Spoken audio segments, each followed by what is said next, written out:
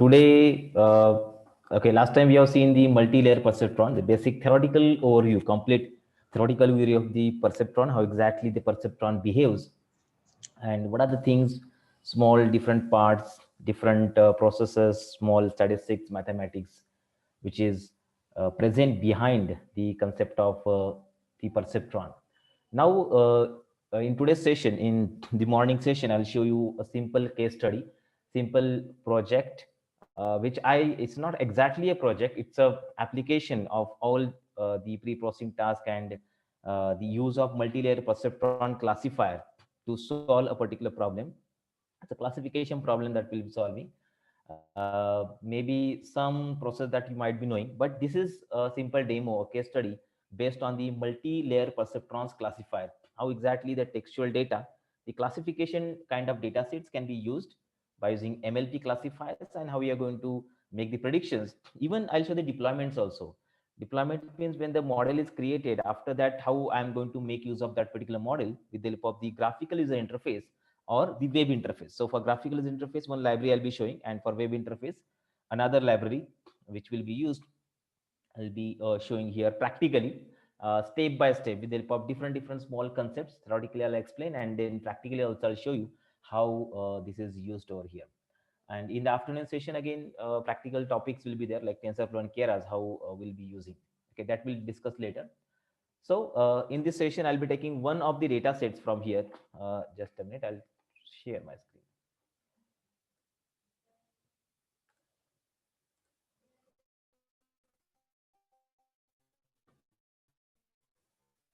Okay, so might be knowing this UCI machine learning repository. It's a repository of different kind of data sets present to perform operations on the textual data and image data. So both kind of data are present over here. So I'll be making use of one of the popular data sets from this repository, and then we'll see how to handle this data with the help of the MLP classifier. So before actually applying the classifier, we will be performing many different small steps which are expected before design of the final model of the MLP classifier here. So this is a very popular repository which is used by many researchers for initial work to analyze the data. So just check it out. This is the front page of UCI machine learning repository. Here you can see the top data sets present from last several years. So you might have heard about many data sets already, like IRIS, it's very commonly used data set, adult, wine, breast cancer, Wisconsin, like all. Top 10 data sets are shown over here. Okay, out of it, I'll be using this data set, wine. Okay, so with the help of these data sets, we'll be creating a model of the MLP classifier, and with the help of that, we'll show the deployment of that particular model finally in the system. Okay, in both the ways. So you just can check it out. The data set is present over here. Even if you want to go in more analysis level, so you just go to the kaggle.com, the one more repository from where another different kind of data sets are possible. It's a public repository, actually. Anyone can upload and download from there. Okay, so can check here.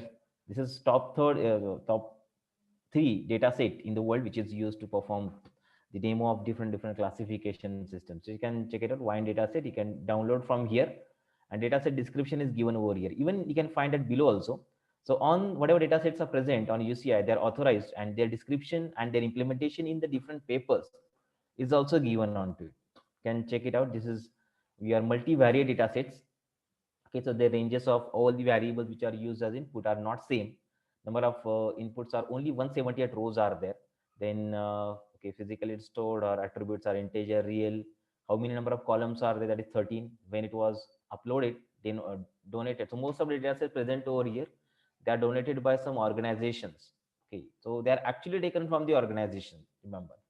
And associated task that we can do on this is the classification. Okay, classification operations are done. You might be knowing classification already. In previous session you have seen that. Okay, so this is a classification data set. 3 classes are there inside it. We'll see how can I generate or predict the classes from this particular data. Missing values, nothing is present, and how many downloads are till present, that's given over here. Almost 15 lakh are present. Okay, and who has donated, that's also present. It's possible, it's given for all the data sets which are present available on the UCI machine learning repository. So, and you can identify, you can check this one also, that is the description of the data set. Okay, so these are the data set which are a result of chemical analysis of wines grown in the same region in Italy, but derived from the three different cultivars. Okay, the analysis determined the quantities of 13 constituents found in each of three types of the wines. Okay, three types of wines are present over there, and these are the features which are given as input. Okay, like 13 different features are there by which you are designing the class. Okay, output variable is a class which is identifying the class of that respective wine there. So you just can check it out here. It's given first identifier is the class identifier, that is 1, 2 and 3. Three different classes are present, and this data set is used in different papers. They are also given over here.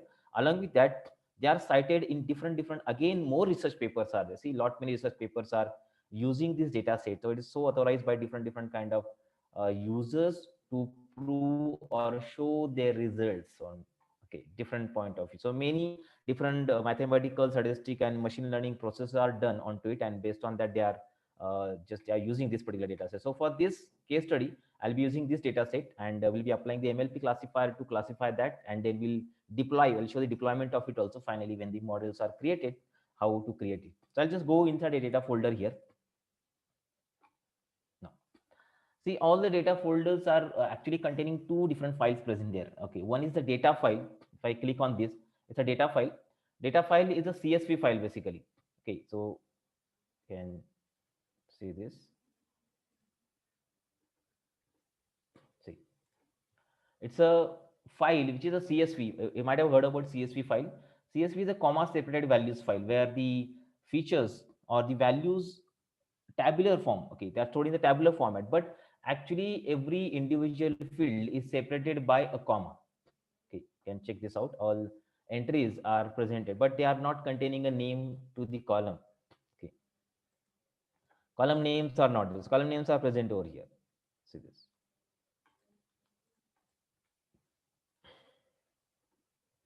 See, so the complete description of the data set is given here. Sometime it may happen that the client is giving, basically when we design the projects of any particular data where data analytics is required, so they are giving the data sets to us, and they know that what exactly the prediction that we require. So output variable is already known to us. Okay, almost every time it's not required to find output variable. So we know the output variable present over here in this data set is the number of instances. It's like what we have: class 1, class 2 and class 3.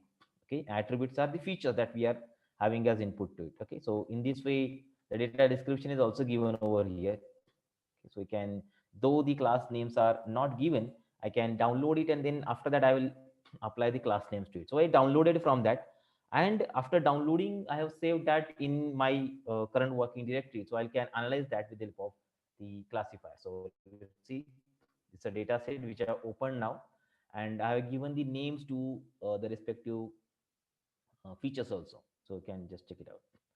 A complete data set which contains the first variable is a class variable, and remaining 13 are the features, okay, which are the input variables. You can see it's a multivariate data which is actually having different ranges of the data present. So if you see this one's range is different, this is different, this is different.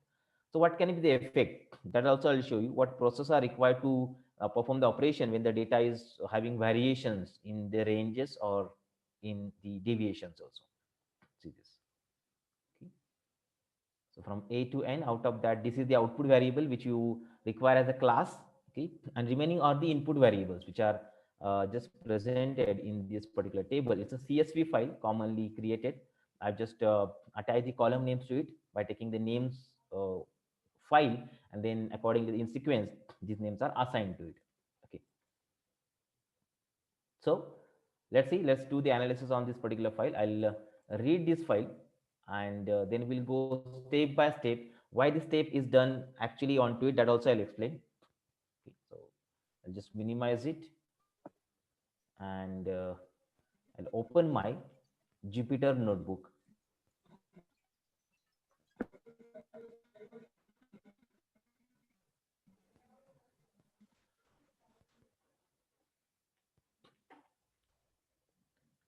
So we require to store the data in the current working directory where you are currently working on. and then by using the Python library, I'll read that there.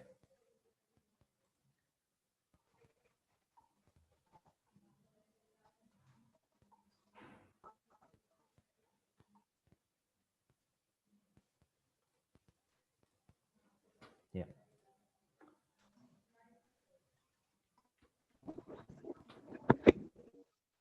Many data pre-processing things are required. We'll just look into it, why they are actually expected, and then what's the application of it, how it is having effect in the final output. That also we'll see. Okay, so my file name is wine-class.csv, which I'll be reading, and I'm storing that in a variable here. Okay. So, in order to work with any classification task, okay, or the regression task, so we need some sort of packages, which is very regularly used by developers and the researchers also. So out of it, some of the packages which I'm using over here, okay, if you have used that already. So pandas, the first package is pandas, which is used for the basic data analytics. Okay, basic data analytics in the form of the data frame is done. So there's a data structure, two data structures which are supported by pandas. They are called as data frame and the series object. Data frame is a table structure. Series is a column, single column. Okay, I'll show that one when we read the data. Then how exactly the operation on that data frame and series are done, that we'll focus on. So for basic data analytics, and it contains two data structure like series. The first one, series is just like an array, collection of similar element, but they are having the indexing, user defined indexing can be assigned to it. And out of, when you collect the series, different series of equal length and combine together in a form of a table, that is called as a data frame. Okay, so data frame is the second object which we'll be referring from the pandas. Pandas is now number one data analytics package in the world to do common basic analysis of many kind of files. So like CSV or JSON file or database analysis also, or Excel file, maybe HTML file, PDF file, many kind of analysis are done with the help of it. Okay. Next one, we have the NumPy package, that is what we call the numerical Python. Okay. The basic idea of using numerical Python to create the arrays here. Generally, array is a special kind of structure. We generally use a general data structure, which if you refer to C, C++, and Java, all of these three programming languages contain the array data structure inside it. Array is collection of same kind of the data. Contiguous elements are there, like the element which are having same kind of the memory environment. They are stored into a collection, and that collection is called as array. Now, basic Python does not contain the array concept. That's why we need to use another package called as NumPy. With the help of that, arrays can be created. So I'm creating an array with the help of the NumPy package, which is again very commonly used package for numerical competitions in Python. So in any kind of deep learning library, okay, you might have seen the concept of convolutional neural network already. In that also, NumPy plays very important role to convert the images into the array format. Even for neural network also, NumPy is very commonly used. Okay, in the afternoon session also, I'll show you the TensorFlow library. In that also, NumPy plays very important role to the analysis and use the collection of the data in different format dimensions. And third is the Seaborn, which is used for the visualization. Basically, visualization, we're having a library called the matplotlib to do the plotting operations. So we'll be making use of it. Along with that, Seaborn also one library which is used to perform the data visualization part. Okay. So only one graph is there. I'll show the meaning of that particular graph, why this graph is actually used, and what's the usefulness, usability of it, that also we'll focus on. So these three things that we require to use it one by one. Along with it, I require to use the scikit-learn also. Okay, I'll show the hyperparameter for scikit-learn when we're using the MLP classifier there, the meaning of and which are required, which are not required. So that will be used later words. But first, for doing the pre-processing, making your data available to apply on MLP classifier, okay, will require many different tasks over there. Okay, so that's it. That's what the packages that we are expecting inside the code. After that, the data set. Okay, so we know that the any machine learning, deep learning is based on the previous experience. So whatever your previous observations are there, they are stored inside the table format. And we have a class file which we have downloaded from UCI machine learning repository. I'll read that. Okay, so that file is read over here by using this particular function. Wine dash class.csv is a file name, comma separated values, which is shown over here like this complete file. And out of it, we are going to create the model, MLP's model. So we'll be making use of one of the output variable and remaining are the input variables there. That's right. So you got to read it first. Okay, one more thing I'll show you here. So the data type, the data which is read and stored into the variable. So data is a variable actually, and in that variable we'll be storing whole data which is present in your file. But if you see the data type of it, it's a data frame. As I told over here, it's a data frame. It's commonly used data structure. So basically, see, when you change your package, most of the time new data structures will arise, and accordingly the data structures you have to perform the operations. So here the tabular representation of CSV file or Excel file or any other file can be done by the data structure called a data frame. So data frame is a collection of series, a collection of arrays of equal length, and where the columns are given the names and row contain the numbers. Okay, like that. So it's a data frame object created. So class whose object is their data frame. And when the data is read, so before actually doing the analysis, we'll just look at it. What are the dimensions that it has? That's what are the shape over here. How many rows and how many columns are present inside it? So total 178, only 178 rows are there. Okay, so in the previous session I have told about this. If the number of rows are more or number of elements which are used to train the algorithms are more, obviously it will become more and more accurate. But for this case it is 178 rows are present only. So maybe it's possible that the accuracy of this algorithm is less. Maybe it's possible that we'll talk on that also, whether accuracy is less or more, or how can I get a moderate accuracy uh, created from this particular model there. And second is 14. 14 the number of columns. Okay, so we have seen 13 features are present which we will be using in the code. And one of them, that column number one, is the class, means which is the output variable. 13 are the input variables. Based on that, the multi-layer perceptron will be created. It's a network of MLP will be created. Okay, so 13 features will be there. Let's look at it whether all 13 are required or not required. We may require that or we may not require all that. So we'll be applying some statistical method. With the help of that, it's possible to extract the features, or again after that it's possible to have the perfect value to the parameter by the help of the hyperparameter tuning concept. Okay. Now let's see the data set which you have read from that. Okay, and just observe it. The complete data which is present in that wine class file I just shown over here. See, by using the head, the first 20 entries are shown there, and this data is sorted according to the classes. So first all classes are one, then after that few entries are two, after that remaining entries are three. Okay, so what exactly it does? So these are chemical properties of the wine. So they are extracted with the help of different kind of sensors. Okay, and what is the class of it? In which particular class is containing? First class, second class, or third class? Okay, that is defined over here. So we need to build a model by the neural network. Okay, and after that we'll give new values of this 13 or less than that, and based on that the class of that wine will be decided. Okay, like that. So this is a data set. A snapshot of your data set can be seen by this particular methods here. You just can look at it. A few things that we actually has to remember, that what are the names to the column given over here. Okay, names of the columns are correct or not. Sometimes we may miss something. We are getting different kind of errors because of the column names. And as we know, almost every programming language today are case sensitive. So accordingly, that we need to use the names of the columns. Okay, these are simple.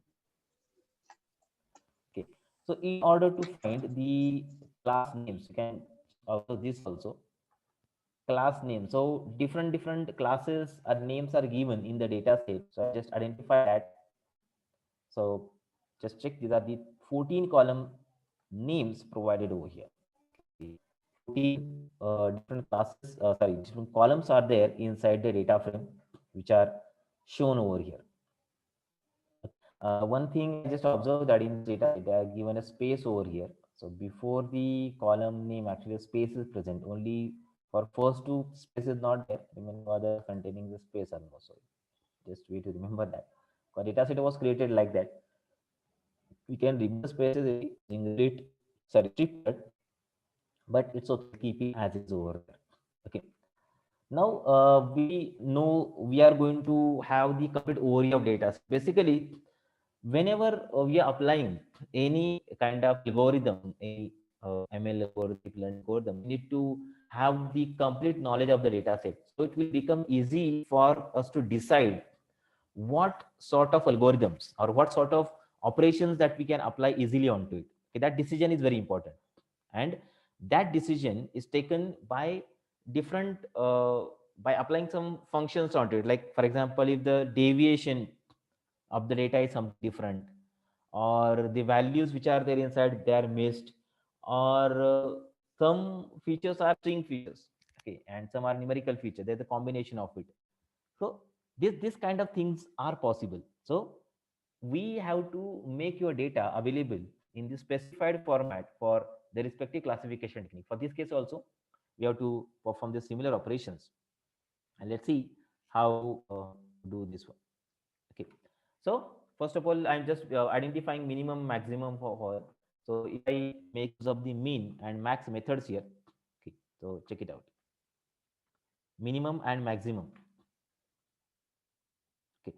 So with the help of this, we can identify what's the minimum value every feature carries. It's a multivariate data set.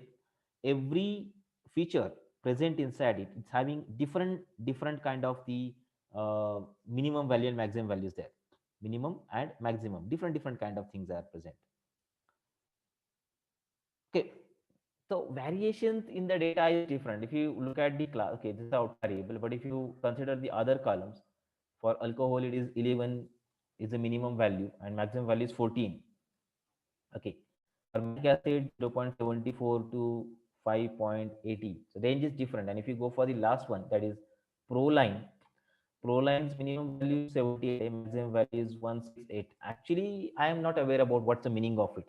Okay, or what, how exactly these properties are extracted, and what's the meaning of it, what can what chemical effect of it is there present on the quality of wine. I don't know that, but by using the statistics, by using some data pre-processing technique, I can identify it.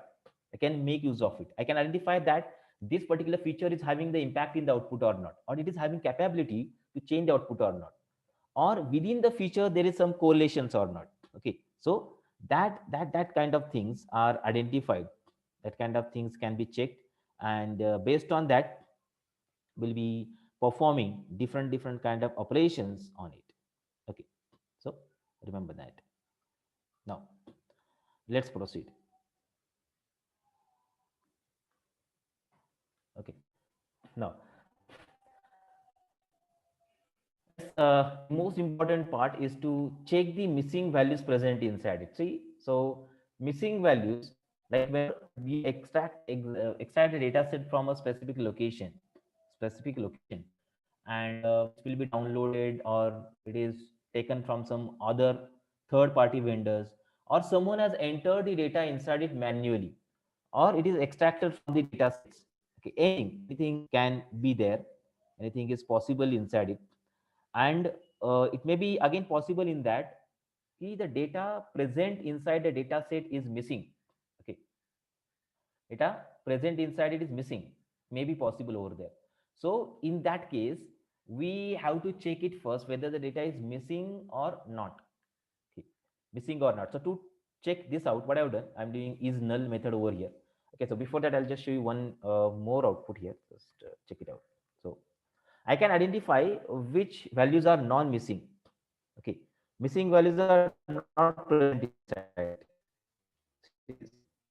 So by using count, I just have extracted and summarized that this does not contain the missing values. Okay, it does not contain the missing values.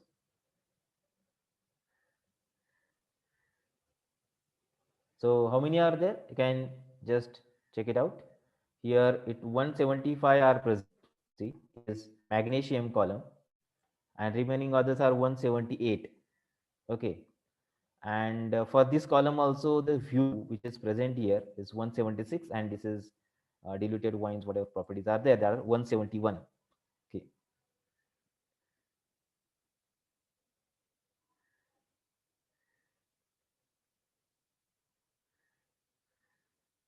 fine.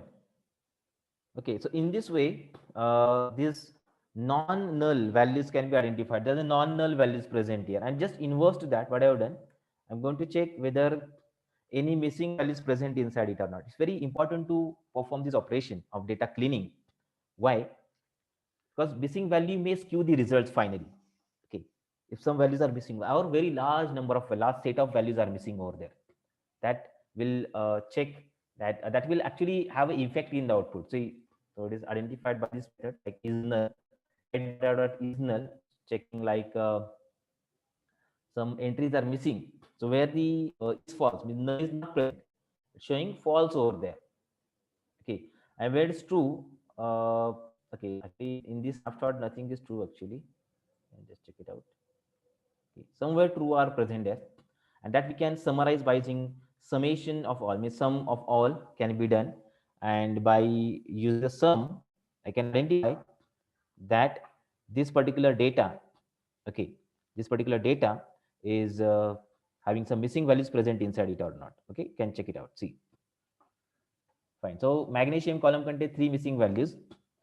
Then the next column, what is hue, contain 2 missing values, and diluted wines contain the 7 missing values inside it.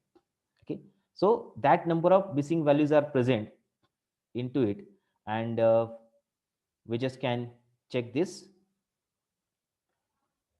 The missing values are there. Now you have to delete that missing values, or you have to perform some pre-processing operation on that. So this operation we call it as a data cleaning. So there are 4 different strategies actually can be 4 strategies that we can apply on it. Out of it, few strategies are very common. I generally use. Okay, I'll just list out them over here. So just a minute. Okay, minute. Yeah. So strategies are like drop all the missing values. Okay, drop all the missing value, that also we can apply the first method that I can choose, or second like replace with some universal constant. Universal means already they are containing missing value. I'll show that what exactly the missing values are actually represented there by some names presented there. Replace, or third I can use okay, use previous previous or the next value in the missing value. That is one of the good idea actually, by which we can identify the perfect value of perfect value present in the missed value there. Can use previous or next value instead of it. There are some two concepts called as padding and backfill that can be applied. Padding means the next value, backfill means the previous value, that we can make use of it. And the fourth one, uh, put mean or median or mode of feature which is missed. Okay, mean or median or mode. So mean and median, they are used, okay, they are used for the continuous variables. When the values are in continuous fashion, that time mean and median are used. And mode is used when values in categorical format. Okay, categorical, like class is given, 3 categories are there, mean and median are used numerical values, mode is used for string values max number of times. So in our case, any one of this can be used. So this drop is used only when there is small number of missing values are there. So in this case, if we consider, if we combine all together, so 12 values are missing out of 178. Okay, so it is almost 78% values are missing. If out of 1 lakh 100 entries are missing, so 0.1% rate is there. At time it is okay to drop all. But when we are having significant impact in the data set, that huge amount of data loss is incurred by dropping all, so that time it is impractical to drop all the values which are missing, remember. Okay, so that's not a good strategy. Universal constant also not a good strategy. Already there is a universal constant present in the data set which is showing the missing values. I'll show that one. which is present there. And the third case, use previous or next value. That's also one of the good idea, that you can identify, easily predict what can be the possibility present in the missing value there. If it is not perfect, then obviously it may skew the results also. Just take an example that if you look at it, for example, the value of alcohol given is 11 from 14, 11.03 to 14.83, and you put some 25 values over there. So 25 is not a good value because it is not within the range of it. It may again have the impact in the output or in the model which is created for the classifier, which will be applying onto it. Okay, that's why this will play a very important role, which will have one of the value which is present within the range. Okay, in the fourth case, this is I'll be showing now. Put mean, median, or mode of the feature. I can apply the mean or median for the numerical values, because the columns which are shown over here, they are numerical. Okay, the column which I have shown over here, they are numerical. That's why. So just a minute.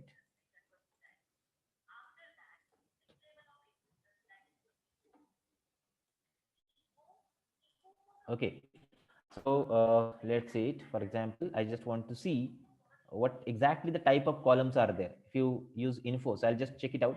What are the type of columns present here? See, the type of columns are mentioned over here. The only first feature is integer and last is integer. Remaining others are the float. 64-bit float data type is present, which is present inside this particular data set. Okay, float are present. So it means that they are the continuous variable. They are not having a class variables present there. Integer can be class, can be somewhat class, like class categorical variable. Sorry, and these are the continuous variables. So I can make use of the mean or median methods to put the values instead of the missing values there. So this is why info, I can just check it out whether missing are present or not. Okay, and one more, just check it out what exactly is shown here in the missing values. I'll just show you. If you see first 10 entries, if some missing is present, what is shown there? Is it anything missing? See this one. This value is missing.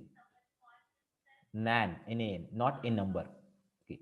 So when I read that time also, these values are read, and there is a universal constant, universal value, not a number generated. Basically, not a number is generated by zero divided by zero in the programming languages, not a number. Okay, and here missing values are shown as a not a number. So as it is not a number, and when you apply this data to the classifier, okay, result obviously will not be generated. There will be some mismatch, or there will be some statistical errors that will be getting. Mathematical operation cannot use these NaN values, so that results cannot be generated clearly. Okay, so to overcome that, what we will do, I am applying the mean of the remaining values instead of the missing value there. So you can check it out here. By using this, I am identifying data of column name dot mean. So the mean of all the values are calculated. All means remaining all values, not the missing values are considered there. If it is containing 171 values present, so only 171's mean is there, which is 99.46. And now let's put that over this. So this is, I'm using a method here. Cleaning, data cleaning is done. Like data of magnesium equal to data dot replace.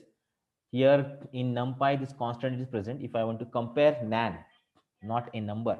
So wherever the NaN is present, not a number is present, missing value is present, there I am putting data of magnesium dot median. Okay, median of it. Okay, even you can put a mean also. Median means the middle most element. Okay, remember, so when you sort the element and when you have a cut in between, so what's the center position present, that is called as the median. That median I'm putting in the magnesium. Okay, same case for here also I'm doing the median of the element, and for third case also I'm using the median of the element. Even you can put mean also, but there will not be much changes. So general idea is to use the median of all. So I've executed it. Okay, so data can be cleaned after that. Even if you think about scikit-learn package present in the Python, it contains one class called as imputer. With the help of imputer class also, imputing this is possible, means to clean the data and make it available for the classifier is also possible by using the imputer classes. And this is general method that I'm showing over here. In imputer, directly class and functions are there. This kind of solved techniques are not present. Okay. And now let's see the sum. So after the data is cleaned, I just can observe the number of missing entries. Okay, can observe now the number of missing entries present here with the same function which I have shown previously. So just check it out.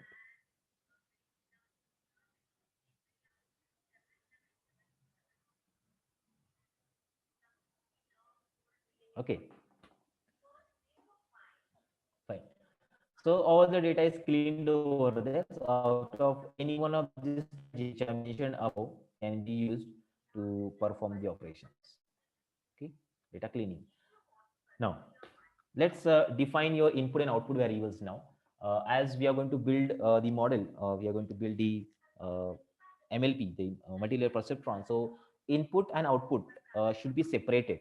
Okay, so how many number of input neurons or the perceptron are present, that will be decided by the number of features as input, and same case for the output also.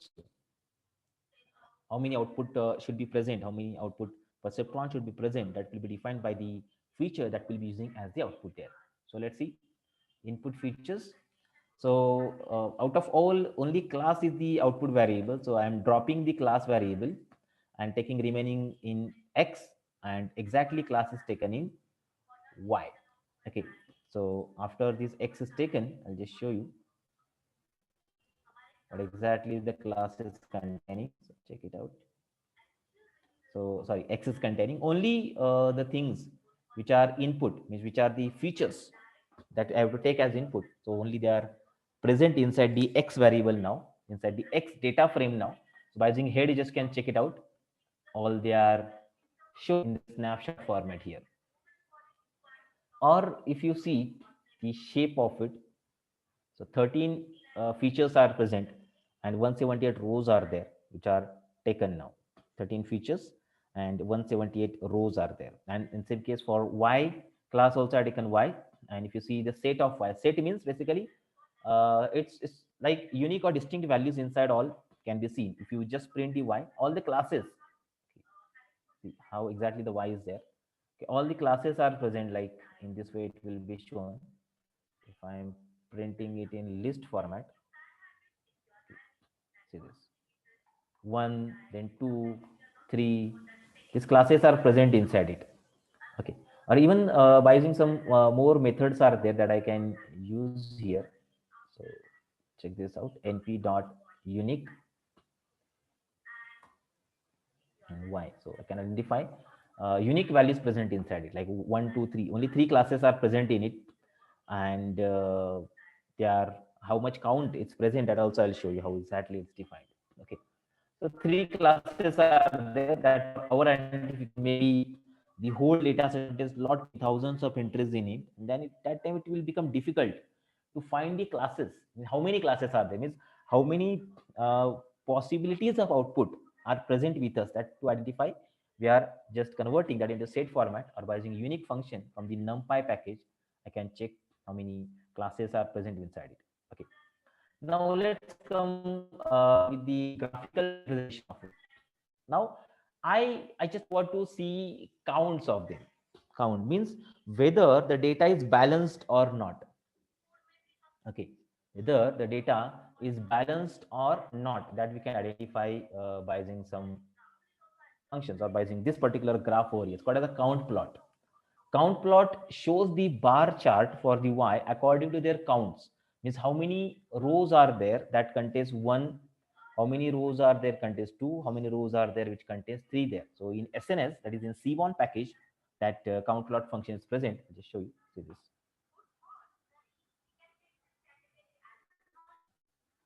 SNS dot count plot. Okay, and you can see the count plot now. So Y is your output variable, Y output variable, which is count, and they can check it now. 1, 2, and 3. Okay, 1, 2, and 3.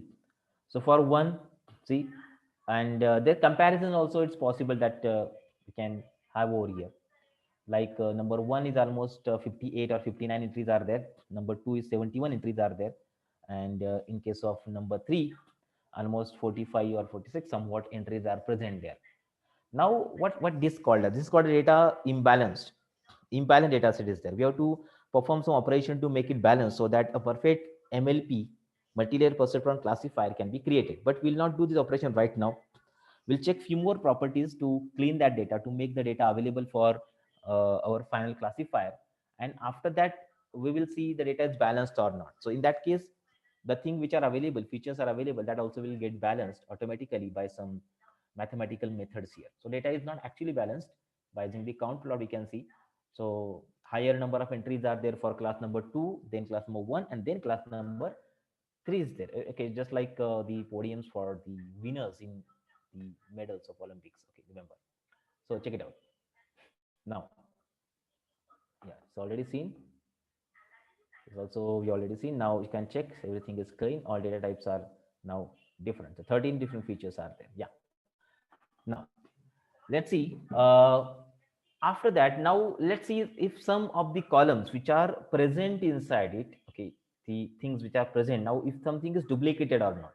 Okay, if the columns are duplicated or not, that also we need to check. If they are duplicated, why to waste the time to use that repetitive number of times? Okay, some value, this very small amount of changes are there, but almost similar kind of values are present in second column also.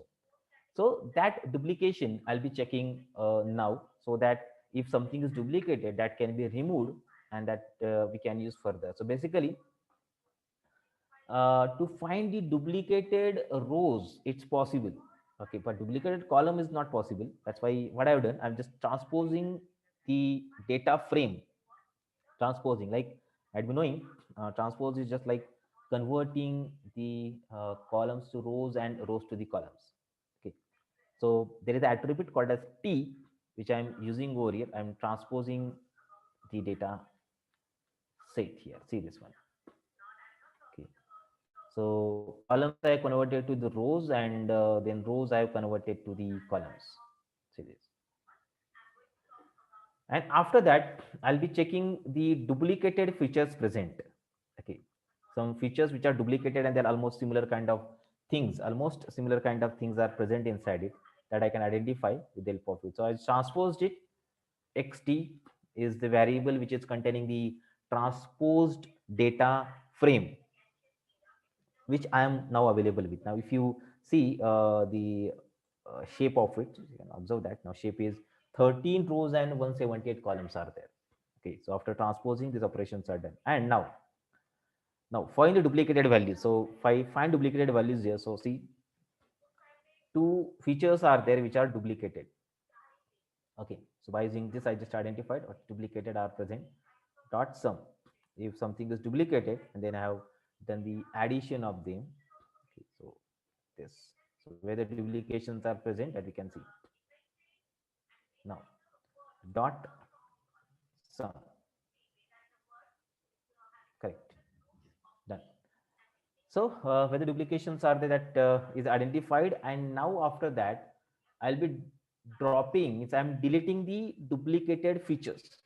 Okay, I'm deleting the duplicated features which are done with the help of this particular method I'm using here. Unique features is equal to xt dot drop duplicates, keep first. So keep first and drop the second one, and then transpose it again. Keep the data in original format. Okay. Now see here. So unique features, they are dropped, and I just converted again in original format, and then now see the shape of the respective data frame. So out of 13 features, 2 features are dropped, and now 11 features are remaining over here. Okay. After these operations, I have just deleted the thing which are duplicated, and the shape now which is present is of 11 different features. So you can check the head of it. Okay. First 5. This. The things which are duplicated, they are deleted, and only now 30 features are present inside it. Okay, inside the variable x. Fine. So the feature removal is done because they are repetitively available. So when multi-layer class perceptron is using that data will be repetitively used. So we'll be wasting the time to build the model or to have multiple layers or multiple perceptron which are dedicated to perform that operation. Okay, that will be vested. Okay, so to override that, will be making use of this particular method to drop the duplicated values, duplicated columns from there, and keeping the original columns with us, which are now only 11 columns are remaining here. Okay, fine. Yeah. Now let's go for the another technique that's very important thing that we need to identify here is the correlation identification there. Correlation identification. What exactly the correlation means that we will see first, and then what's the impact of it on the multi-layer perceptron classifier that also we'll discuss on. Okay, so just a minute. What exactly the correlations means? See, correlation coefficients are quantifying the association between variables or features of the data set. These statistics are high importance of science and technology, and Python is having all this tool to perform the operation there. Okay. Now, what exactly the correlations are? It is concerned about the relationship between two or more variables or the features of the data set. Each point in the data set is an observation, and the features are properties or attributes of those observations there. Every data set you work uses the variables and the observation. So for example, you might be interested in performing many different kind of operation like height of the basketball player can be connected, or the relationship between the employee and the experience and salary or not, or population and the GDP or not. Okay, they are in some correlation with each other. Okay, correlations are there and they are represented something like that. Like for example, in first case I am showing the strong negative correlation is there. Here as x is increasing, y is decreasing. For this case, x is increasing, y is also increasing along with it. It means that they are strongly correlated. But for this case, it is negative. For this case, it is positive. And for this case, it's very weak. As x is changing, y is not changing much. Okay. So these are the correlated things are there. Now remember, when the things are correlated with each other, correlates are each other, so they will have almost similar kind of impact in the output. Just think about it. What we have in the data set, I am having two columns given, like date of birth and the age.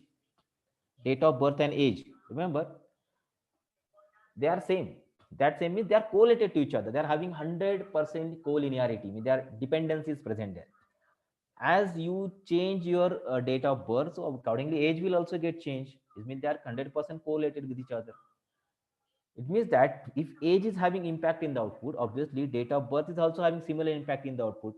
So either you keep age or date of birth as the feature. Don't keep both. So if the features are correlated, which are the features which are correlated, so just delete that one. They are not much required to use in the future. So to identify that correlations, we are having two different methods to find that. The first method is called as the Pearson's R. Okay, in statistics we give name as a R, is a special symbol given there. Second is Spearman's rho. Okay, so rho is just it's a Greek letter which is used to denote that correlation there. And third case called as candle star. Okay, so out of it, candle star is somewhat more statistical, means very more complicated to understand. Pearson is very easy to do. Spearman is again almost somewhat easy there. Pearson's R. It's called as a Pearson correlation basically. Pearson correlation measures the linear collinearity. Okay, linear correlation. They are linearly connected when x is incrementing along with y is also incrementing or not. That we can check. Linearity is there or not. And what's the percentage of connectivity for linearity is present there?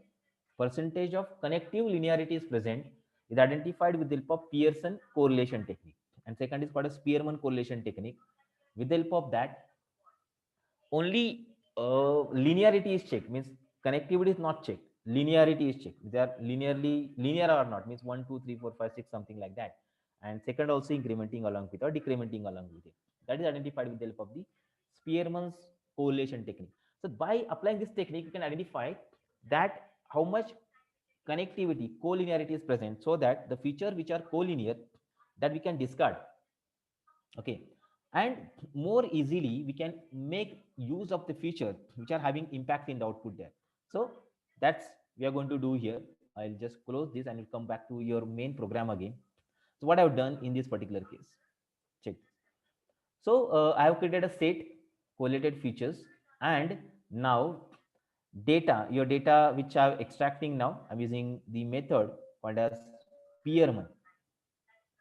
Okay, Spearman correlation or Pearson. So if I don't use that, I can use the Pearson correlation by default, and a matrix of correlation will be shown over here. You can just check it out. Correlation matrix can be seen. See, correlation matrix means, for example, if you consider about it, see, for example, the malic acid and the magnesium from this side, how they are correlated. So they are 43% correlated positively. You can check it out positively. When one changes, another changes, but 43% correlations are present inside it. If we go ahead with another like here, alcohol and the non-flavonoids phenols, like they are correlated. They are also correlated, but minus 0.15%. Okay, so they are present over here, minus 0.15. I mean, they are negatively correlated, but 15% they are negatively correlated. Like that kind of collinearity is shown with the help of this particular graph. So I'm making use of Pearson correlation by default. And if I want to use the Spearman's, I can mention Spearman there. By using Spearman correlation also, this can be identified. You can check this out. Spearman's correlations.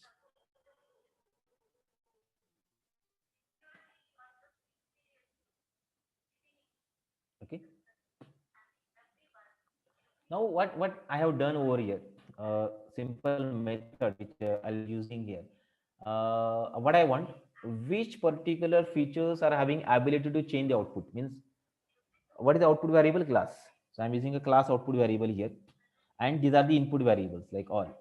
Now, which features are having very least amount of impact in the output, least amount of the impact in the output, that I'll be making use of them over here. Least impact, and I'll delete that directly, which are not correlated in the output. So if you consider from the start, alcohol is 35% correlated with the class negatively, malic acid is 34% positively, ash, this is 5% negatively, only 5% is there negatively. Okay, alkalinity 56% positive, magnesium 100% positive, total phenols minus 72%, 72% negative, flavonoids 85% negative, non-flavonoids 47% positive, then proanthol science whatever minus 50, negative 57%. Okay, color intensity 13% positive, hue 100%, also 100%. These two are correlated features actually. And the proline is negative 57%. If in all, this feature is very less correlated, means it's not having impact in the output. It's not having any feature which is having impact in the output, because negatively 5% correlated only in case of Spearman itself, or Pearson also almost similar kind of things are present. So what I'm going to do, I'm dropping that feature from the X. Okay, I'm dropping that feature from the X, which is not having impact in the output, which is not related with the class. Remaining others are having impact. I mean, they are having tendency to change the output linearly, negative linearly or positive linear, doesn't matter. Impact should be there.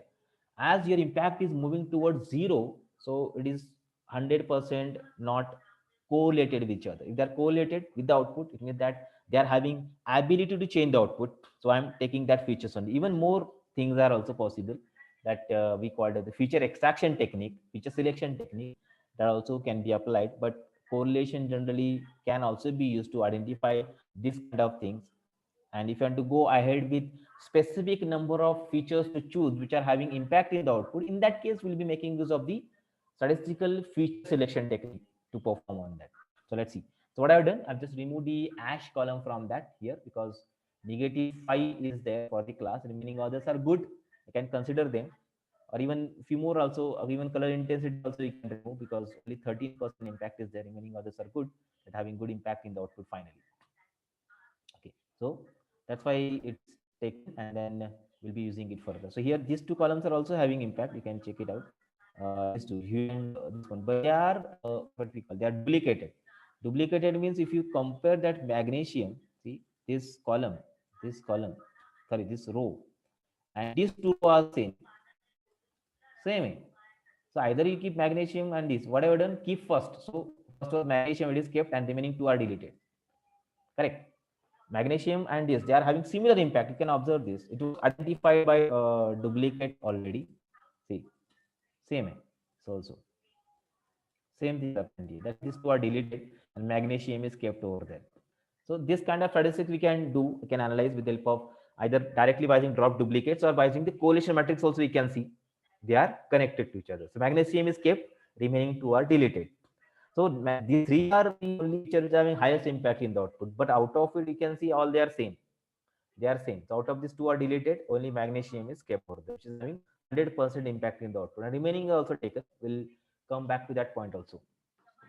Now, so coded features are is was ash outdated, and now only 11 were present. Now only 10 columns are available for us to use. Okay, 10 columns are available for us to use.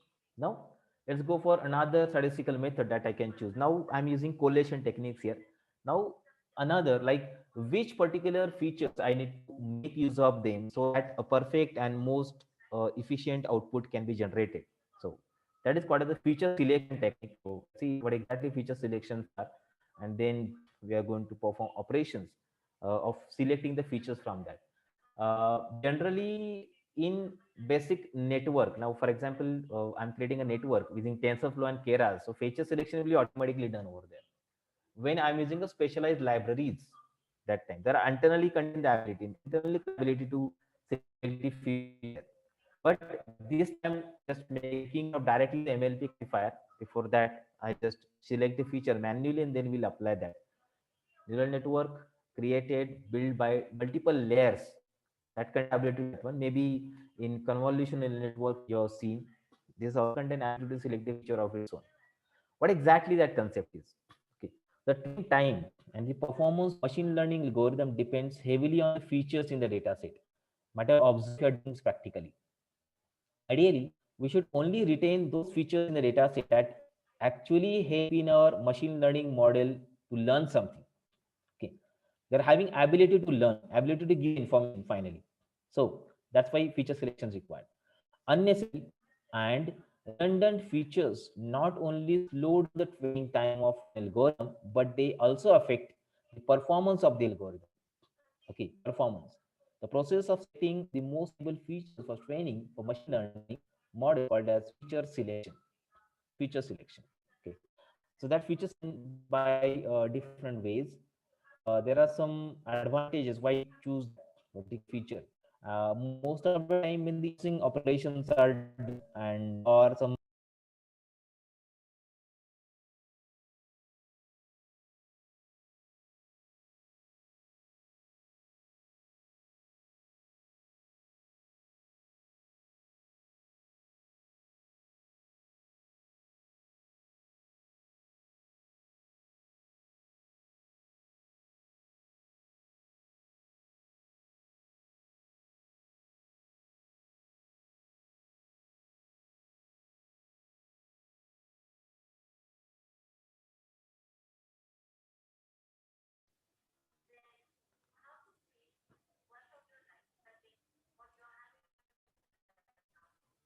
okay, it was disconnected.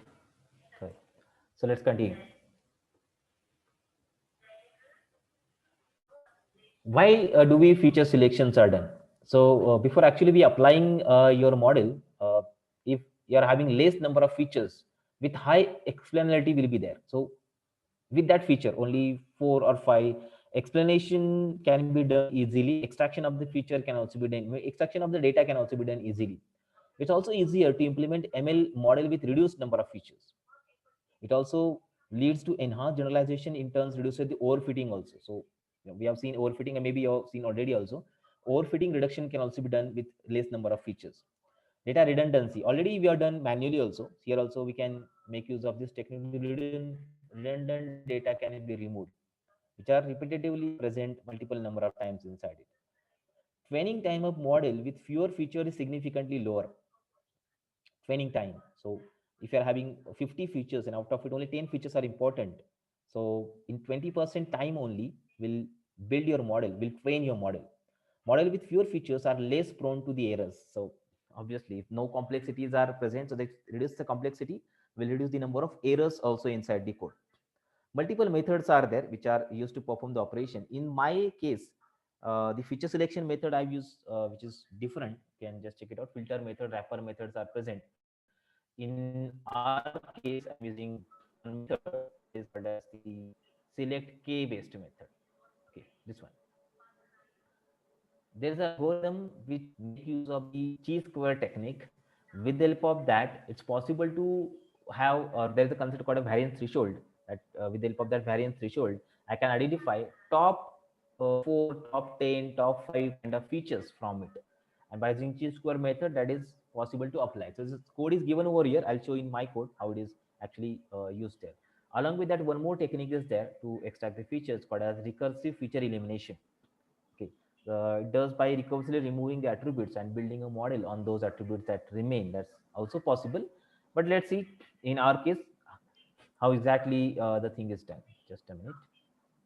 Share the.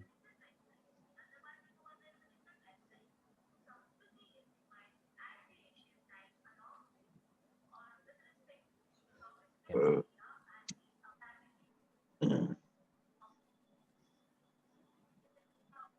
Okay. So for this technique, so almost 6, 7 different techniques are there that you just can make use of it. Some techniques contain some pros, some cons are there. By keeping that things in mind, we just choose. So I'll making use of select k based. K means you just have a value of k, means how many feature you want to take, you want to extract from that, and the formula that I'll be applying to identify the scoring functions that I'm using chi square here. So let's see that I'm imported the classes which are present into the scikit-learn package over here. Okay, and here this feature extraction is performed. Select k based. I'm using a scoring function of g square, and how many features you want, that is I have taken here k equal to 5. Out of all 10 features remaining here, I'll be extracting the top 5 features here. Okay, so I'm extracting the top 5 features. Fine. And now in the object of it, k is equal to 5, score function I'm using chi square, and now applying it. So this is depend upon the syntax of the things which are given by the programming language here. So the object is created, let k base, applied it, we transform it, and then I'm getting the 5 features which are extracted from the same. Top 5 features which are extracted from this. And the top 5 features are given. The problem here is that when I'm using this method, it is actually converting that data frame into array format. Okay, data frame means a table. Table is there. That table is containing the column names, some 5 columns or whatever columns you're extracting. That column names are given there, and by making use of chi-square method, all mathematical operations are done onto it. And top, where the highest scores are, top 5 scores are present, only that features are extracted, and then they are saved into the features here, into the variable features. But the problem is that the features extracted is converted with data type. Data type is not remained as data frame there. Data frame is converted into the array format. So many times while working any on deep learning project or any machine learning project, this kind of problem may arise that you perform the operation, we got the data in different format. Means the data type of the data will get different, and maybe some functionality will not work on that. So to do that one, already some functions are present to convert the data from one type into another type. That's also possible. So it's done over here. Can check this. These are the features given, and if when I compare these features with the original features, so this first column which is extracted is the alkalinity of ash. First column which is extracted here. The second column with the magnesium. We already seen that magnesium was having 100% impact in the output. Okay, magnesium. The third extracted, it is a flavonoids. Next was the color intensity, and then the last one is a proline. Okay, so these top 5 features are there because the names are not present over here. These names are identified by comparing this data with this data, which is shown over here. And accordingly, that these 5 columns, which are given as top 5 columns in top select key based features, the names are given. So I've given that name, identified that name, and then these names are stored into this particular list. And after applying this list as a column name, I got my data set here. And that data set is, check this, after identifying the important features by the select k based, these are the features which are having top five. Top five features are there which may have impact in the final output. That is your class variable here. By using select k based, which are good, which are which we can use to perform a perfect classification, derive perfect classification algorithm out of it. So they are the features that we can use over here. Alkalinity of ash, magnesium, flavonoids, color intensity, and the proline. Okay, so by this method we have extracted. If we created dense layers in by using the Kera, so these things are not required, remember. So when we make use of these multiple layered models with the help of TensorFlow and Keras, this thing can be automatically done at the first phase of feature extraction, but it takes some time to do that. It will take some time, the training, and training time is involved with the feature extraction. When you do operation, feature extraction operation with the help of the densely connected layers with TensorFlow and Keras, they are created. I'll show you in the afternoon session how this TensorFlow and Keras are connected together to form a neural network, and by that neural network, how to perform the operations. Okay, so till this, the feature extraction is done, and finally we got only 178 rows and 5 columns there. Okay, 5 columns, which is having good impact in the output, which will actually identify the perfect class for the respective wine, as these 5 chemical properties are given as input to it.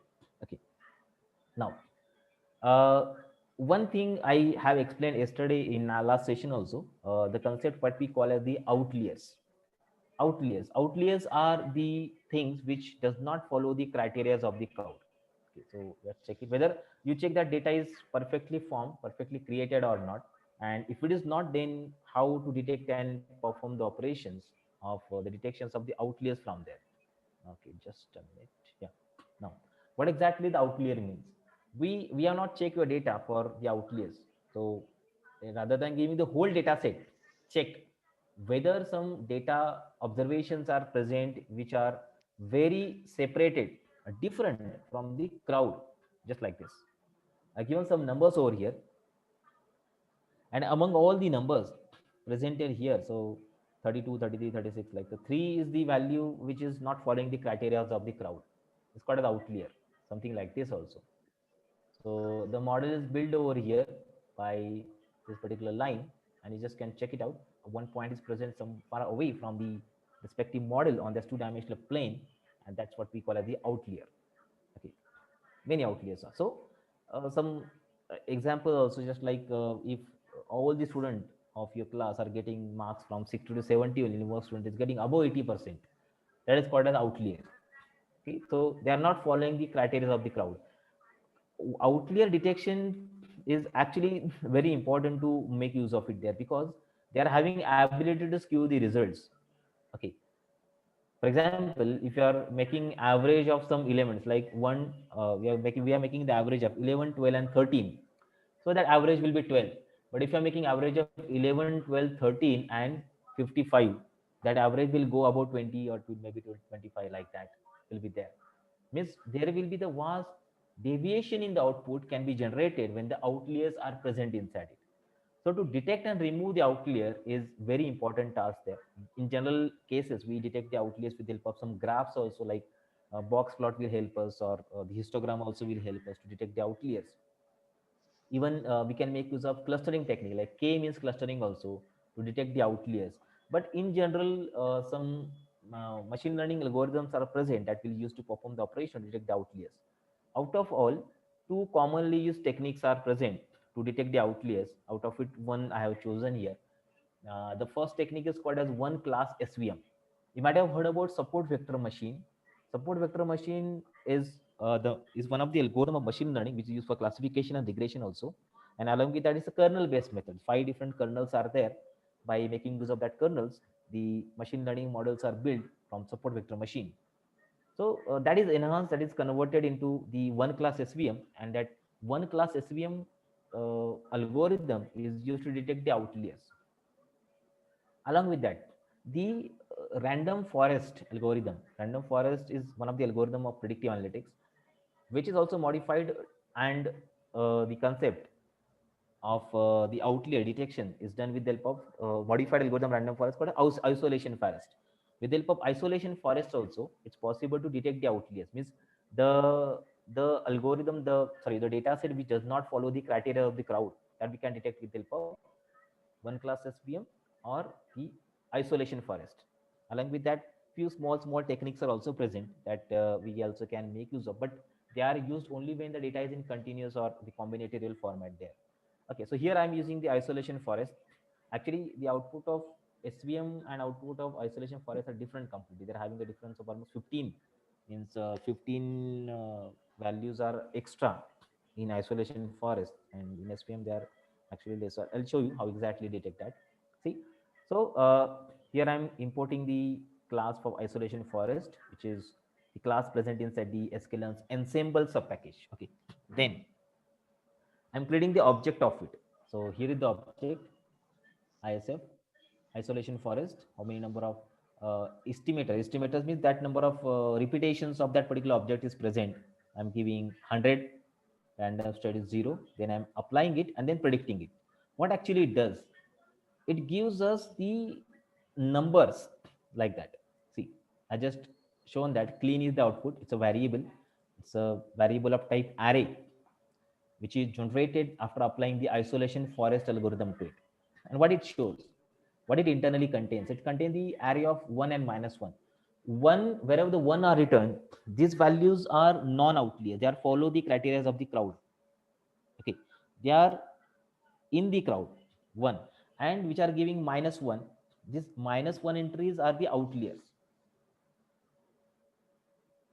Okay, minus 1 are the outliers which does not follow the criteria of the crowd. They are far away from the respective data set or the criteria which are used inside the crowd.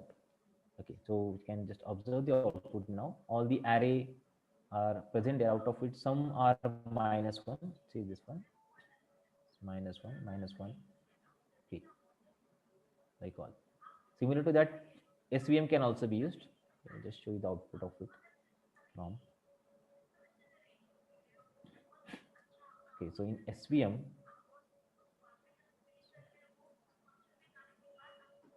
one class SVM is present. So it requires to have one parameter like which kernel you have to use, linear or RBF polynomial sigmoid like that you have to mention and apply it. So that also performs the operation in exactly the same way, which is shown in the isolation forest over here. Okay, so according to sequence, as per the sequence which is present inside the variable x, which contains 178 rows. So okay, so first is having that, second is the outlier, then this also outlier, this also outlier. So in all we just check how many outliers are there. By removing the outliers, clean data again will be present with us, so that it is having more information to use. So we have removed the rows, now we'll be removing the, sorry, we have removed the columns already by extracting the features, identifying the correlation, dropping the duplicates, and just to that we are removing the rows now, so that from rows point of view the data can be cleaned. So check it out. So it's cleaned, we got the clean array here. And now let's see, clean is equal to 1. So this is what we call as the Boolean filtering method. Okay, this one, Boolean filtering.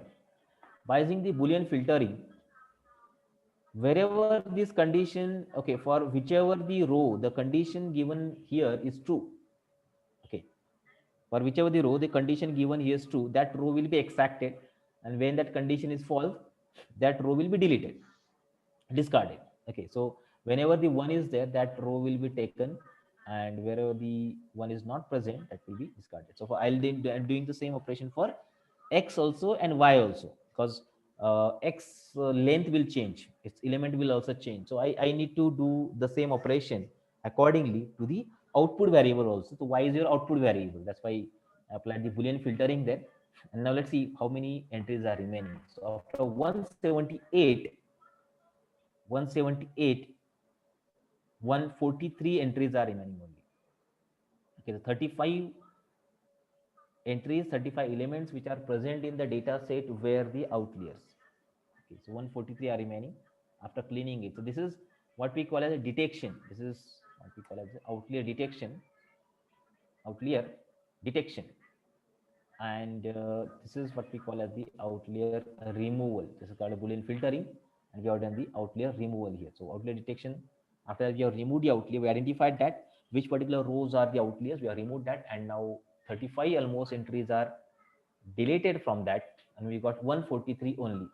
Now remember, our data set is already small, and we have removed the outlier, and it's become 143, means almost we have deleted the 15 to 20% data from the given data set there.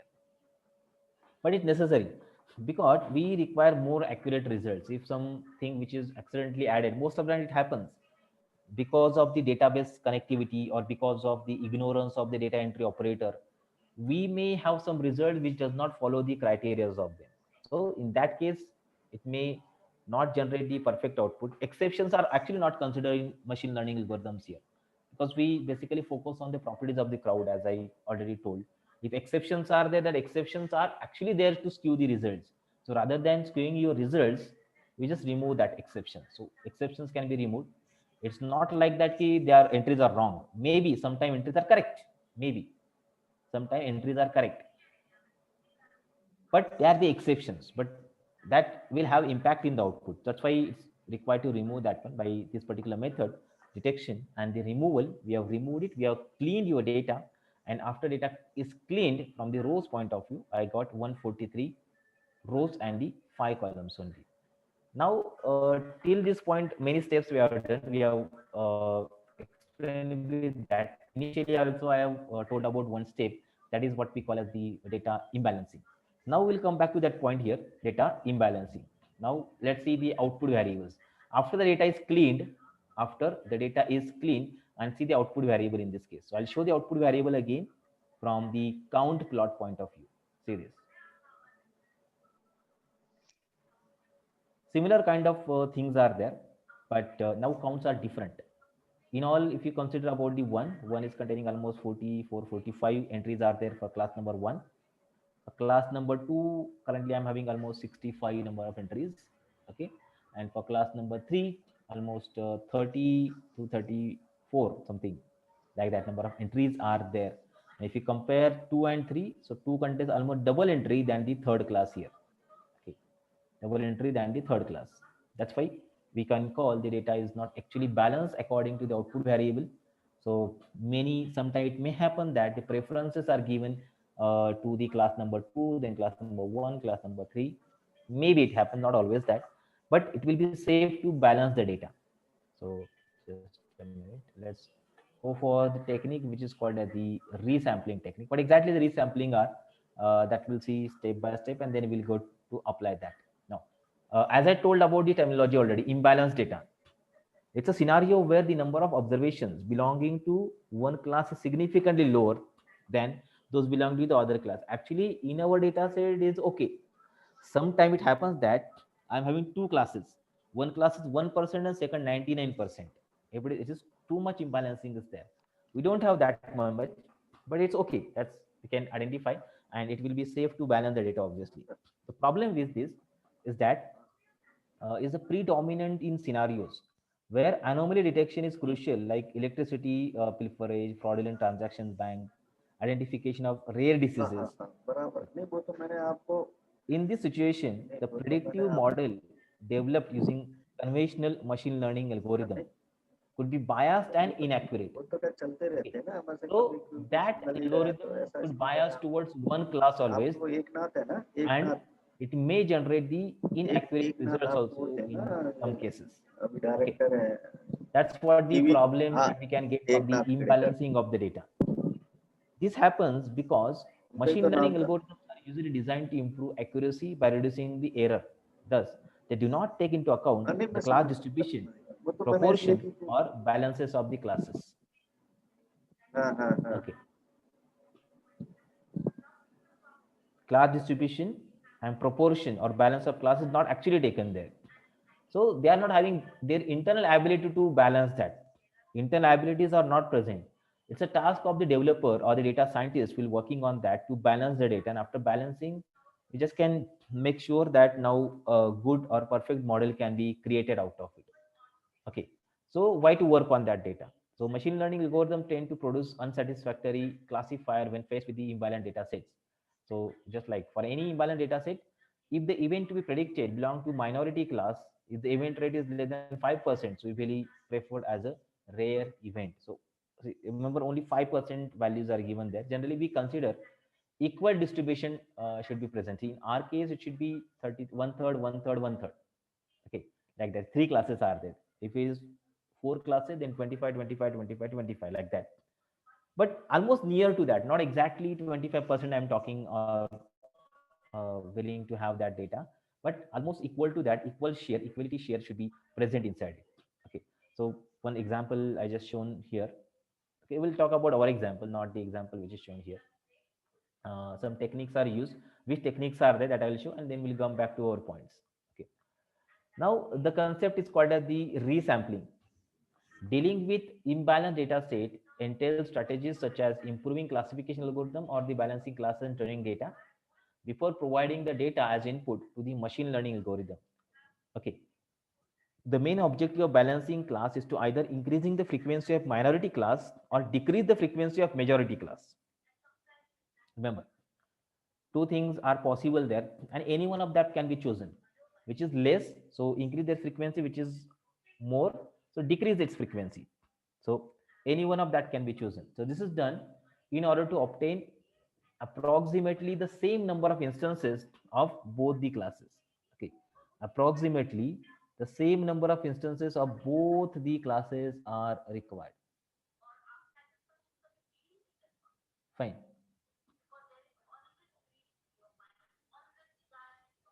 Okay, three techniques are there. If any one of you are working in any kind of algorithms, you might have heard about these balancing techniques.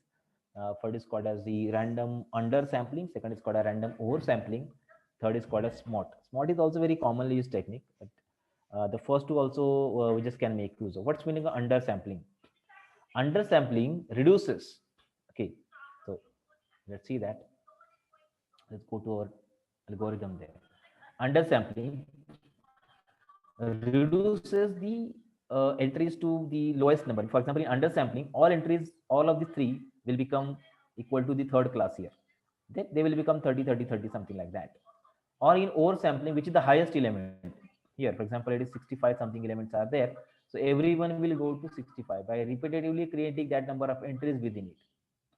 Okay, it will match and create, adjust it accordingly. And that number of entries will be matched to the highest numbers, called as random oversampling. And SMART is the statistical algorithm with the help of that repetitive entries are created inside it by again making a balancing. In that also reducing and increasing both are possible. But generally, oversampling is done. Oversampling means SMART is also the part of oversampling presented there. Now, in order to use this algorithm, I am actually using a Python package called as IMB Learn. This one, IMB Learn. This package is used to perform operation only onto the data imbalancing. Just a minute, I'll show you how to install that. So check this.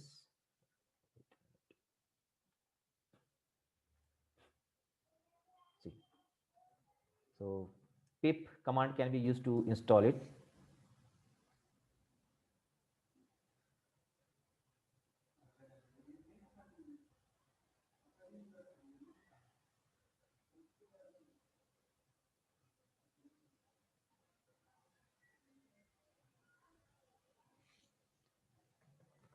Install.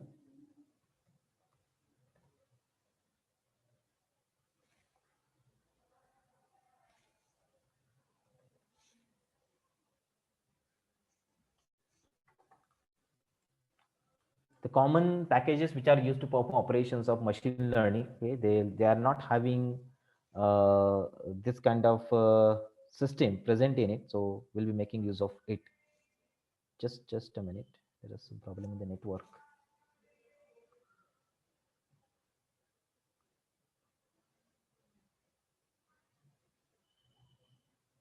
Okay, fine. So in this way we can install that particular package in our system. Okay.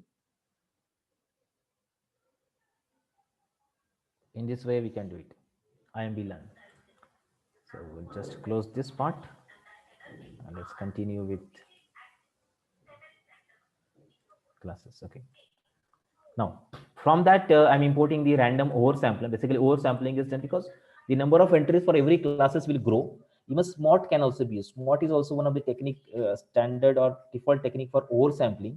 Number of entries will grow. So obviously, as we have seen, the number of entries in data set are more, will tend to have more accuracy, or that will have result generated will be more accurate than that. Okay. So it's important. And now let's apply that. So here I'm creating object of the random oversampler, RES, random oversampler, where random state is equal to 0 given, fitting, fitting with applying that, resample it. And input outputs are given. Accordingly that resampled input and outputs are generated. But basically the output which are generated, obviously again the same problem is there, that the data type changes there. Okay, check it out. If I insert, that will go to array format.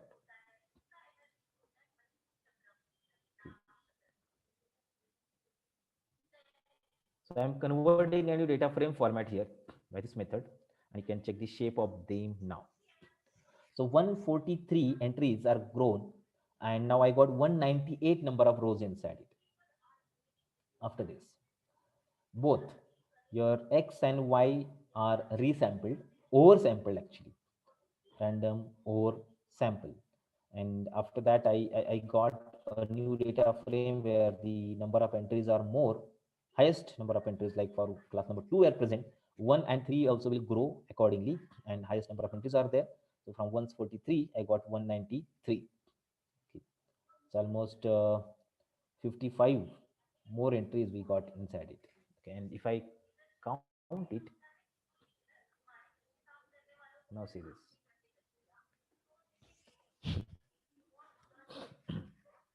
SNS.count plot. So for output variable, I can now observe the entries present here. Almost everyone contains 65 to 66 entries. Similar, not exactly similar, maybe one or two plus minus will be present there.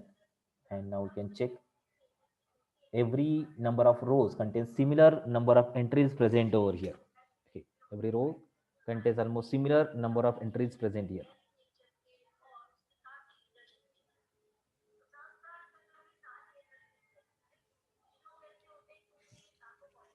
Fine.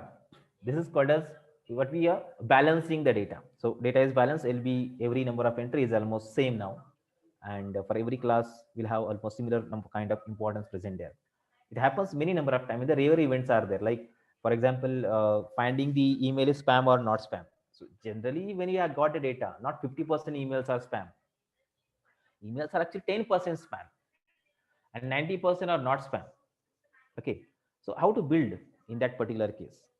Okay, so in that case we have to again do the data balancing by making the spam entries more, or by reducing the non-spam entries to the 10%, like that. That's possible there. So it will happen.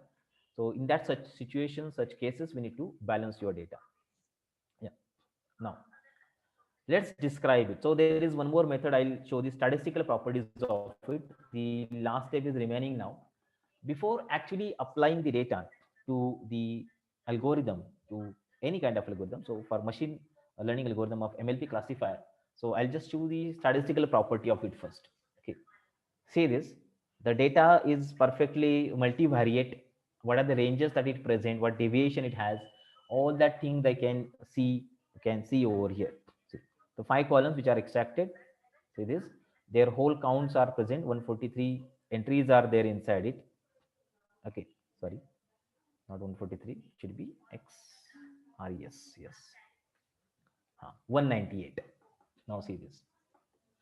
So their deviations are like this, standard deviations, their minimum values, their maximum values, okay, all they are presented here. Minimum values, maximum values, all they are present over here. Okay. Now why I'm describing and showing this one. Now see, your algorithms are having one tendency, like algorithm may change the result according to the magnitude of the respective data, according to the variance of respective, not variance actually, magnitude. of the respective data. So when magnitude of the data changes, accordingly, the impact of that feature may change in the output. It may change, not always it will change there. For MLP classifier, it is not the case. MLP classifier can take the data directly also. It is not required to perform any kind of scaling operation onto it, but for some cases it may require. But if you scale the data, if you don't scale the data, then also it will not have much impact in the output if data is not looking for the magnitude. Okay, so two things are there: the magnitude of the data and the deviations within the data. So deviation within the data is different for different things. It means that the data is having high deviation, it's having high impact in the output, may be possible there. For MLP, it's not the case. This is my observation, and actually, as per if you see the model of it, it's not the case. Anyone can directly use, any features can be directly used. Okay, but I'll show a simple application how can we do or handle the data which is having different deviations and different kind of ranges there, so that we can see with the help of describe method here. And now what I'll do, I'll scale this data.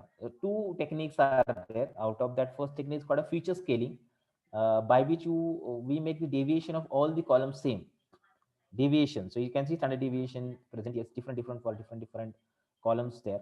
I can make them same by using the scalar techniques. Or second is that I can make use of a min max scalar also. I just can make minimum values of all same, maximum also same. Means minimum is 1, sorry, minimum is 0 and maximum is 1. That's also possible to work over here. So for this case, I'll make deviations of all the columns same. So by using the standard scalar technique, so there is a formula by which you apply. It's not written over here, but directly I'm applying it here. Scalar dot pre-processing, importing the standard scalar class, creating the object of it. When the object is created, then after I'm applying it, and then I'm converting into data frame and describing it. So I apply the feature scaling. Feature scaling is actually used to scale your data, or you to make your deviation of all the columns same, equal to 1 almost. Now you can observe this. See the deviation of all the columns. So deviations of all the column is now same or equal to 1, almost equal to 1, not exactly 1, but almost equal to 1 is made there. Okay, so that impact of every feature in the output can be same. Okay, when magnitude is considered in that case, okay, it will not have impact in the MLP classifier, but for some algorithms like it may contain. So this is not a necessary step for the artificial neural network classifier. Okay, but it is done. Let's see. Can it will not actually change the result, but it may be required for the algorithm which are having magnitude as the impact in the output. Okay, fine. Now let's go with the cross validation. Cross validation is the technique by which you can validate your results. You can identify your results are correct or not. So there are several many techniques are present with the help of that the cross validation can be done. Out of it, very commonly used cross validation technique that we use is called as train test split. Maybe for previous cases also, you might have seen that technique to perform the operations, that we can use it there. Now see, the concept of overfitting, underfitting is already known to us. Cross validation, what exactly we do? It's similar to splitting the data into train test split. So train test split itself is the method of cross validation there. We split our data into some k number of data sets. Okay, k number data set, and when the model is built, we will check your build model against that k data set, against that k data set. Like that we do the cross validation here. It's called as the train test split. The data set what we are having, we divide into two different parts, like training and testing. Okay, so using the training data we build your model, and testing data we apply to check whether the results are correct or not. Okay, just like that we can make use of one more thing, like testing validation data can also be used. Okay, validation data is also used in when you create the densely connected neural network. That time validation data is possible to create. How much percentage of data should be validated, and how much testing, and remaining is training. Like that can be given. So here also we are making use of this technique. Data set we divide into training part, testing. When the training is building the model on this data set, testing data can check the accuracy of that data, accuracy of the algorithm on the given data that we can do. So many techniques are there which are used for cross validation. Any one of that can be used here, but the commonest technique I'm showing here is the train test split. Along with that, we are having k fold cross validation technique also, which is used to create the k folds like this. And for every fold, validation is done, whether this data is good or second data, third data. So accuracy is almost average or not, that we can see by that. And there is one more thing called as leave one out cross validation.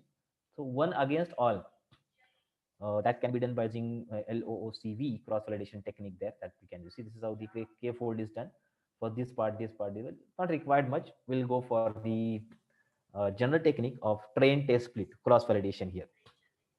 Okay, so I'm importing that,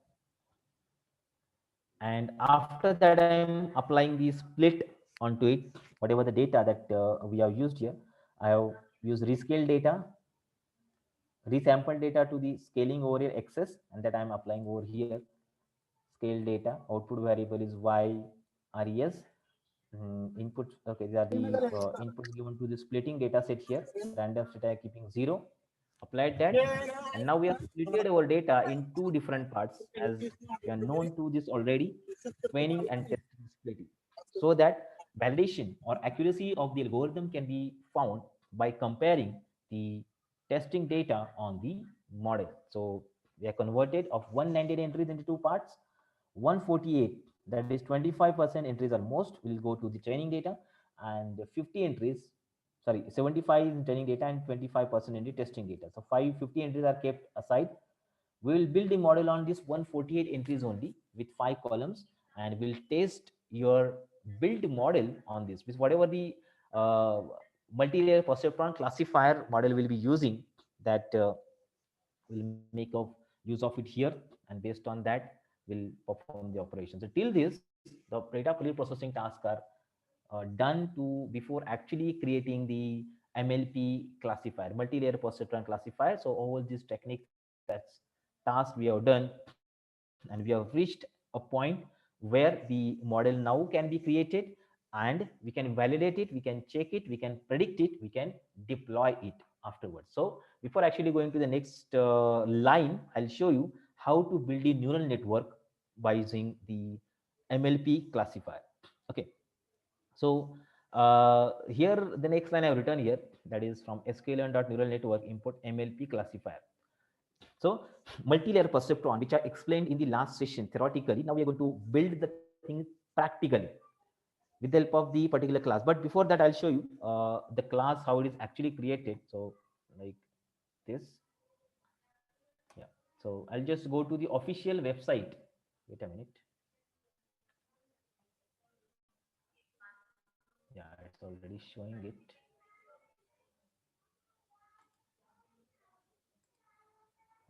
See this. This is the official documentation on the sklearn's package neural network, MLP classifier, sklearn.neural network, neural underscore network dot MLP classifier. You can just check it out. Okay. Under that, this particular class is present. Okay. And the complete syntax with the hyperparameters is done here. So we have not done hyperparameter tuning for this particular case. Hyperparameter tuning can also be done by using the grid search cross validation or random search cross validation. That's also possible. So they are also present into the cross validation package of sklearn. So hyperparameter tuning can also be done. But what are the already defined hyperparameters are present inside it, that we'll talk on. Common things, not all, because almost 30 parameters are present over here, so it's not possible to look for every of these parameters. Out of it, common parameter that I need to focus on, that you have to take from the MLP classifier here. So let's see this. Okay, see. So MLP classifier, it is multi-layer perceptron classifier. It contains all of these parameters that I can pass, and every parameter passed over here is containing the keyword arguments, means already default values are present over there. Default values are present. Out of it, some values are very idle, but some values are that we can use, and they are modifiable. So four parameter I just want to use there. Four parameter which we generally use and generally get applied over. The first parameter is the hidden layers. See, hidden layer sizes. how many hidden layers and how many perceptron per hidden layers, that we have to mention there. Hidden layer sizes. If you go below, I can check that how many hidden layers are present there. Hidden layer sizes. Okay. The ith element present the number of neurons in the ith hidden layer. That's what we are having here, present here. So generally, only one hidden layer with 100 neurons, perceptrons, are created by default if you don't give this value. Okay, first. And second is activation function. We have talked about activation function in the last session. What exactly activation functions are, what are the formulas that they present, how they actually perform the operations on. That's what activation function. ReLU is written over here. Default value is ReLU. Okay. Apart from ReLU, what other functions we have? See this one. First function is identity. Direct value is what? Like we call a step function. Okay. No operation activation, useful implementation, linear bottleneck, returns f of x equal to x. Identity function. The second is logistic function, that is sigmoid. That we have seen sigmoid function, like f of x equal to 1 divided by 1 plus exponential of x raised to x minus x, like, or tan h, like hyperbolic tan, that can be done here, tan h, or ReLU. ReLU forward the maximum value of 0 and x, means only positive value or 0 is forwarded to the next layer. That's what the ReLU function is. So out of these four, any activation function can be given. We just can specifically mention, or if you don't give it, it will use the ReLU function there. Next is the optimizer. Adam, that also I told about the last session. Adam optimizer is default optimizer present here. Along with Adam, we are having four more possibilities present there. Okay, four more. So first is LBFGS optimizer, the family of Cauchy-Newton methods. Default logistic regression contains this optimizer actually. Instead of that, you can use the SGD, that is stochastic gradient descent optimizer also, or I can make use of the third Adam. This is the default value, refers to stochastic gradient based optimizer proposed by Kingma, Deredick, and the Jimmy Ba. Okay, you can go to the documentation of these this optimizer also, Adam. So they have just created. So this is by default used over there. Fine. After that, let's go to the next one. So this is also important: learning rate, learning how it's learned actually. That also you can take, but it's not much important to use now. Next is maximum iteration. Maximum iteration is the value equal to epochs. Okay, so maximum iterations, we go below. Okay, so this now see this one. Maximum number of iteration. Maximum number of iterations equal to the value of epochs. That value you have to specify over here in this.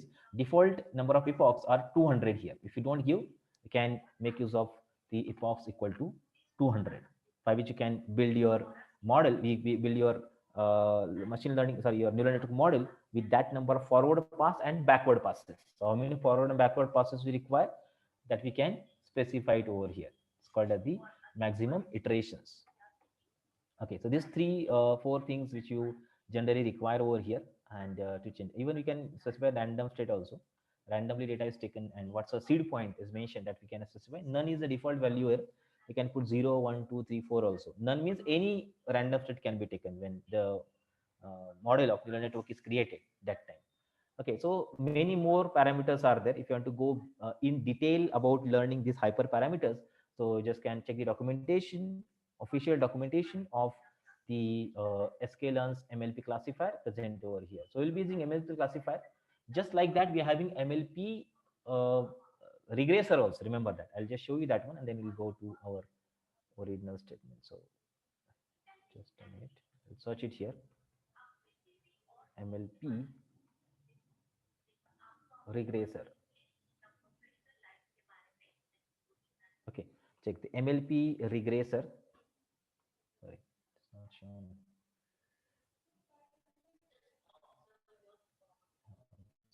Yeah, see this one, MLP regressor. So when you are expecting the output in the continuous format, that time MLP regressor can be used. Parameters are same there. Only okay, some changes. No changes are there actually. Parameters are same. Regressor means output is in continuous format. When it is the numerical outputs are present, not the specific classes are there, that time we'll be making use of the multi-layer perceptron regressor object present there. Okay, now here I am using the MLP classifier. So let's build the import the classifier and now create the object of it. So let's create the object. So here default object is created actually. I can specify the values, hidden layer sizes. So how many layers you want? For example, I want 3 layers of 10 perceptron each, like this.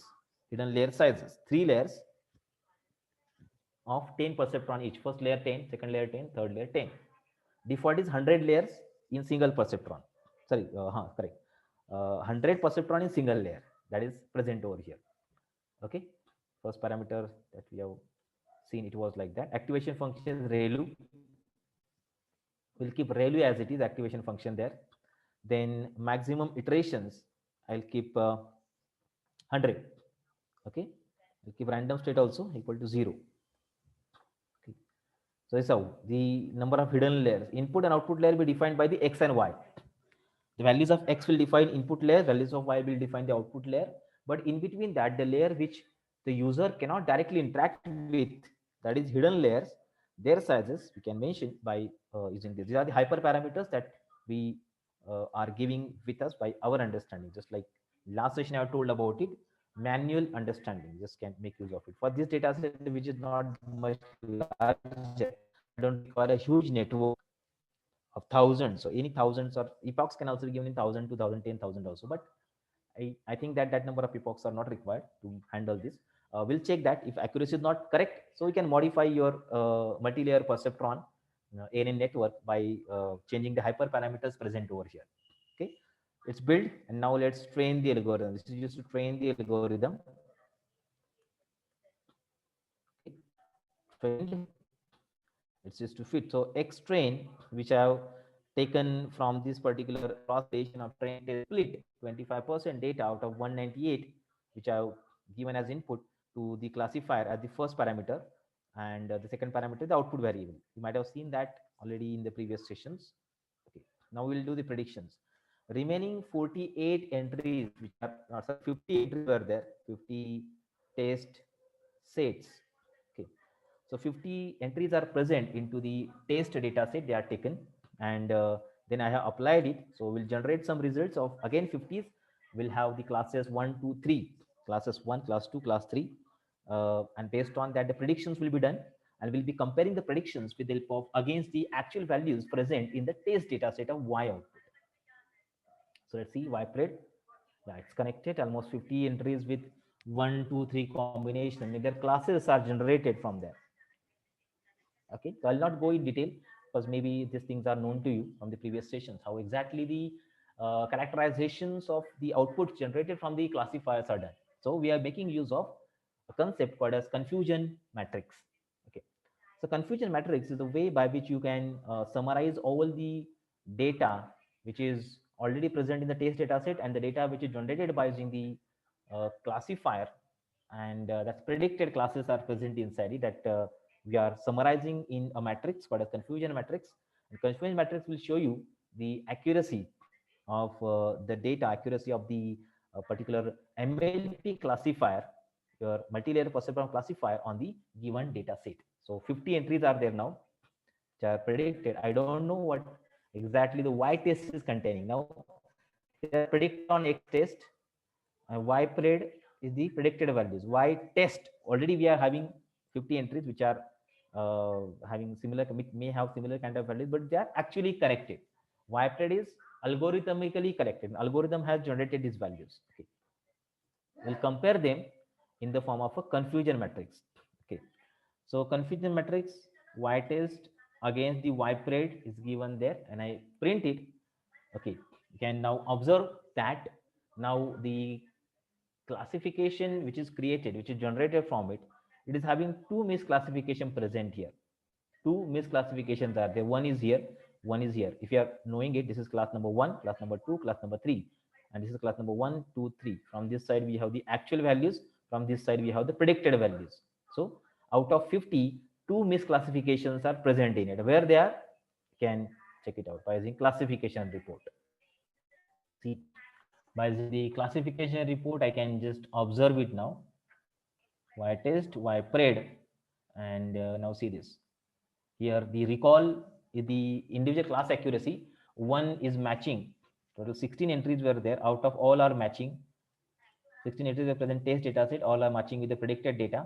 Now 15 are present in the class number 2. Only one misclassification is there, which is classified as 3. Okay. And 18 are matching, where 95% accuracy is there. So individual class accuracy is 100, here 93, here 95. And precision is 94, 93, 1. F1 score is on average base only. And overall accuracy is exactly 96%. Out of 50, 2 mismatches are there. And if you check the accuracy score will be 96%. See this. Means in this data which we have done operation, we have built a model and created the network, neural network using the MLP classifier. We got the 96% accuracy on this particular data. Now let's perform some changes in it, and then we'll check that whether any changes in the accuracy is achieved or not, possible or not. So I'll go up. Instead of 10 neurons perceptron in every layer, I'll make it 50. 50, 50, and 50. Iterations I'll keep 100 itself. Build a classifier. Let's see, it is taking some more time than actual things. And now check this. So I have changed the number of perceptron in the layer, and you can observe now everything is 100%.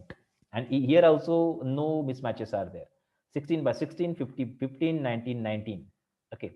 So all entries are matching for class 1 16, class 2 15, class 3 19. And you can now observe classification report also, everyone 100%, 100, all are 100. Perfectly matching is there. And accuracy is 100%. Like, okay, so modification you can do by your own ideas, like by your own experience. You can build your network, number of layers, number of perceptron per layer. These things you can have according to your ideas. Build it, do the prediction, and a model, perfect model means 100% with accuracy of 100% we have achieved. So we have increased 4% accuracy more than modifying your model finally. With this, you can check it out by this. And that classifier is the object in which the machine learning model with multi-layer perceptron classifier is present inside it. Okay, so here is a model present. Now the last now the last and most important step is to save your model. So basically, when any kind of project are done, so we generally build the model, perfectly created model, and then that model can be used to connect with the graphical user interface or web application, wherever. I'll show that one at the next part of it. So to save it, best generally I have seen that you may have used pickle package. Pickle is the package by which the object we can save inside a particular file in the pickle format, and that we can use further. In general, we use the joblib package. With the help of that, the machine learning models, along with that, its statistical model can also be saved. Just check it out. See, here I'm giving an output file name as wine.model, and then importing a joblib package. Joblib is getting installed along with the scikit-learn also, dependent package. Then using a dump method, the object which I have created, which is having 100% accuracy here, I am saving into wine.model file. Okay, so this file name is mentioned here. Compression method I'm using 9. Okay, so let's see. Import it. Saved. And second also scalar.model. That's also saved in my current working day. Scalar why we require? Because when I'm going to do the prediction on the new data, I mean, I want to make the predictions of quality of wine on the new data. So I require to scale that data. Okay, so how many features I extracted? 5 features are there. On 5 features only the wine quality is identified. Only on 5 features the wine quality is identified. So I'll be making use of it. Scalar.model that we are saving. So scalar is also required. And finally, okay, they are saved. I'll show you where they are saved. Just I'll go to my current working directory here. Yeah, see this. See, current working directory. Inside these 2 files are saved. They are binary files actually. You can observe their logos also. So model files which I have created, and they are the binary files. Now when actual deployment is done, this is the pre-task that I am actually doing. Okay, pre-task, like before actually applying the algorithm, I want to do all of these things which I have shown over here. See this. So I'll show that one. Before that, just see how exactly predictions are possible.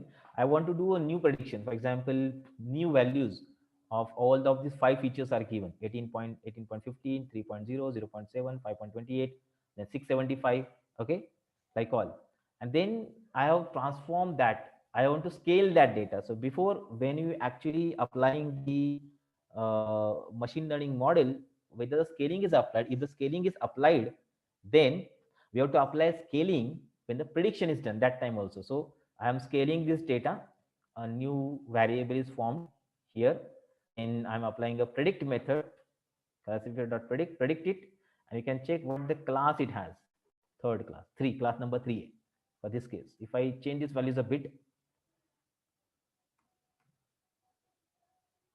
see 3 is there.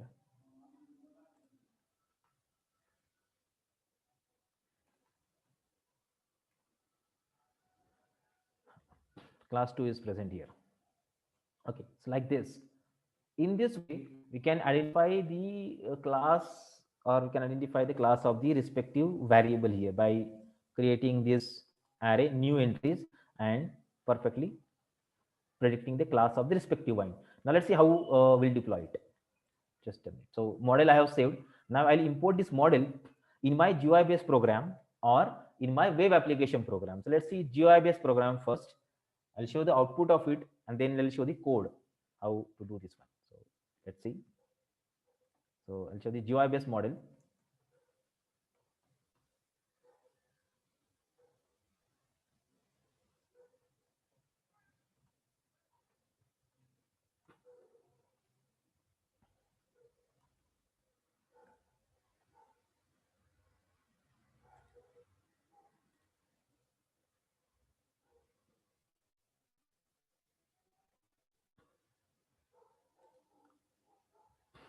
Yeah, see this.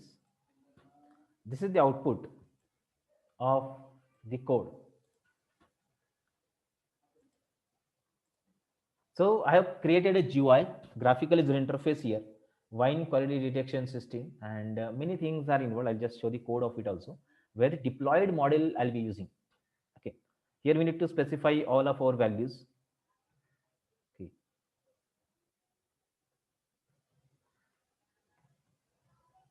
okay, give this values, and then by clicking on check, I'll check the quality of wine. So quality of wine is 2. Okay, it's a quality 2 wine. I'll just apply any kind of values.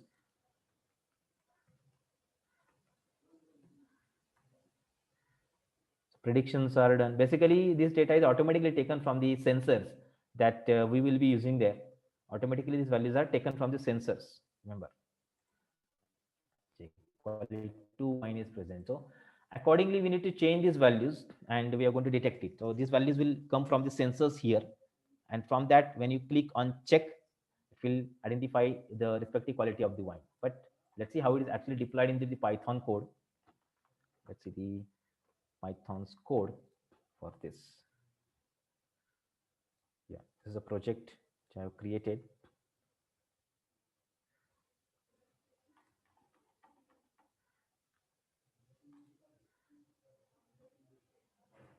Okay, see, uh, there's a library of Python called as the tkinter. It's a commonly used library. Almost every developer uses this library for design of graphical user interface. It's a tkinter library. With the help of tkinter library, you can create a graphical user interface with this. So here I have loaded the models again. So basically, when the deployment of project are done, only models are given to them, to the clients. They don't know what exactly is done over here. Model is done, or even one more system is present. If you want to do the live analysis, live prediction of the data, and live building the model, so that streaming models are required. We require good infrastructure in that cases. Maybe some high processor or the graphics card are required to work on that. So here I am not having anything. I just shown a common basic implementation deployment of it. Job leap. I've loaded it, and all other things which are used to design the graphical user interface. Here is the function. In this function, I have checked whether the entries which are made into the text boxes are created here below. See, only 56 number of lines are present there to build the whole model of graphical user interface there. Sorry, 62 are there. And with the help of that, I'm taking the data and then predicting something. So when the data is taken, we'll call that method here. I'm getting all of these, all 5 entries, np.array, a gate, m gate, f gate, c gate, p gate, like that. And uh, then I'm transforming using the scalar and then doing the prediction here. Classifier dot predict. Classifier is loaded here using job leave, which is saved by using first program, and I'm loading in my Python program. Okay, predict. It will predict that with the help of predict function. Okay, once this value is 1, it will showing quality 1 wine, it is 2 2 wine, 3 3 wine. In this way the results are generated, and that it is showing over there. Basically this is a demo kind of thing I have created, case study. But in general, when the model is deployed, it is automatically taking the values of these particular properties of chemical properties of the wine by using some sensors. It will extract that. Okay, and then it will come inside the code. So that sensor code is also different, that will take the values, and directly these values will come over here in this a m f c f p combined into the array format. And once after the array is created, then we'll be making a predict function, and then we are predicting the quality of it. Accordingly, it will be separately stored in a data frame or data set CSV file. Okay, one by one, very fastly this can be done. So like that, many data sets that we are using, that we can make use of such kind of things, and we can build a graphical interface and then do the prediction. At the back end of the system, we are working in a machine learning model created using the MLP classifier. So MLP classifier is the highest accuracy here. See, my experience is the data set which I have shown without any operation done. If you are taking the data set as it is, it's giving 76% accuracy. If you are using the data set as it is, take that data and directly apply the machine learning algorithm and check the accuracy by using cross validation of plain test split there. It is giving 76% accuracy, not more than that. But after applying all of this technique, which are expected to build the model of MLP classifier, I just got 100% accuracy here. So as per our ideas, we just build the neural network, MLP, ANN, and then we have created, then we have built it, then we have deployed it, and then we have seen the output. This is how the graphical user interface is possible. Wine quality categorization. I'll show you user interface with web application. So just a minute. Let's see this. The web application now. For web application, I'm using a Flask here. Yeah. So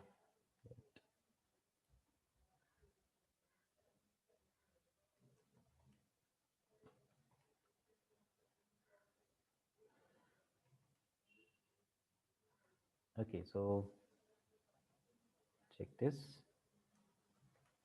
Now, web application. So if you heard about the Flask and Django, two different web applications are there, which we can use. So we can. I'm running the Flask server now, which is now running at localhost 5000 here. So I'll just open this link, and there we can see this one. It's a web application now. It's running on the website on the web browser. See here, Flask is used to do that one, localhost 5000. And now here I need to mention the things like quality of ashes 12, 7, magnesium is 1.6, flavonoids are 7.4, 11.0, proline is 8.0. Okay, submit. Okay, so we'll take that data and we'll yeah, quality one wine is there. Yeah, this is quality wine 1, class of wine is 1. See, many different thing like decoration is possible, but I'm using plain HTML here to perform. Go to the home page again, it will come back to original point here, like that.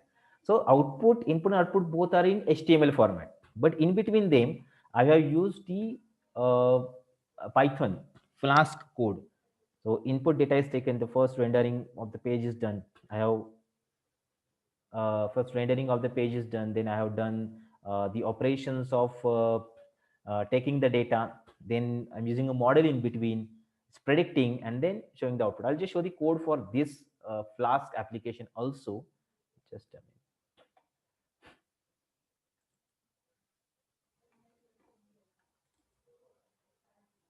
So this one.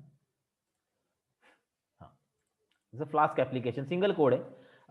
Into it, two different your HTML codes are created here. The first is this quality info, where I'm taking the first page. It is quality info.html, taking the input.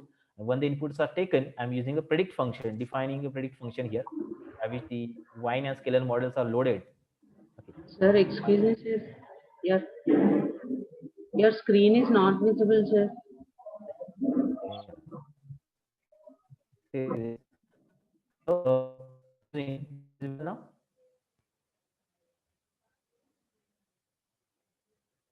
Yes, sir. Now it is okay, sir. Okay, see this. Now this is a Flask code. Here I'm using one user interface, quality info.html, which is containing that 4 text boxes. Okay, it will read that, and then I'm forwarding that request to the predict function. Here again, I'm loading that model. See, these are the models loaded. Just like in first program, I've loaded wine.model and scalar.model. Then after I've taken these values from request, you might have heard about request and response kind of things are there in the web server. So I'm taking that request from ALPRMGFLCI, okay, converting to array format, and then I'm predicting it. And the predicted data I'm forwarding to another HTML page, that is predict.html, which will take that result, okay, class of the wine, 1, 2, 3, whatever are there, and that is printing on the screen. Okay, so just see this one. The first user interface which we require, quality info, it's an HTML page, completely taking the data from the HTML format. See this one, quality detection system, forwarding request to the Python's Flask application. And finally, when you generate the output, that output is given here. Was the name predict.html, correct? So predict.html, where the output is generated, the class of wine is generated, is shown over here. Okay, so this file is acting as an interface between them. So you need to learn the Flask for that if you want to web interface, and if you want the graphical interface, then we need to learn about the peak enter package here. With the help of that, the user interface, graphical user interface, local application of machine learning and deep learning are possible. Everything is possible there. Whatever you require, you just create it, and based on that, the user interface is possible. Okay, so this is how a small application, small and simple application of the machine learning model with the help of the graphical user interface, and they, by making use of the MLP classifier, generally MLP classifier, the multi-layer perceptron classifier, how it is applied, how we are making use of the system and build a model. So that's a simple case study I have shown. Different things are involved, deployment and user interface. So that's from my side. If you have any questions regarding this topic, so you just can ask.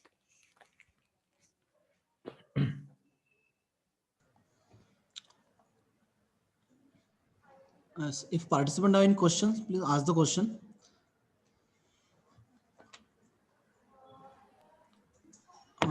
Nokia 8 has raised the hand. If you have a question, you can put your question in chat window, or you can unmute yourself and ask the question.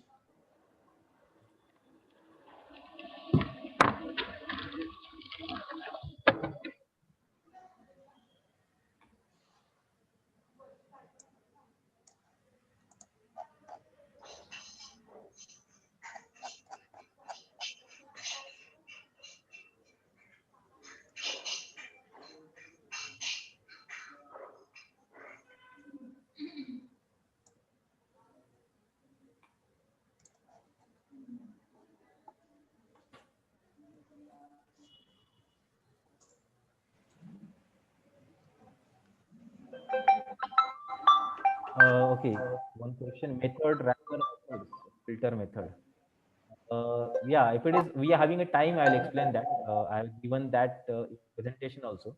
They're actually very common method, filter and wrapper. Filter method means you apply some criteria and extract it, wrapper. If time is there, I'll explain the wrapper and filter methods of outlier detection in the afternoon session. No problem.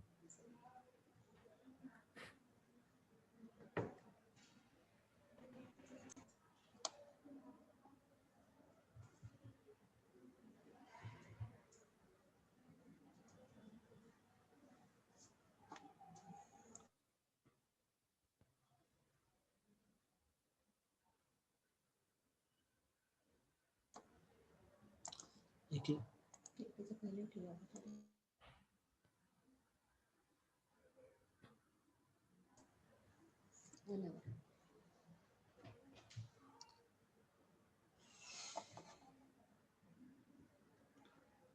I think we have one question. I think that has been answered or not. I don't know. The best feature selection for the disease prediction. Yes, yes. Actually, disease prediction means maybe you're having some data set. There is no need base feature selection method. Remember it. It depends upon your idea. Like in this session, I'm using select K based. Even along with that, RF is also there. What sort of data set are you having? You check the data set. For example, if you're having a regressor data set, so in regressor data set, most of the time we use select K based also and RFE also. And in classification dataset, select K based RFE, both are used, but you have to check the comparison of in which which are giving the correct result, just like as in trend test split we can do that one. Best method is not there. And disease prediction means it depends upon your data set. Actually data set should be shown, and after data set you just have to do some operation like check first method also, second method also, then you see the result, and after seeing the result you define. Because there is only a specific way to say select the best one. If best one is there, then why we are using the remaining one? Depends completely on the data set, how data set is created, how many features are there, what sort of feature it contains. That's it. Okay. Any other question, participants? Yes, sir. Sir. Sir. Yes, Hello, yes, ma'am. Go ahead with the question. sir. Actually, I'm doing research in mammogram classification, sir. In that, I want Okay. to select best features. I have done feature extraction techniques here. I have used some feature extraction techniques like shape based, texture based, sir. Now from that, I want to select some features, sir, by using some feature selection techniques, sir. Now, One thing, ma'am. yes, sir. Which model you are using for that? Means for training and prediction. Which model you are using? MLP classifier, sir. MLP, just like the one which I have shown here. Yes, Exactly sir. same. Is that? Random forest MLP classifier. Then gradient boosting algorithm is there, no, sir. That one also, sir. Okay. Actually, One more my thing. doubt Data is is, in sir. image format. Yes, sir. My Data is in doubt is, image sir. format. Yes, sir. Sure. Yes, sir. Mammogram, sir. Mammogram images, sir. Okay. uh, some already we have number of feature selection techniques here. Whenever I'm writing a paper, Hmm. there I'm getting a question like, what is the novelty in your feature selection technique? Already there are Okay. number of feature selection techniques are there. What is the novelty in your paper? Like that, I'm getting the questions, sir. Can you please suggest in this Uh, regard, sir? Fine, fine. One thing, don't use MLP for that.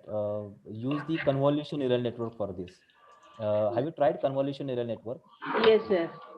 CNN, sir. Then any problem in that, because the convolution neural network internally it contains ability to extract the features, and even we can modify also. Means one layer we can write at the start by which you can extract it. Okay, so first thing is that you have to analyze your image first time. Means what sort of images are there, how first image is different from second image, that you have to do by your own. Means how first, second, third, fourth image are differentiated, what factors are following that. So maybe that the factor which is having a differentiation, which is showing a differentiation image, can be one of the most important factor which will have the feature extraction there. In general, if you're using CNN, we don't have to apply specific special feature extraction method, because it's a property of deep learning algorithm that we don't have to specifically mention feature extraction. Deep learning algorithm, neural network internally will take the features.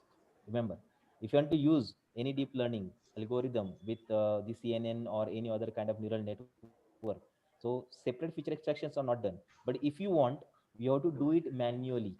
Like go image by image, check the similarity or differences in all, and find which similarity or differences will be used to make the classification. Completely depends upon your image. You have to go image by image in that case. And if CNN is used, direct feature extraction will be automatically done by them. That is the property of deep learning actually when you are going at CNN level. That time for MLP you have to do separately. For image operation, as I told, you have to check image by image similarity and differences. And after that, you devise your own selection method. Obviously, they will ask you question, what is your contribution? So your contribution, you have to see obviously image by image, check the difference first and similarity, and based on that you define what is the similar criteria and what is the differentiating criteria over there. Okay, sir. Okay, okay, sir. Thank you. Welcome. Yes, participant, any other question?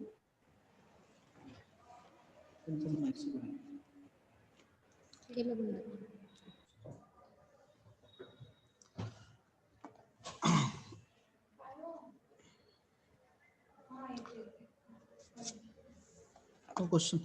So second session is also Mr. Tushar Kute sir. That will be start at 1:30 p.m.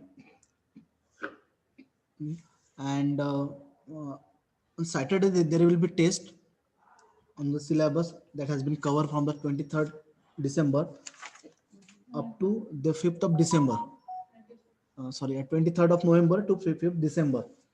Okay, and our materials has been uploaded on the Google Classroom, and the link has been uh, shared on the WhatsApp group. Okay, so if you need this material, if you need this recording, you can download it from the Google Classroom. And test will be on Saturday at 1 o'clock. It will be a 1 hour test. Timing will be of 1 hour. It will be a multiple choice question test. Okay. So for any query you can discuss, if you have any query you can discuss it on the, you can post it on the WhatsApp group. So we will try to resolve it. So we stop this session here. Thank you, Tushar sir. We will meet for the second session at 1:30. Thank you, sir. Thank you, Tushar sir.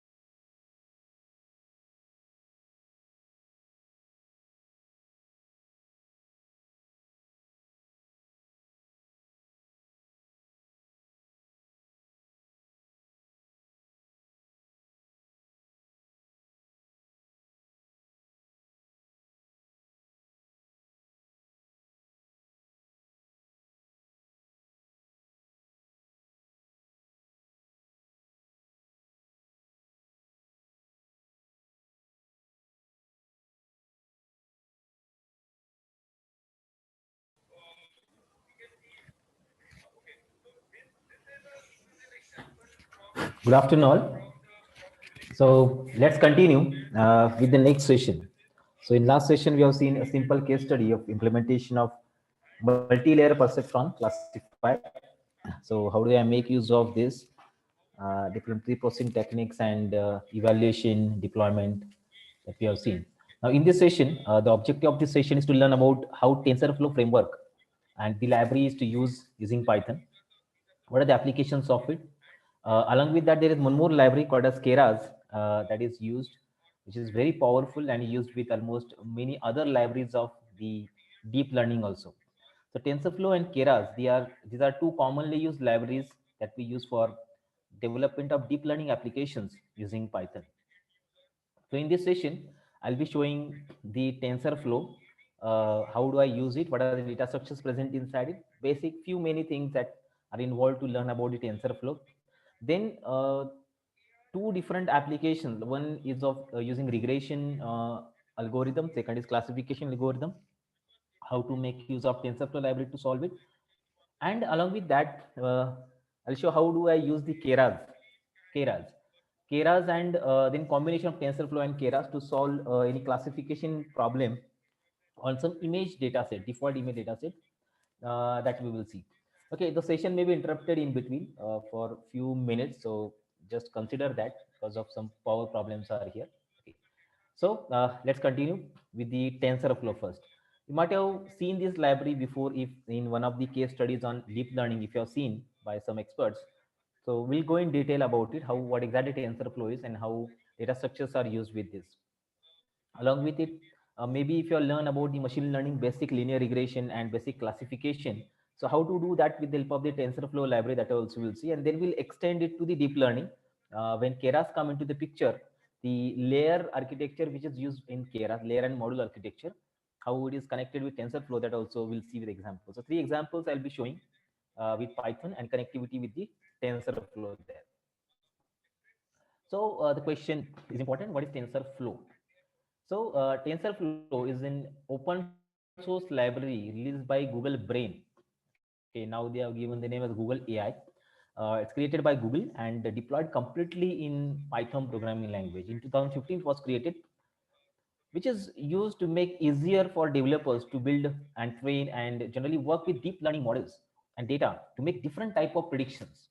So prime aim is to design these libraries to create a deep learning models to employ different ways of implementation of the neural network inside it and use it for predictive analytics. So most of the tasks done by TensorFlow is in the predictive analytics basically.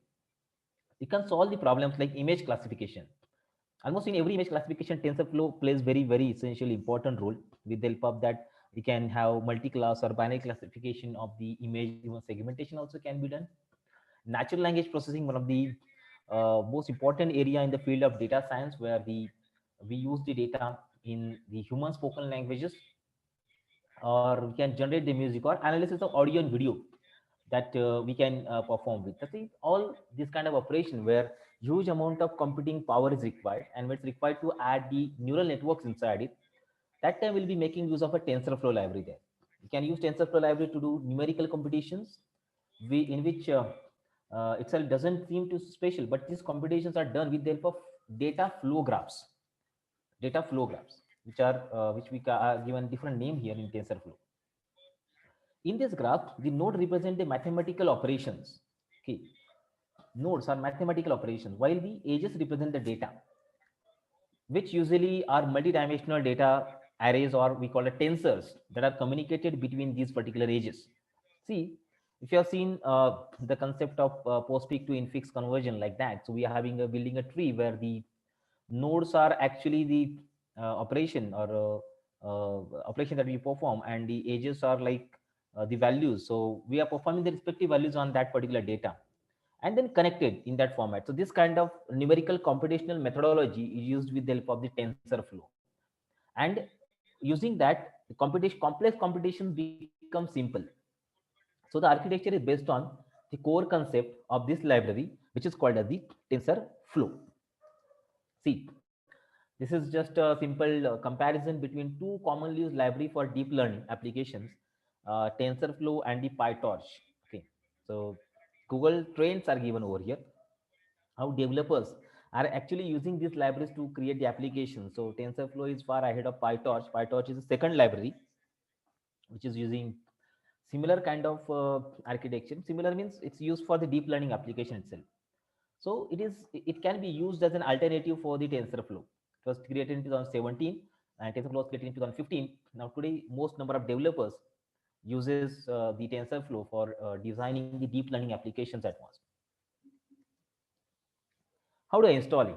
See, so using pip installer, same sudo pip3 install TensorFlow minus u for upgrade. If you are having TensorFlow already present, will show you. And one more important thing is that now current version of TensorFlow require the GPU integrated in your system. Okay, GPU means your graphics card should be present, and if graphics card is present, then direct support with the graphics card from TensorFlow is given there. In my system, I don't have the graphics card, so I'm using the previous version of the TensorFlow.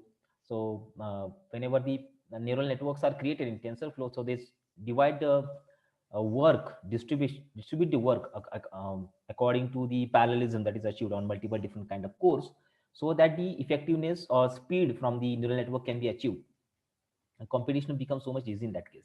Okay, that's what we are going to use, pip3. And even if you're using Anaconda, same, search for the TensorFlow in Anaconda, install it. Okay, the current version that we are using is actually first and second, two versions are there. Under that we are having again 0.1 2 3 4 versions present in it. Okay, I'll show in my system how the TensorFlow is there. So how to use, import TensorFlow as TF. Okay, as TF. So TF is a short alias given to the TensorFlow, and to check the version, I'll be making use of the version attribute over here. Okay, so let's see that. I'll just open my, yeah, let's go for the browser, and let's see. So when I install that, let's see the version that I'm having with me here.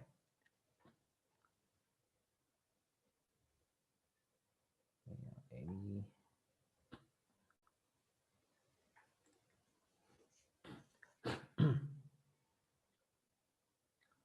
so let's see this. Okay,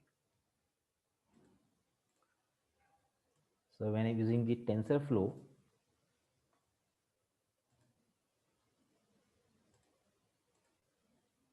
okay, as TF,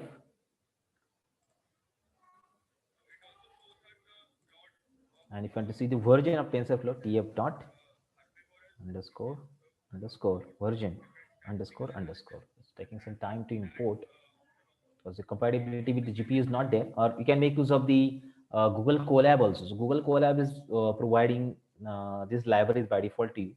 Even if it is not available, you can install then and you can go ahead with that. So currently I'm using TensorFlow's version 2.3.1. Okay, 2.3.1. This version currently available with me as a TensorFlow. Okay, let's see it again. Okay, so the core of it is called as the tensor. What exactly the tensor means? All the computation in TensorFlow involve the tensors, which are the multi-dimensional data arrays that neural network perform computations on. See, it's called as multi-dimensional data arrays. Basically, we have seen dimensions 3 till 2 that we are going to make use of a matrix, and with the help of matrix, you generate the results of different computation that we can do on it. Tensors include all kind of things like scalars, vector, matrices, or more than that, n-dimensional representation of all the type of data that we can use in the tensors. Okay, remember it. See, this is what the perfect demonstration or differentiation among all we can find. Here, this is the scalar single element scalar, and if you consider multiple elements in it, it's called as vector or array. Also, collection of similar kind of elements stored in the contiguous memory locations. If you have stored them in the column format, it's a column vector like this. If you create again multiple dimensions, two dimensions, sorry, so that's called as matrix. So two rows and two columns are there. And if we go beyond the second dimension, this is what we call as a tensor. The third dimension, fourth dimension, fifth dimension can also be assigned. it's called as a tensor. Check it out. How the representation is present over there. Tensor is equal to multi-dimensional array. Vector, if 64 are present there, directly sequential 64 vector which contains, if I'm having a matrix, so 8 by 8, then 64 is present there like this matrix. And if you're having a tensor, will be like this, three dimension, 4 by 4 by 4. So 4 cubes are there for 4 by 4 like this. Okay.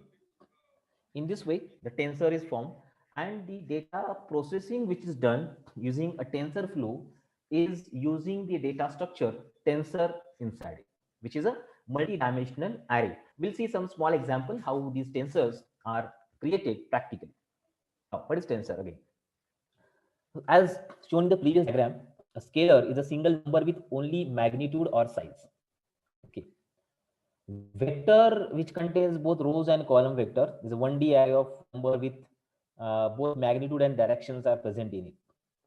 And each item in the vector is represented by index. We know that. We start from 0 till n minus 1. Index. A matrix is a two-dimensional array of numbers, which numbers must be referenced by two indices. First is the row number, second is the column number. Okay, row number and the column number. Finally, though tensor is an array with more than two axes, it is also used to generalize in encompassing scalar, vector, and matrices. Means we can make use of tensor to create single element array, 2D array, or more than 2D array also. That's also possible. Each value in a tensor holds identical data type. Identical means any, for example, float. So all will be a float, like array, numpy array. If you are knowing numpy array, that are having a data type present there. So array is the collection of similar data elements. So all elements which are present in the array are of same type. Okay. But in basic Python, we don't have the element or any data structure which is in which it is compulsory that all elements are of same type. But numpy array contains it. So this is the extension of numpy array. You can write single element in tensor, 1D element, 2D element, 3D, 4D, any are possible there. Okay. So, and it's compulsory that all elements that in the tensor present should be of our same data type. Okay. So known or semi-known shape, which is dimensionality of the matrix or the array.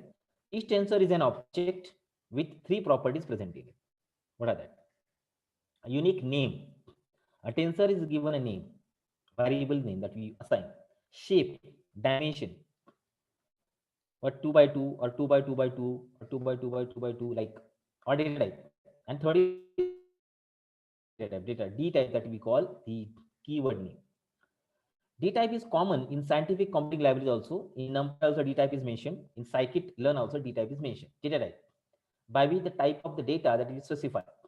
Generally, data types are commonly as int, put, or object. Along with that, we have int 8, int 16, int 32, int 64. Or in float also same things are there. Int float 16, 32, and 64 are present. Data types also we can use to store the data in the tensor. So tensor is a collection of element of same type of similar type of the data which contain data types present over there. Okay. Now, the name now is given tensor flows. Tensor flow works on the tensors and their flow of operation through computation graph. That's why the name is given as tensor flow. Remember, the computational graph is a series of tensor flow operation arranged into a graph of nodes.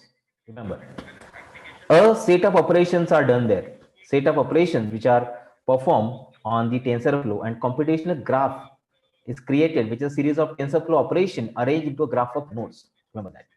Yeah. Now let's see how do we create the tensor. So let's check the let's check the program. See, here I have written that particular code. I'm importing TensorFlow as TF, and now using the function constant, so we just can assign some values inside it. I can write any kind of values in the constants. Constant is to create the TensorFlow constants, which are we call as the tensors. Let's see whether they're tensors or not. Any other name is given to it. So here I imported the tensor plus tf, and then tf dot constant, I given my name. Okay, the first string is formed here. First string I just created, and second string tf dot constants, my surname is given. Okay, second string. And when I created it, let's see this. So these two constants are created. I can print them on the screen also. And if you check the type of them, see what data type that these two constant which I have formed with the help of the constant function are there. Its data type is, it's an object of eager tensor. Can check this. It's a object of the eager tensor. So eager tensor is the it's a class which is used to create a tensor data in the object format. So we can specify any kind of the data inside it. It's not always like we are going to make use of the string. You can have integer, you can have list, you can have tuple, you can have array, any kind of things. And that is, it converts in the form of the tensors. As per the data that you have mentioned, it will create that, which will be scalar, vector, matrix, or n dimensional array is there. So based on that data, the tensors will be formed by using the constant function. I'll be making use of it and create a tensor. Okay, in this way. Now after that, let's see, I'll perform some operation. So the common operation that we do on that data, okay, common operation that we on that data, there are many operations are same. Like you might be knowing the plus operator which I'm using here. Plus operator is used to perform operation on the same kind of the data. Like if you are using integer, they are added, float are added, and string are concatenated. Okay, string and string are concatenated to each other. So when I combine them, so I'll just make use of a combined string here. Combined string is equal to first string plus the second string. So first string is my eager tensor which my name is containing, second string is eager tensor, my surname is there. I have combined them together, and then I have printed a type of it. So when I go to check the type, after that I am fill the combined string also, check the output of it. So first tensor and second tensor, they are combined together.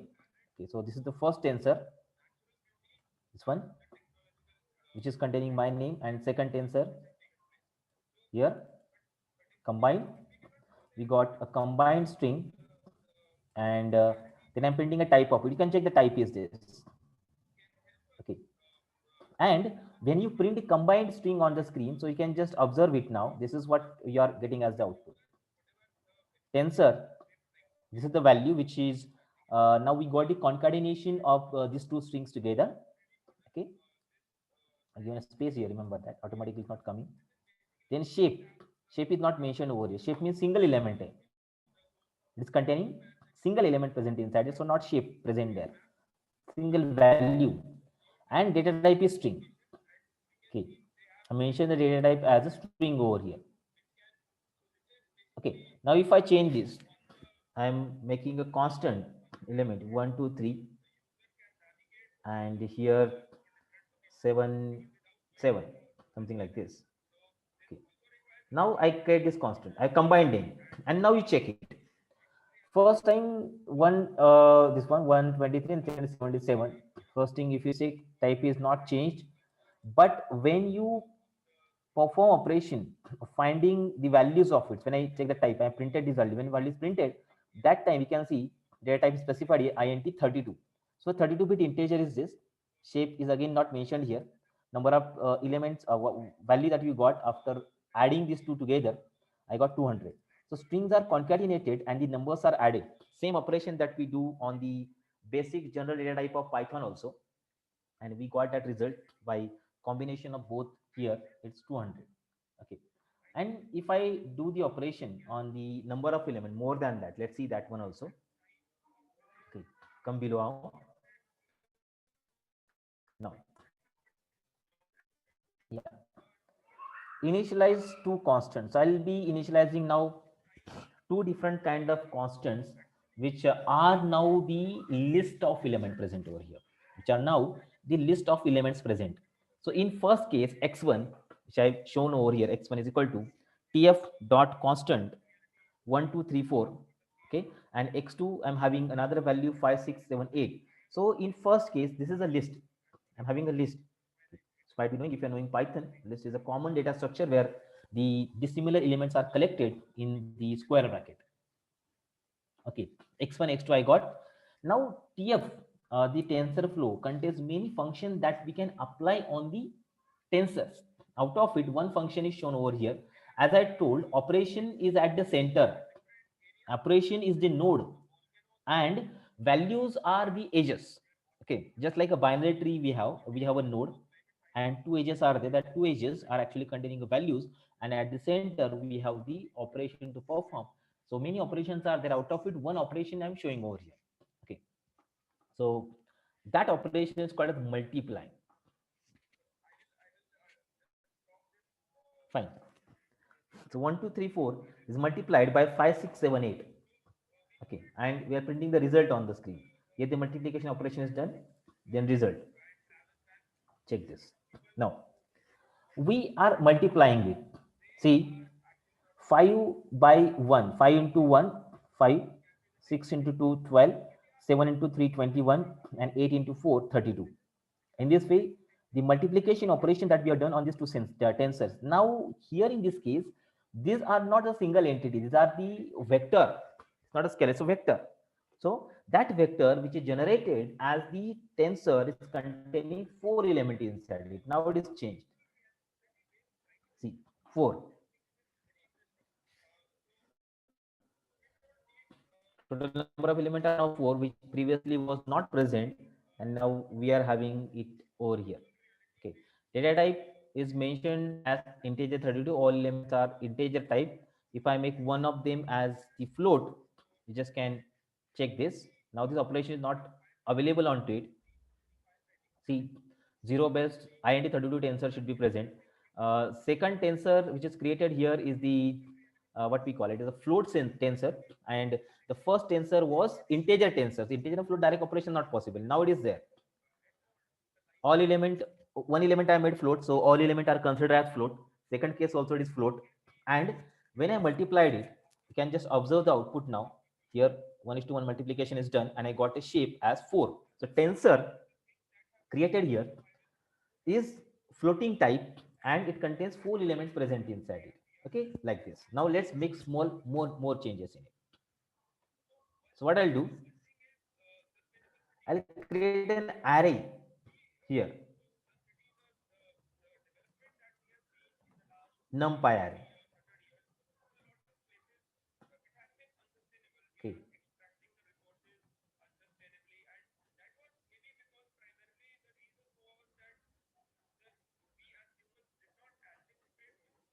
now check this. Numpy array, first is array, second is also array, and I have multiplied, I got the result. I got int 64 type here. Now what I'll do, I'll make again small change here.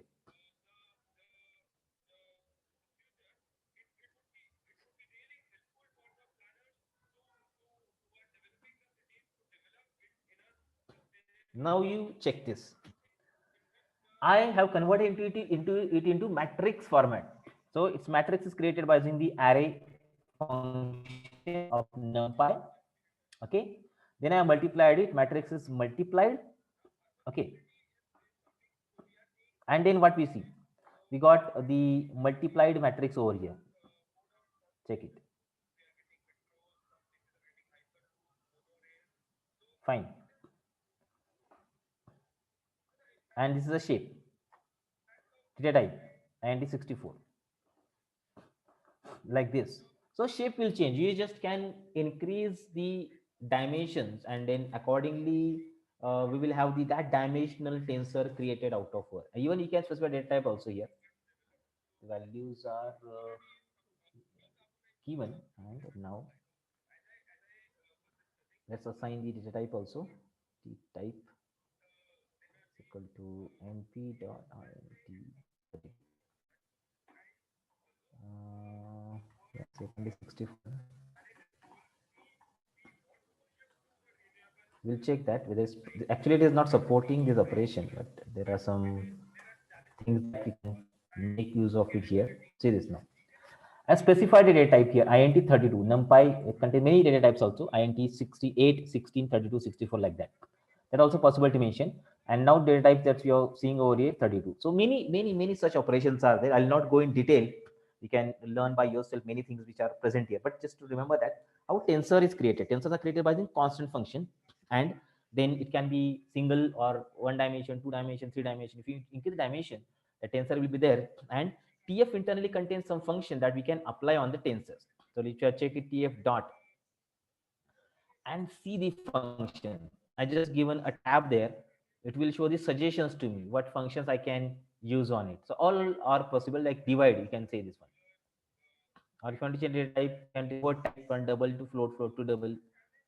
Okay, and many the eigenvalues, error, equality can be checked. I can convert that into float 16, 32, 64. Okay, or all add, multiply, divide, all operation possible. See, add is there. Likewise, so these functions I can use from the TensorFlow to work on that spatial data structure tensor. Okay, remember that. Now, uh, now come with the one more important part, that is called as a session. So in case of session, see, session. Here a small example of creation of session is formed. Okay, session, it's used to execute the operation on the graphs. Okay, as I told, it's a graph tensor, operations are the graph, and if you want to execute that operation on the graphs, so we'll be making use of the session object there. How it is done? First line I've written here. Okay, let's go to the code.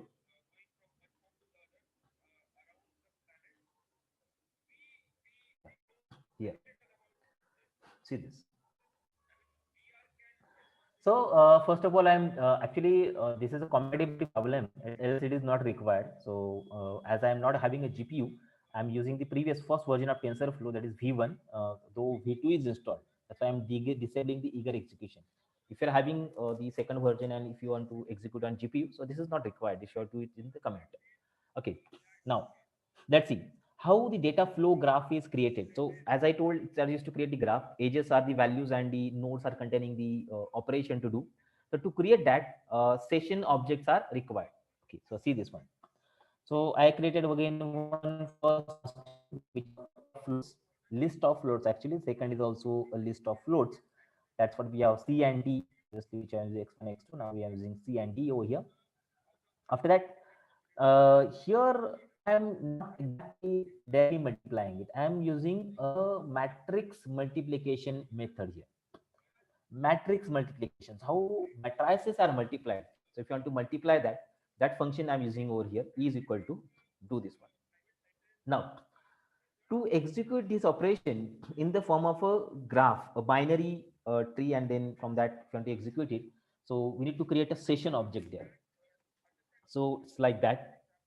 Again, if you're using second flavor, this compat.v1 is not required. Directly tf.session object is present.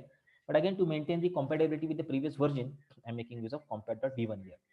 Session is a class which is present inside the TensorFlow, which is used to create the object of session again. And when the object of session is created, okay, object of session is created, then it's possible to create the graphs afterwards. Okay, that's created. Now execute the graph. This is object created. If you want to execute the graph and store that value E represented in the result, okay, what exactly E is containing, okay, that I want to execute and store in the result. So we'll be making use of session object dot run method. Run method get the parameter which is containing the operation that is done on the tensors. Okay, operation done on say tensors, and that is saved in the result. And when I see the result, we'll get that particular output printed here, which is the matrix multiplication operation which is performed on the data. So at the node, what operation is done, result is generated, it is shown over here. One more thing, this is not the output actually.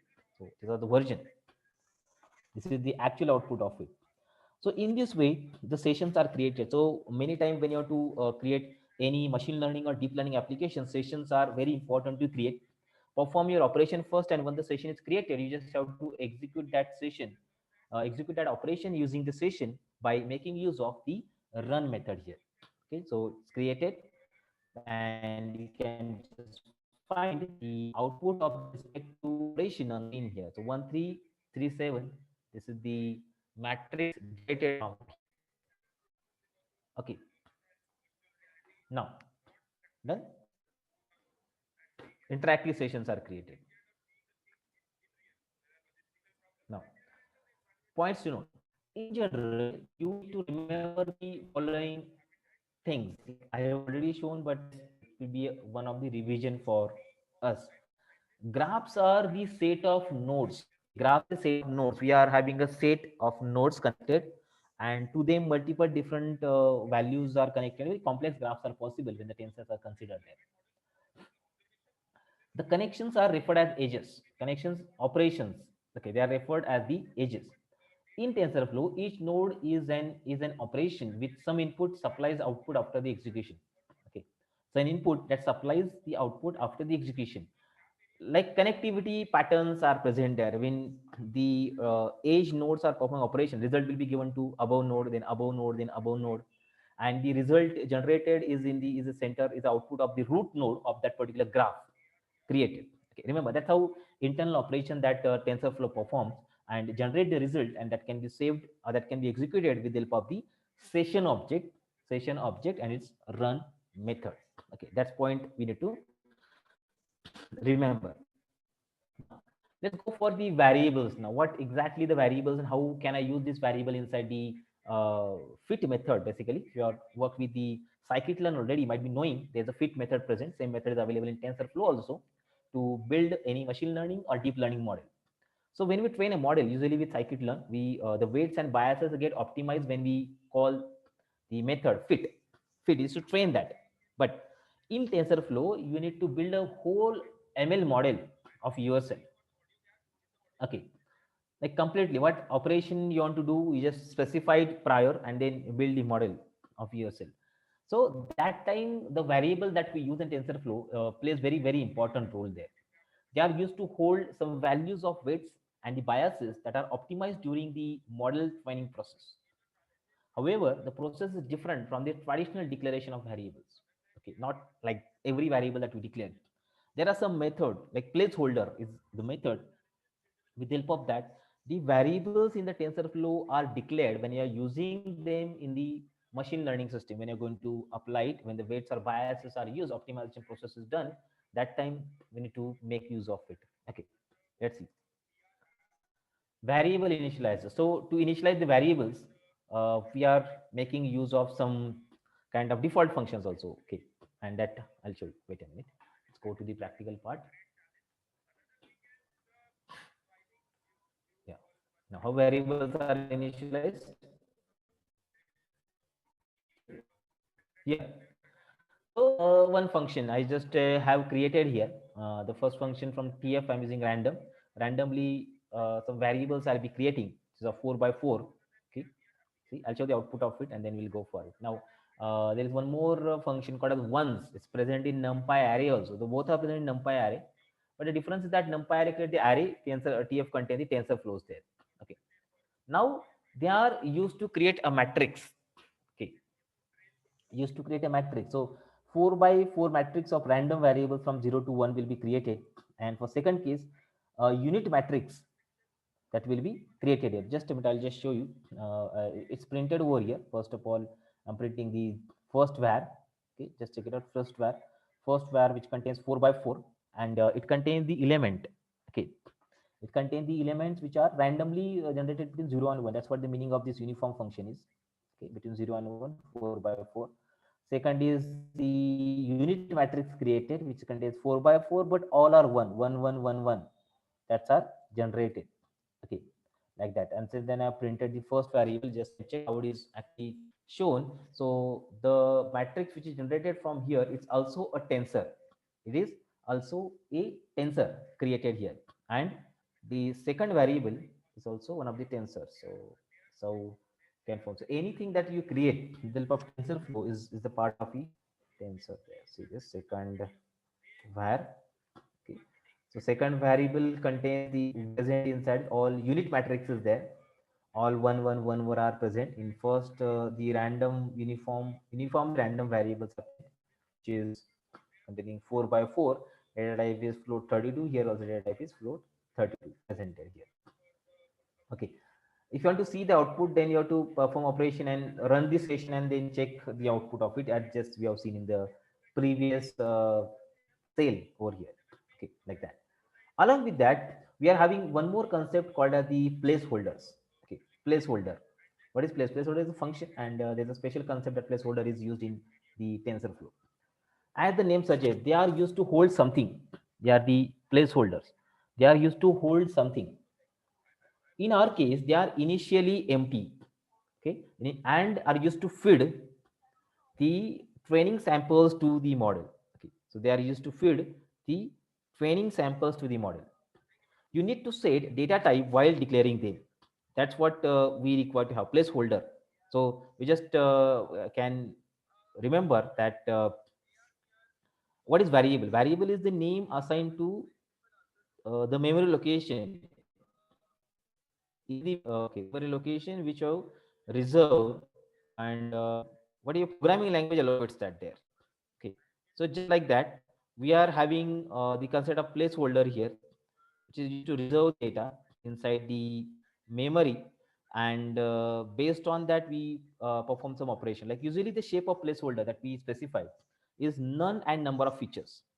None and the number of features. So exactly something is different there. What is none and the number of features there? None actually makes sense that it is a dimensional value of the number of training instances that we pass to our model. Dimensions.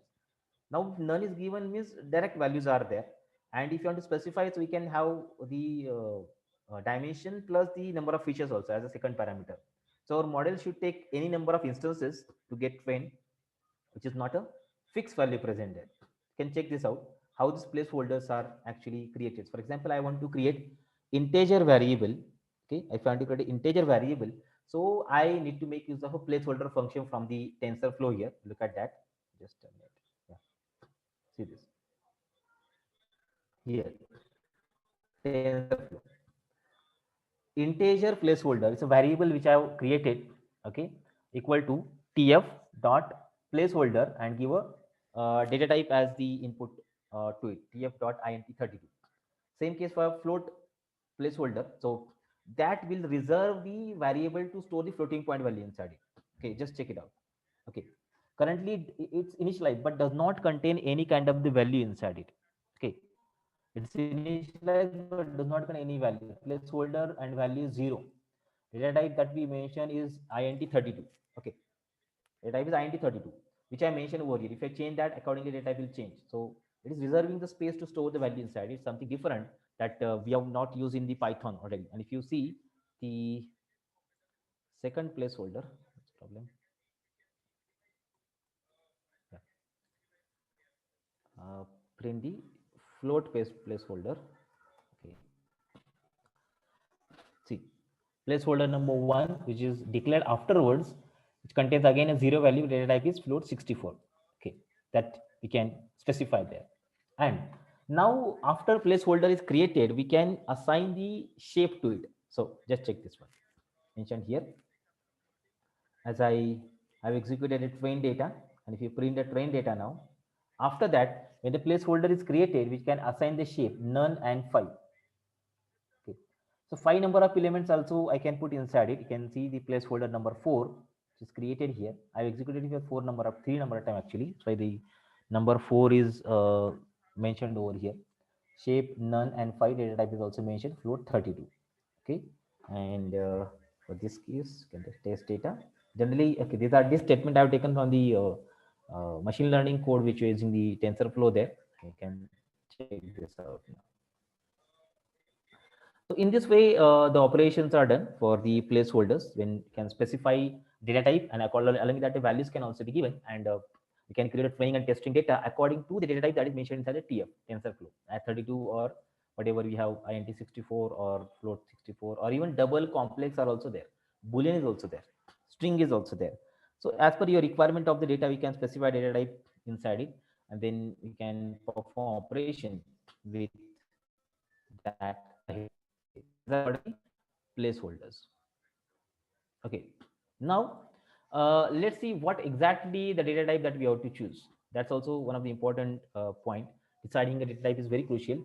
It can also affect both training time and accuracy of the model also. Usually, generally 32 float is the safe type for both performance and accuracy.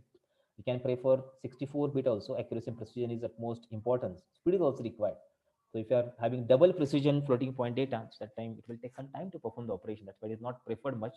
Single precision float 32 is preferred most of the time. The operations are done. Now let's see a simple example to create the graphs and placeholders all together, and then we'll go for the regression application using the TensorFlow. So let's see. Many things are also there inside it. Only important part I have taken because we don't have much time to do. See, so I'm creating two different matrices. Okay, not exactly matrices.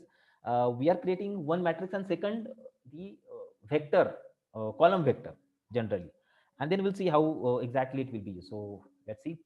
Here I'm city rum your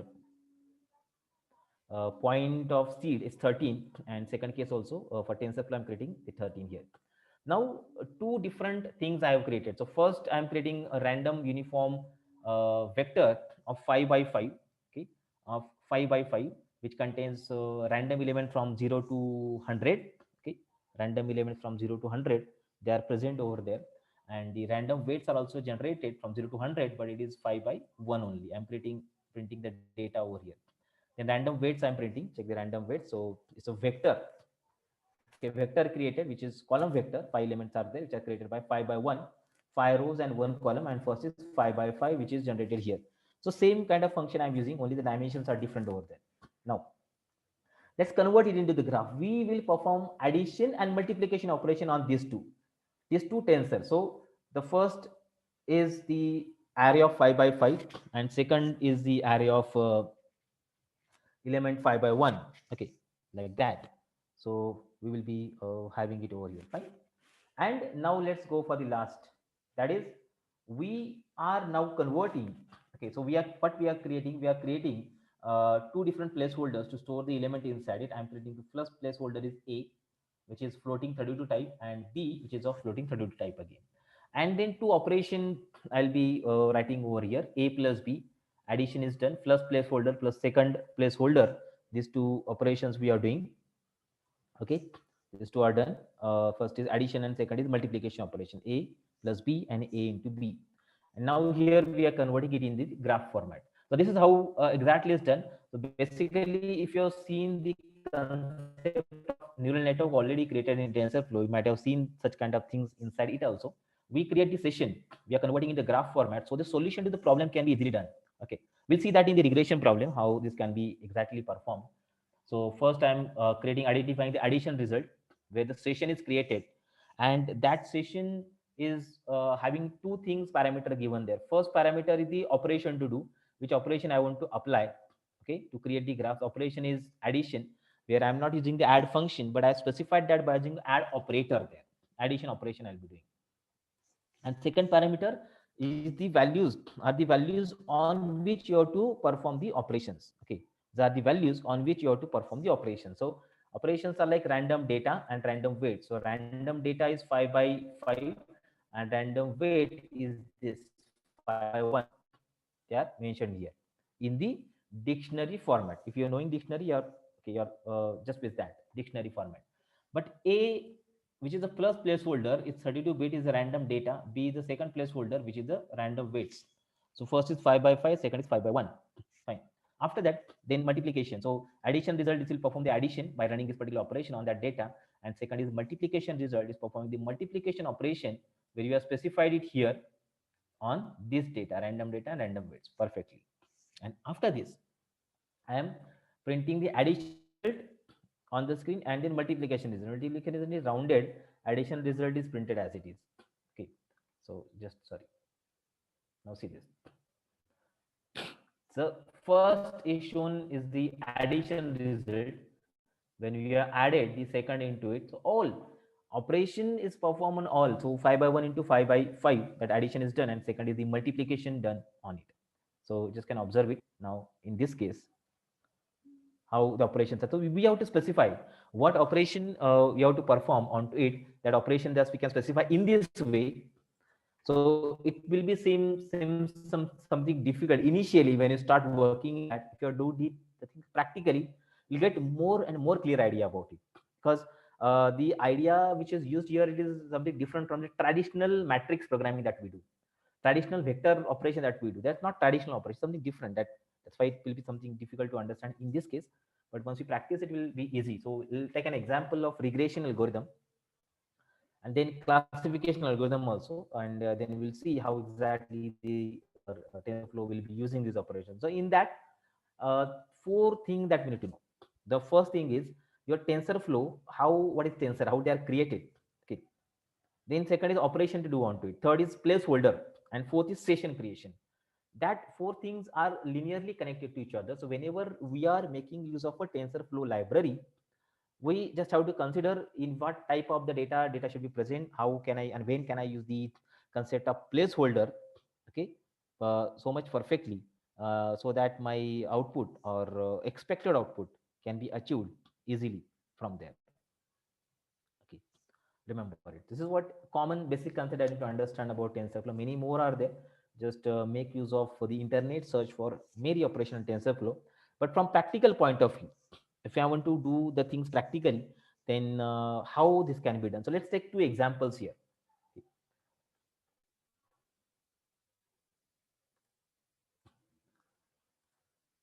Okay, these are operations are performed. Now let's take two examples that we can solve with the help of the TensorFlow, regression and the classification.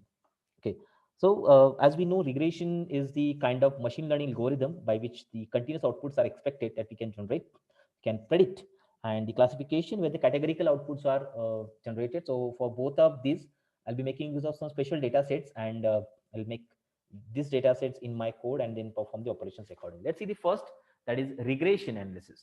Okay, before that, let's see a small theoretical background for the regression, and then we'll go for understanding the particular concept there. So let's see the regression. So I'll use the common regression, which is what we call as the linear regression there. And with the help of linear regression, we can perform many different operations there. So what exactly linear regression is? Okay, so if you're knowing it, this can be one of the revision for you. We'll solve this with the help of the TensorFlow, how tensors are created, and classification will be making of a neural network there. In linear regression, neural network is not required. Okay, so in linear regression, these two variables, there are two variables are there which are related with an equation, which we call as equation of line, like y is equal to ax plus b. Generally, it is y is equal to mx plus c, where m is the slope and c is the coefficient, intercept, sorry, which we actually use in the line. And two different variables are there. They are connected with the line. Just they are co-linear. They are linearly connected to each other. Okay, both of these variables are linearly correlated with each other, and these linearly correlated variables and their solutions, okay, correlated variables and their solutions, we can find with the help of the equation. What we have to do, so this is the equation of a line, y is equal to x plus b. Okay, so we know the operation to perform. Okay, we know the operation to perform. Now here in this case, this formula will work for single point. Okay, formula is working for single point only. Like I know y is the output, x is the input. Okay, so as x changes, proportionally y also changes. So y output variable hai, x input variable hai. So when in any data set, when two entities are linearly connected to each other, when two entities are linearly connected to each other, in that case we'll be making use of this formula of linear regression there. Okay, so in our example which I shown, what I've done, we have applied the multiplication, then addition, like that. So instead of that, we apply this formula there. Okay, we apply this formula and then create a line, create a linear regression, and we'll do the prediction based on it. We'll see the accuracy of that also, how accuracy will be identified. So it's like that. We have positive linear or negative linear. See, in our case, I'll be making use of a positive linear relationship and its data set there. So see, so the application that I'm using over here, it's just like that. Okay, wait a minute. This is your data set, and then we'll build the model of the machine learning. So two entities which are connected together with the help of a line. Okay, so they are proportionally connected to each other with the help of this formula. that we are going to solve the respective problem there. So I'll show the data set first, and then we'll go for solving the respective problem here. So just check it out. With regression, how can I solve? So it's very simple and understandable data set I have taken here. Let's open that.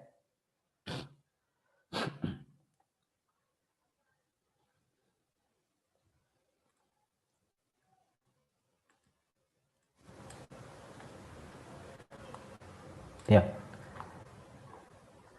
Is it visible? Okay.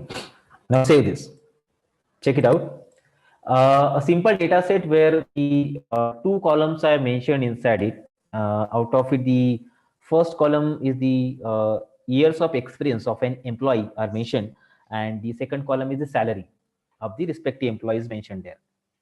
Okay. So when years of experience is this, then salary is this. Like in this way, we are having the things, years experience and the salary, which is mentioned in it. And as we know, this is our convention, general identification is that, okay, when years of experience increases, salary also increases. And if you go to check the data set, it is also showing the similar kind of things. Okay, data set is also showing the similar kind of things to us. Okay, observe that. See, if I plot, then also it will show me perfect years experience and the salary. Now what I'll do, I'll use this data set to build my linear regression model by TensorFlow. Okay, we'll use that data where X can be the input, Y is the output, because ES experience is the independent variable and the salary is the dependent variable present over here. Okay, so by keeping this thing in mind, I'll be making use of the respective data, separate it, and then perform the operations. Let's start.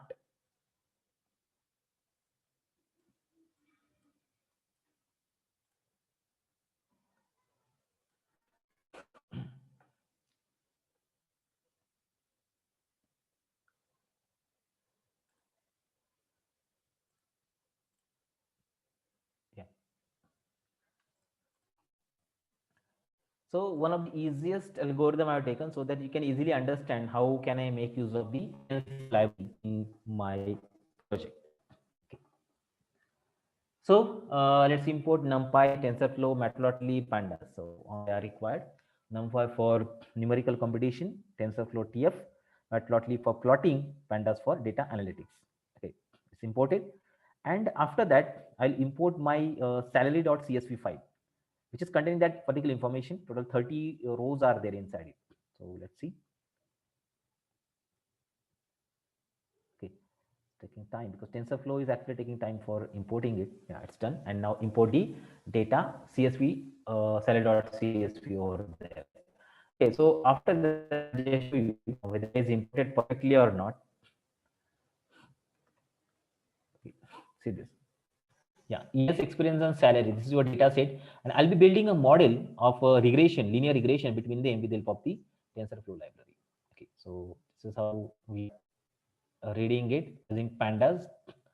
I'm showing the first 5 entries of it.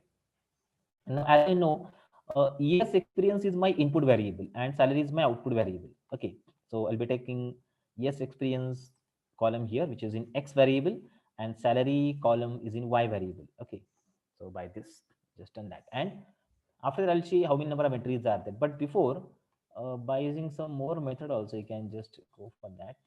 See, if I go to check tf dot shape, it'll show you how many number of rows and columns are. So rows are 30, columns are 2.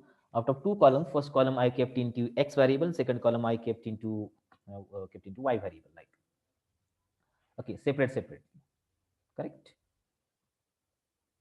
See, now, yeah, now let's see the first thing that I want to plot the training data. Okay, just plot the training data, and let's see that the relationship present linearly, relationship is present or not. To have that, I'll be plotting the training data over here. Okay, how to? So I'm using a scatter plot for that. Scatter plot x y. Plot with plotted dot will be there, and by that we can see the data skirts through the two-dimensional plane. Okay. Then on x side, I mean the x label. Okay. Wait a minute. X label, X side, what we have? Experience. And on Y side, okay, it should be Y label here. X, Y label is salary. Okay, title is the training data and show. See this. Now, visualization will show that the data is okay, yeah, linearly connected. As experience increases, salary also increases. There. Not all the cases, somewhere it's not, it may not be the perfect case, but in general, it's the case. It may be having some accuracy above 90%. Maybe, I don't know. We just can have a formula, and with the help of that, we can formulate this, how much accuracy is there. Even prediction line can also be generated on that particular data set here. Okay, fine.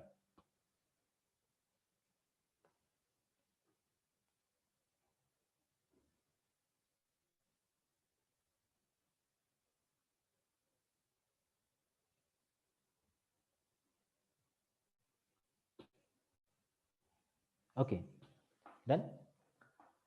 Now, let's go to check.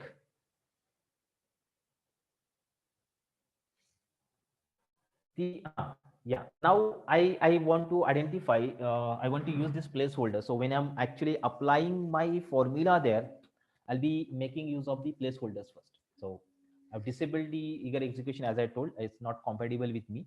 That's why I've disabled that. Okay.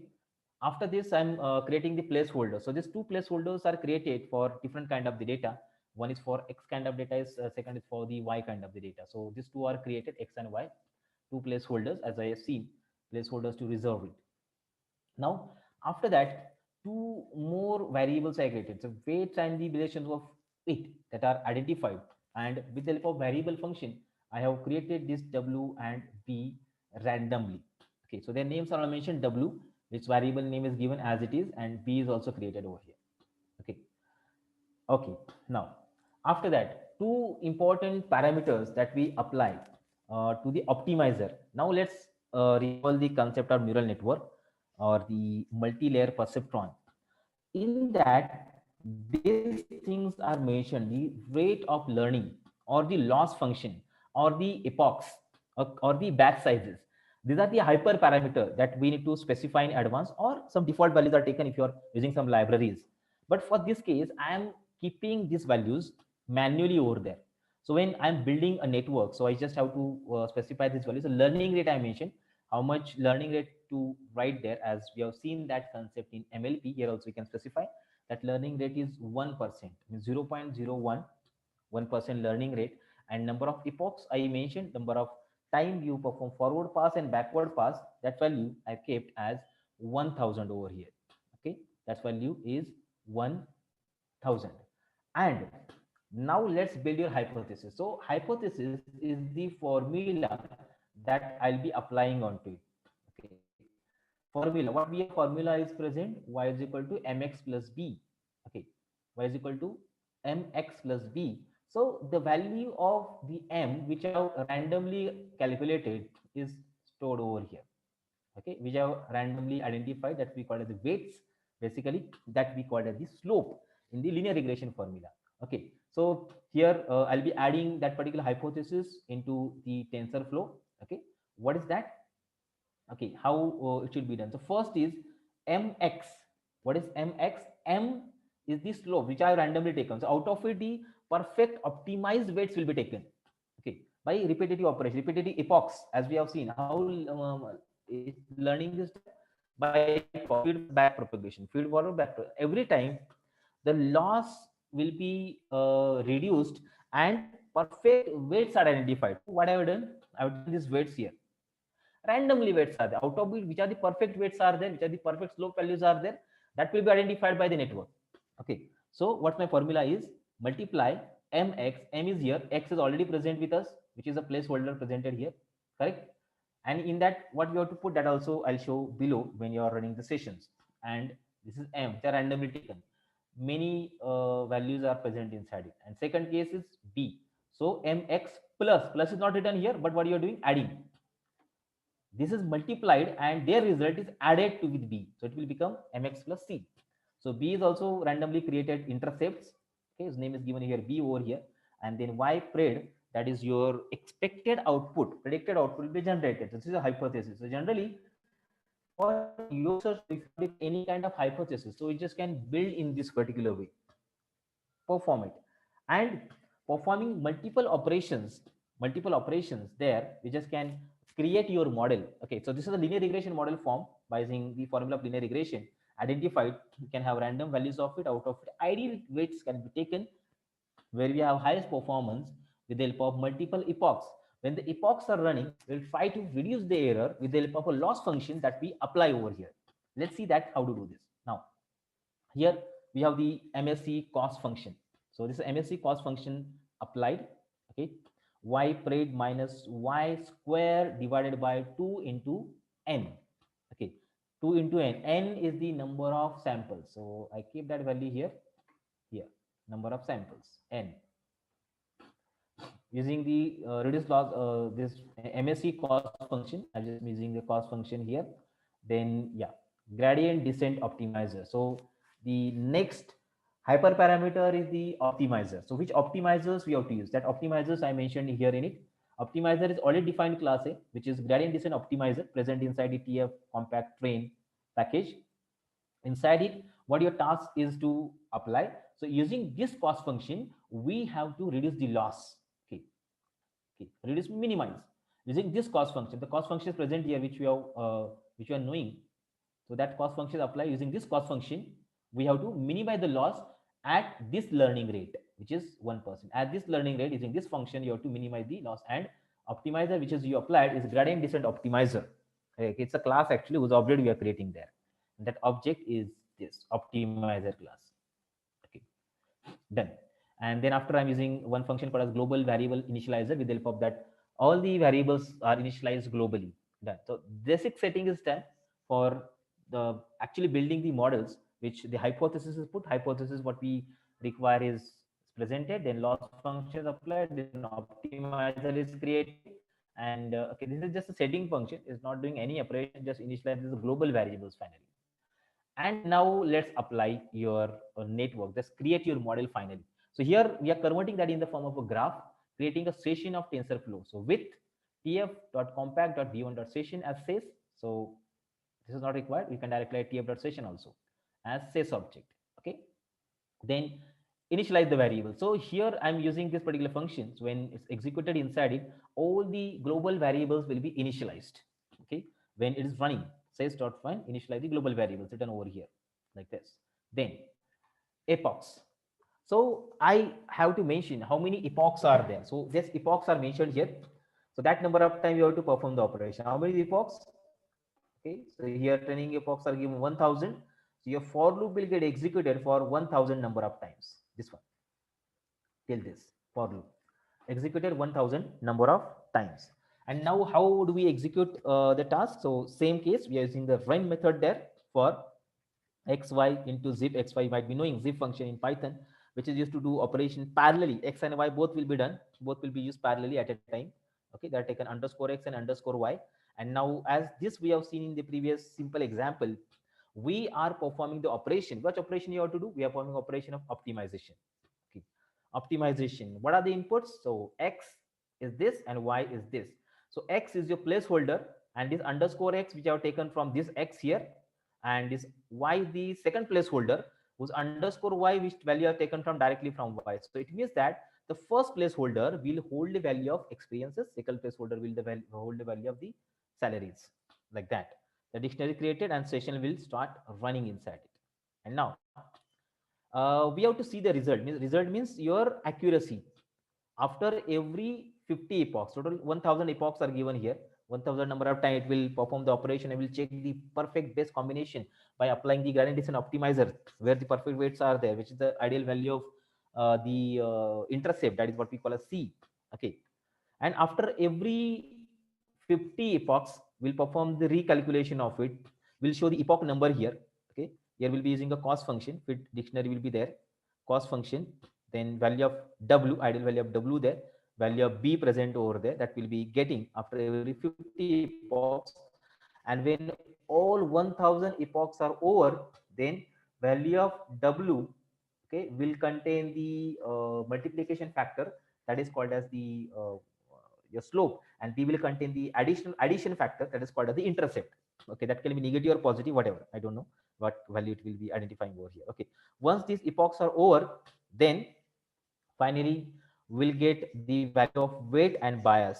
We'll get the value of the slope and the intercept out of it. So this value I have saved over here, okay, by using store that necessary values here using applying the cost function, then run on respective w, run on respective b, and finally weight and bias out of all epochs by reducing the loss using the respective optimizer function. We are getting these ideal values of w and b, and that w and b, okay, once they are done completely, the whole hypothesis testing is done, and then we got these values out of it.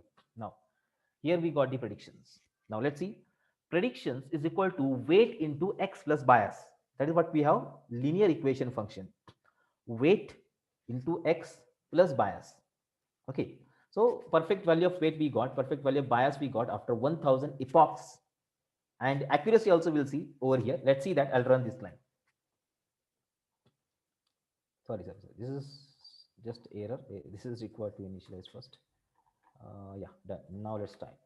Let's see. Yeah, correct. Started. See. So random values of W and B are identified based on that cost function, reduction in error that we are achieving over there. And let's see how epochs are running 50 by 50. See this. Yeah, 750, 800, 850, 900, then 950, 1000. Okay, so it's completed. Okay, finally the operations are completed. As we can see, the optimized value of w and p, they are getting achieved, and the cost values also it's printed here after every 50 epochs. We can print our every epoch also, but it will fill up the screen. That's why after every 50 epochs only the printing is done here. Okay, that's done. And now let's calculate it. Let's create your function. Now let's solve. See, the training cost, the last finalized value that we have achieved is present over here. The training cost is printed. Now weight that we call is 9803.287. That is value of m out of it. And then the bias, which is what we calculated, is the intercept. Okay, its value was this. Last value calculated with the help of reduction in the loss. Okay, like, and that is printed on the screen. That's what we have created the formula. The formula is stored into the predictions. Now let's take a sample example. Let's see whether your outputs are correct or not. See, I'll just open my data set again. You can observe now. Wait a minute. Yeah, it's already shared. See this. Years experience are given here. Here salaries are given. Okay, so both of these columns are. You can observe now as you start increasing the salary. Experience salary is also increasing. Now I got the factors. I got the ideal values of weight and bias or slope and intercept there. Now I'll make use of these values, and now we'll do some small prediction with the help of that formulas. Okay, with the help of that particular formula. What is that? For example, you consider when my experience is 10.5, my salary is 1,21,872. Now, above 10.5, nothing is written. Highest salary 121. Now, using the value of W and B, can I do the predictions? Like after 13 years, 12 years or 13 years, what can be the salary that I can achieve? So let's see, this is a sample example I've taken. If I execute it, you can just check weight into 13. Okay, if it is visible, see, weight into 13. 13 is the value of X, new value of X. Weight is ideally calculated by using all of these epochs, and 13 or bias is also calculated, which is whose value is this, and W is this. So I have multiplied and performed the operations with, and then I got the final value present over here is this 1,50,780 can be my salary after 13 years. If you go for 12 years, it is 1,40,000. After 11 years, 1,31,000, like that. In this way, these values we have can calculate by using the formula. These values we got. So generally, I know the formula. I know my hypothesis, and then I have tested the hypothesis by putting all the things together, creating multiple epochs, identified it, ideal value of weight and bias, and then my I'll prove that this particular function or this particular linear equation, regression function, is perfect and useful in my case. Okay, like that. And now let's go ahead to see the predicted values by the libraries or by using your TensorFlow, multiple iteration, multiple epochs, and originally available values that we will see. See here I'm showing it. First plot x against y. Okay, x against y. Label is original data. Label, it will show that label is a legend. And again on the same I'm plotting x against the prediction. This is a line plot actually. This is a dotted plot. The line plot. It is a fitted line. Okay, so predictions are actually calculated by formula. Okay, they are calculated by the formula here. For every data, 30 data, I'm applying the things again. So whatever the error is there, that will be removed, and exactly the straight line will be generated, which are following the respective formula there. So that is the data, the predictions.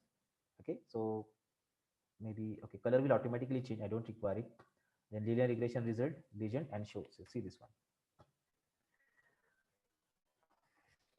This is the original data which is shown in the red color, and the line which is shown, which is the predictions line, this one, which is calculated according to the formula, according to the values of weight and biases present over there, according to the weight and biases present there. And then you just can observe now, it is perfectly almost at the center of it, and the distance of this particular point from the center of the line is called as residual error.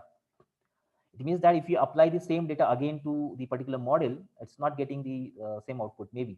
And the point which are on the line, they are following the criteria. See, many are 1, 2, 3, almost 4, 5, 5, 6, 7, 7 points are there on the line. Remaining others are above and below of it. Okay, this is how the predictions are done. And if you do the predictions, so new values will be given. You can have the similar kind of values output out of it. Okay, so just check again for other values also which are there in the range. For 5 years, 70,000 is expected, but actually in the data set for 5 years, 66,000 are there. Means almost we are having some residual error present in it. Maybe for some cases it is not there. Just take an example like here it is almost let's say 7.8 years, 7.8. So it is 99,000. And for this case, if it is 7.8, it is 1 lakh 1,000 is mentioned for 7.9. I can check 7.9 here. 1 lakh 700, and data set we are having what is that? 1 lakh 1,300. Almost we are having 5 to 600 difference there only.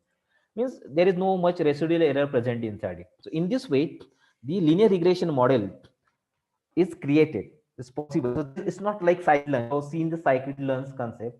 So there we are having the inbuilt class of linear regression, where the formula is already fitted. So we just trying the values of slope and intercept calculated with this, and when they're calculated, then easy predictions are possible with that. So it's not there. We just putting your hypothesis, which is present for the respective data. Okay, respective data, and after that we'll be fitting that line, and we are doing the predictions based on that particular data over there. Okay, like this. So this is the way how can I make use of the regression algorithm with expertise in continuous format. Not only that, if you want to make use of other kind of regressions also, which are used for regularization, that also we can, that model also we can build with the help of the TensorFlow, making use of the neural network, the number of epochs, and find a result out of it. This is how it's possible to go ahead and work with that. Okay, so okay, so remember that this is how we can make use of it. Now let's go to the second part of the algorithm that we'll be making from here, the classification algorithms. Okay, let's see the classification. For classification, I am using another data set here. Let's check it. Say the classification where you are predicting the class actually. Okay, we are predicting the class. Yeah, now let's see. So my data set is a car data. I'll show that data set in you see machine learning repository actually.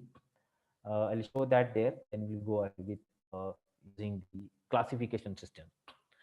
Okay, so all these things I imported, that all the packages I'm importing. We'll focus on the data set first, and then we'll go for implementing data in the for classification algorithm. Classification algorithm contain the output variable is in category format. That's the difference that we have here. And input can be of many different types. Okay, so just wait a minute. Okay, yeah. So here we have data car evaluation, data set number 6, 7, car evaluation. Okay, this data set I'm using here for this on UCI machine learning repository, which is category data classification is the associated task that we are doing over here. Different things are mentioned. I'll just show you what are the different things are mentioned in that data set. So let's check it out. Data folder. Can download asset from. Okay, these are name, car data. Car names are the names of the columns. So let's see. So the file is present with me. R.data I just opened, and it contains some columns in it, like price of it, maintenance, then the doors, persons, the capacity, then safety, output. Okay, like in that we are having different kind of the data about the car is stored inside it. Okay, so that names I mentioned, the names is a list which I have created, and that is applied over here to the names column. Headers, no headers are there. Okay, and let's see the data set. This is the data set that we have here in it. Price, maintenance, force, persons, the capacity, safety, and important part to your data set here is, see, one thing that I just want to mention here, output. This is the output variable, output UNACC, the output variable that we are of it. Okay, can just check it here. Yeah, class output variables are four, UNACC, then ACC, then good and very good, be good. There are the four class values are there. It means according to the properties of the car's condition is mentioned. Okay, car's condition is mentioned over there. Okay, so four classes are there for the particular class, particular cars, and we have to make the classification of the cars based on the price, maintenance, doors, person, lug capacity, and safety. Okay, that's what my task is there. So I'll build a neural network with the help of the TensorFlow to find a solution to this particular problem here. Okay, so let's see the data set just like this. Now let's see what are the different parameters are present in the form of the plot. Also we can see, just check it out. So value count plot is given out of all, means just like in previous case, I just shown a count plot. Okay, count plot, it is showing the counts according to the number of output. So here output variable I'm using, which is like four classes are present in it. As I told you, UNACC, very good, good, and ACC. Okay, so what are the different numbers, means how many are present for respective classes are shown in the form of percentages actually. So first class UNACC is in 70%, then ACC 22%, good almost 4%, and very good is 3.76%. Okay, these classes are present. So with the help of the plot, okay, so pie chart I'm using over there, autopacity percentage are shown, and many more properties are used over there. With the help of that, the count plot is generated, but it's not exactly a count plot. It's a plot which show the pie chart, percentage of all the classes will be shown over here. So accordingly we can get an idea whether the data is balanced or not balanced. Again, this data is also not balanced, so I'll not apply the oversampling or undersampling. We just can find others also without over and undersampling. I'm creating the neural network here, and let's see the accuracy of it, how the predictions are possible by creating a neural network of classification system by TensorFlow.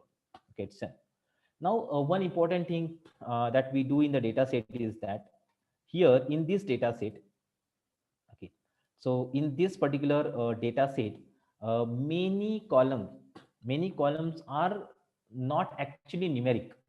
Okay, they're not actually numeric. Okay, so wait a minute, let's check it out. I'll just show the description of it. Cars.info. Yeah, see, almost everything, every object is in object form. Object is string format. See, total number of elements are 1728, and the data type of them is object. It's an object format. Object means string format. It contains anything. Integer also, float also, combinations of it. It's called an object. If you're knowing Java, it's just like that, object. In Python also object is present, which is the combination of any kind of object present inside it. Okay, it means that now when I apply this data to the algorithm actually take the data into numerical format, but data is in string format, object format. So what to do? There's a concept called as one hot encoding, which was I have not shown in previous session because data was numeric. So when data is in string format, I need to convert that data into one hot encoded format or label encoded format. Generally, we use one hot encoded format data. So this is how it is done. There is a function called as get dummies. With the help of get dummies, the data is string format is converted into numerical format, and then we'll make use of it. Maybe the expansion in the data is possible. Okay, I'll show you. So this is done for every get dummies, price, maintenance, doors, persons, lug capacity, then safety and condition. All they are converted into that particular format. And when I combine all of them together, we just can check this out. Wait a minute. X. See, I just have converted and show you. See, X. One hot encoded data. You can check it. Price high, price low, price medium, price very high. So four columns are converted. And wherever the matching is done, there I'm getting one. See, it's very high. Here it is price low. Then maintenance, high, medium, and low. Three are created here. See, very high. Doors 2 and 3, only two possibilities are there, 2 and 3 converted into that format. Then doors 5 more, person 2, person 4, person more, lug capacity big, lug capacity medium, like that. According to the classes, every different columns are created. Safety high, safety low, safety medium. And wherever it is having the value included, there we have 1. Where it is not there, we'll have 0. Okay, like that. So here it is low, here it is medium, here it is high, here it is low, here it is medium, like that. So data is actually expanded. So this part we have done. Total 21 columns are created here.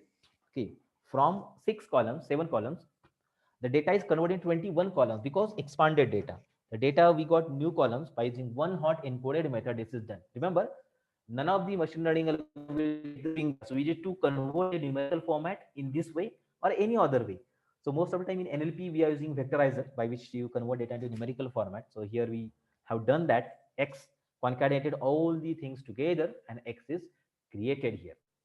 And output variable is this.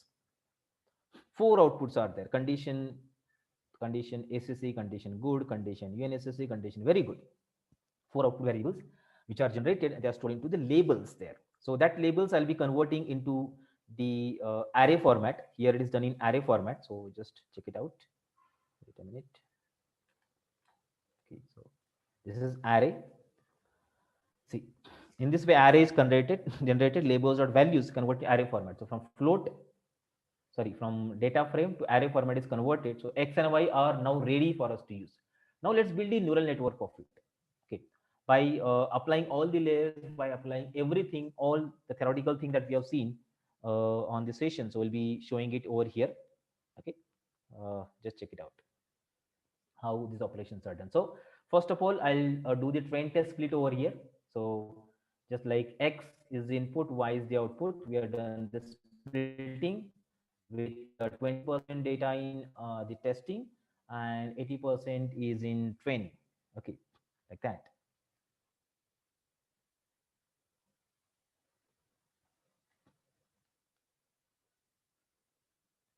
Fine. So in this way, the data is splitted. Remember. So same operation that we already done. I'll just same things are done over here also. Okay. Now, yes. Now we'll come to the building a neural network with the help of the TensorFlow's library. So here in TensorFlow, 4 different classes are imported. Okay, 4 different classes are imported. The first is input layer, dense layer, densely connected layer. You might have seen that in convolutional network, they are present there also.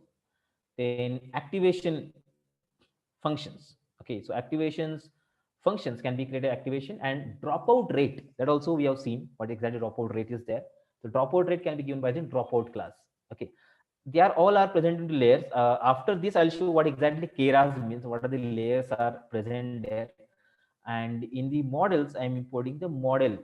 Simple model means it's any different kind of models we can form. Different type of models of the neural network are present and available that we can get it from the keras models here. Model object is created. Fine. Now, first of all, let's start building the respective uh, machine learning model over here with the neural network. So just add the layers that you want. How many layers you require? First, your input layer is okay. So what is the input layer present here? You can specify okay input layers. Inside that, we have to specify the shape. Okay. So how many number of inputs are present in X? Whatever shape of one. Shape of one means number of rows and number of columns. Two are present into the shape. Okay. Two things are present into the shape, and we will be using that particular shape. Okay, we will be using that particular shape, which is number of rows. So whatever number of things are present, sorry, number of column, not shape, rows, number of columns, features are there. Zero contain the rows, one contain the columns. Okay, that we are taking it here. Okay, fine. After that, let's create the layers one by one. So dense is just to create the layer, fine, and where you have to attach, that's you have to mention. So densely connected layer, that's what we call as dense, with every neuron or perceptron of previous layer is connected to every other perceptron of the next layer. That's called densely connected layers. Okay. Dense 15 activation function is ReLU. Okay, the first layer which is formulated, and input layer where it is connected. Fine. Next to that, we have one more layer, second hidden layer actually, that we are connecting. Dense 10 neurons. Activation function ReLU. Where to connect? Dense layer number one. Fine. And then connected with the output layer. Output, which is containing dense layer, and how many outputs are present? Y shape means how many possibilities in the output are present. So shape of the one. How many there? Four. Four possibilities are there. Four different classes are present. Zero, sorry, what we are seeing here, you can check this one. Four, 1, 2, 3, 4. SSE, UNSSE, V good, good, like that. Okay. Activation function, I'm using sort max. Any, you can, ReLU can also be applied here. Where to connect that? Here. So my model is formed. What my model is? Input layer with 24 inputs, then densely connected layer with 15 perceptron, then 10 perceptron, and finally 4 output layers. Activation function sort max connected dense layer 2. In this way, the network is formed, and then we are going to connect it into the model format. So generally, we use a sequential model or any other model is there. So model output is created. Input layers are input layer, this one, okay, and output layer is the output layer. Like this is output, input and output. They are given there. Accordingly, the model is formed, and after this, we are going to compile. Now, while compiling, few things that need to mention there. What are that? Model.compile. First is loss function. Okay, which loss function to use? Categorical cross entropy. This is a loss function that we are applying. Optimizer is Adam optimizer. That also I told. This also loss function that will be applied. Optimizer is Adam optimizer. Metrics means according to what we have to compile. According to accuracy, we are going to compile it. Okay, so that's what we have done. And then you can see the model summary. Everything about that will be shown. See, what are the layer? What are the things were mentioned there? How many parameter it may carry? It may have input over there. Densely connected are just like this one. So if you multiply 21 by 15, we'll get this number. Okay, so total number of parameters 534, trainable parameters 534, non-trainable 0, like. And now let's make use of the fit function to train the data. So total number of epochs I mentioned 50 here. Batch size is 8, X train, Y train. Okay, verbose 1 means it is showing at output. That is what verbose is called. Validation split is 0.2. You have to validate the data. So accordingly, validation accuracy will be shown. So 0.20% data will be in validation. Okay, number of epochs are 50. That's done. And after the model is fitted, we are just going to have the same output. You might have seen that again in CNN or something. So here how we build the model. Just check it out. Accuracy can find. This is what accuracy is there. Where is that? Here. 62, 71, 72, 77, 85, 87, then 91, 92, 93, 93, 95, 96, 96, 96, till end. What is the final accuracy? 99.91. That is great. Highest accuracy. Here also highest was present, but it has decreased somewhat. And see to 991. Yeah, highest accuracy that we have identified from that. Model built, create. Okay, so we have done that, and once the model is created, evaluate. Evaluate means one model is now just like the machine that we have seen, we are applying a new test data to it. Okay. And we are evaluating it. So X test and Y test. When I'm giving X test as the input, Y test as the output, verbose, okay, obviously it will be shown on the screen, and then it will show the scores, two different numbers. First score, second actual report, how much we are achieving, that will be shown from this. So check it. Accuracy algorithm is 8%. That you. Okay, like this. Taking data, performing operation, and then evaluating.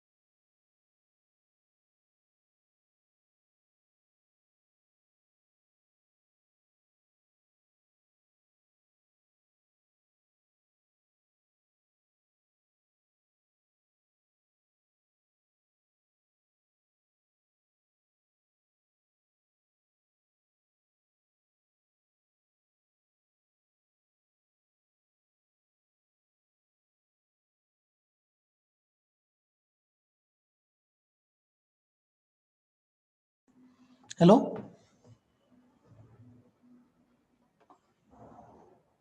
अरे हाँ Input and output, and I got 97 final accuracy present here. So this is the way that we build any kind of neural network or classification system with the help of the TensorFlow. Even regression also, whatever you have seen, exactly in the same way, we are making use of it. Any number of layers can be connected. The first way, either first way or second way we can choose. First way is for hypothesis proving, hypothesis creation, and the prediction based on hypothesis that we can do by the first way. In second way, general basic classification system are working. In convolution neural network also, you might have seen this how the convolution layers are added there, that accordingly you can do the image processing operations so much effectively.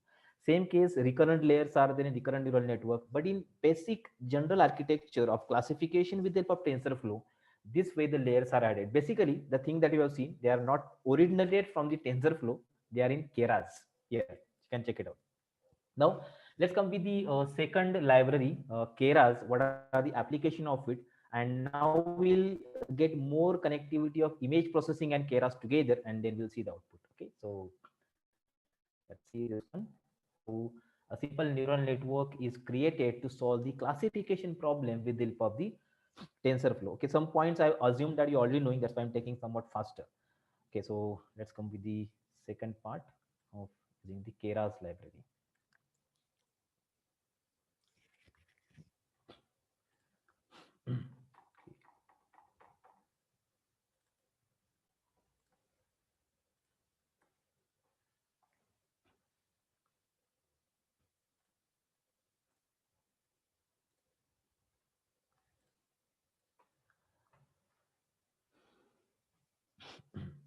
Okay, Keras.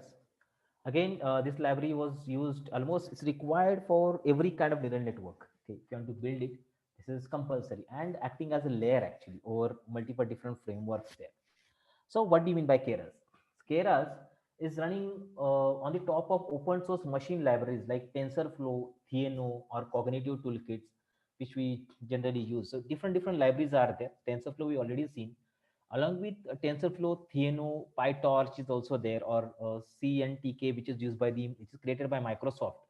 So they are using Keras as one of the open source machine libraries they are required to work on. So just like in previous example we have seen, the layers of neural network are added with the help of the respective library here, or respective TensorFlow with Keras combination there. So likewise, Theano is also one more Python library used for the fast computational computational tasks done with the help of a Python programming language. TensorFlow that we already seen, symbolic mathematics library used to create neural network and deep learning models. Okay, very commonly used. So if you compare, I just have shown that comparison in the previous slide also. If you compare that, TensorFlow is very popularly used by almost all kind of data, deep learning developers as well as the researchers also. And along with that, one more library is there called as CNTK, Cognitive Toolkit, which is a framework created by Microsoft, and it's using the library like Python, C hash, then C++, or some standalone machine learning toolkits are also there. Even the libraries, you might have heard about Apache Mahout. Apache Mahout is the framework by which we can execute the machine learning algorithms on the big data along with the Hadoop. That also we can combine over here, but it is somewhat critical task, and some high end hardware is also required to work in that. Okay, so Theano and TensorFlow, they are very commonly used powerful libraries, but difficult to understand creating a neural network. So basically, see, just think of it, if Keras is not present, it will be difficult to create that layers of the TensorFlow. So that's why the connectivities are required. Keras is based on the minimal structure that provides a clean and easy way to create deep learning models based on the TensorFlow or the Theano. Designed to quickly define deep learning models. Model basically, model and module, two things are there that from the Keras are taken into the TensorFlow. That's why it's very optimal choice for deep learning applications. What are the features? What Keras actually internally contains? Keras leverages various optimization techniques to make high-level neural network API easier and more performant. So performance improvement is one of the achievement that we can take by making combinations of the TensorFlow and Keras here. What are the common features? So the extensive API is present for creating the deep neural network. Consistent, simple, and extensible APIs are there. With the help of that, any kind of layer we can formulate. The facilities are given to connect it, like densely created network, or what we have seen, input and output layers. So we specify by your own way as per the parameter, as per the hyperparameters, or as per the attribute that you want to build a network, that's possible to create it because of the different layers provided by the Keras. Minimal structures, easy to achieve the result without all frills. As we have seen directly, we are having fit and evaluate functions with the help of that, or compile. Compile is fit is to train, compile is to execute, and evaluate is to check the performance on the test data. So this is what the minimal structures are. We just won't have to write the things of your own. They are already present. We have to mention what is your input, what is your output, like, or what is your expectation. That's also very important to use while designing the model of the Keras libraries here. It supports multiple platforms and backends. Okay, multiple platforms and backends. So on almost every platform, wherever we are making use of a Python programming language, there Keras can be connected. It is not having a special requirement of hardware basically. So that's why it is user friendly framework which runs on both CPU and GPU also. See, when you run TensorFlow, you will get an error of the GPU if it is not present. It will show that it's not available, not present. And even one more is there. See, your hardware, your CPU must have the ability of virtualization. Okay, ability AVX abilities are present that we can find in one of the command in Linux. Okay, I'll just show you. It's very interesting to see that. Yeah, check this. Okay, so lscpu command is there. Sorry, lscpu. See the output of this command. I'll just show you. Just visible. Yeah, check this. Okay, lscpu. This is a Linux command which shows everything about your architecture. Okay, everything about your microprocessor architecture. How many CPUs are there? Like 4 means 4 quad core architecture. It is 64-bit, and then vendor is Intel CPU family. Then Intel RC i3 processor 2.4 gigahertz, like all I mentioned. Along with that, the last is flags given here. See flags. Flags actually show the properties, means abilities given to the microprocessor. Abilities given to the microprocessor. So this microprocessor must have two abilities there, AVX and AVX2. AVX and AVX2 means advanced virtualization, and the second flavor of it that should be present. If it is present, then only your TensorFlow library will get installed. I'll show you whether they are present here or not.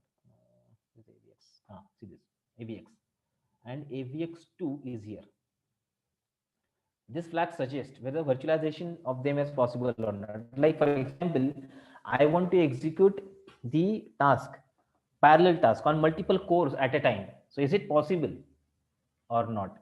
And it is required for TensorFlow's execution. TensorFlow, when you run, so it is required that virtualization should be present, enabled. If it is not enabled, then you can't install the TensorFlow on this particular system. Remember.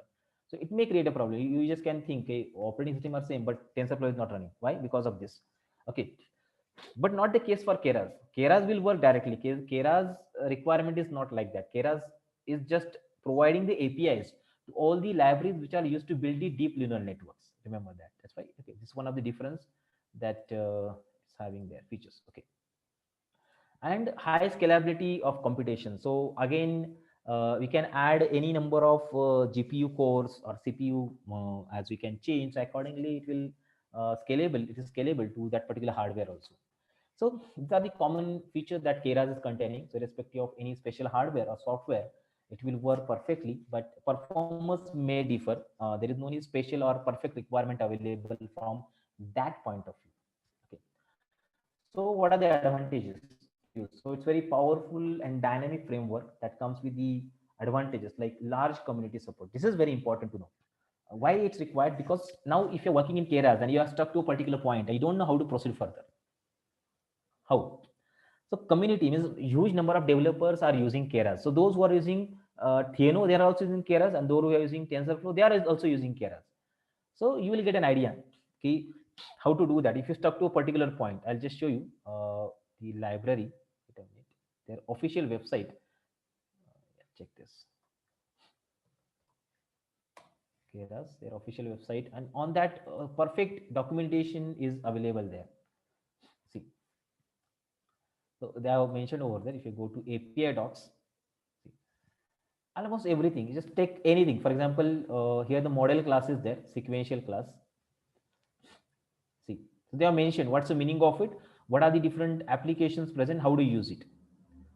Everything is mentioned there. All documentation, perfect. Even examples also given there, so you can check it out. For example, I want to do image classification from scratch. Just click on that. How image classification to be done? So it's complete tutorial is given here. See, in detail.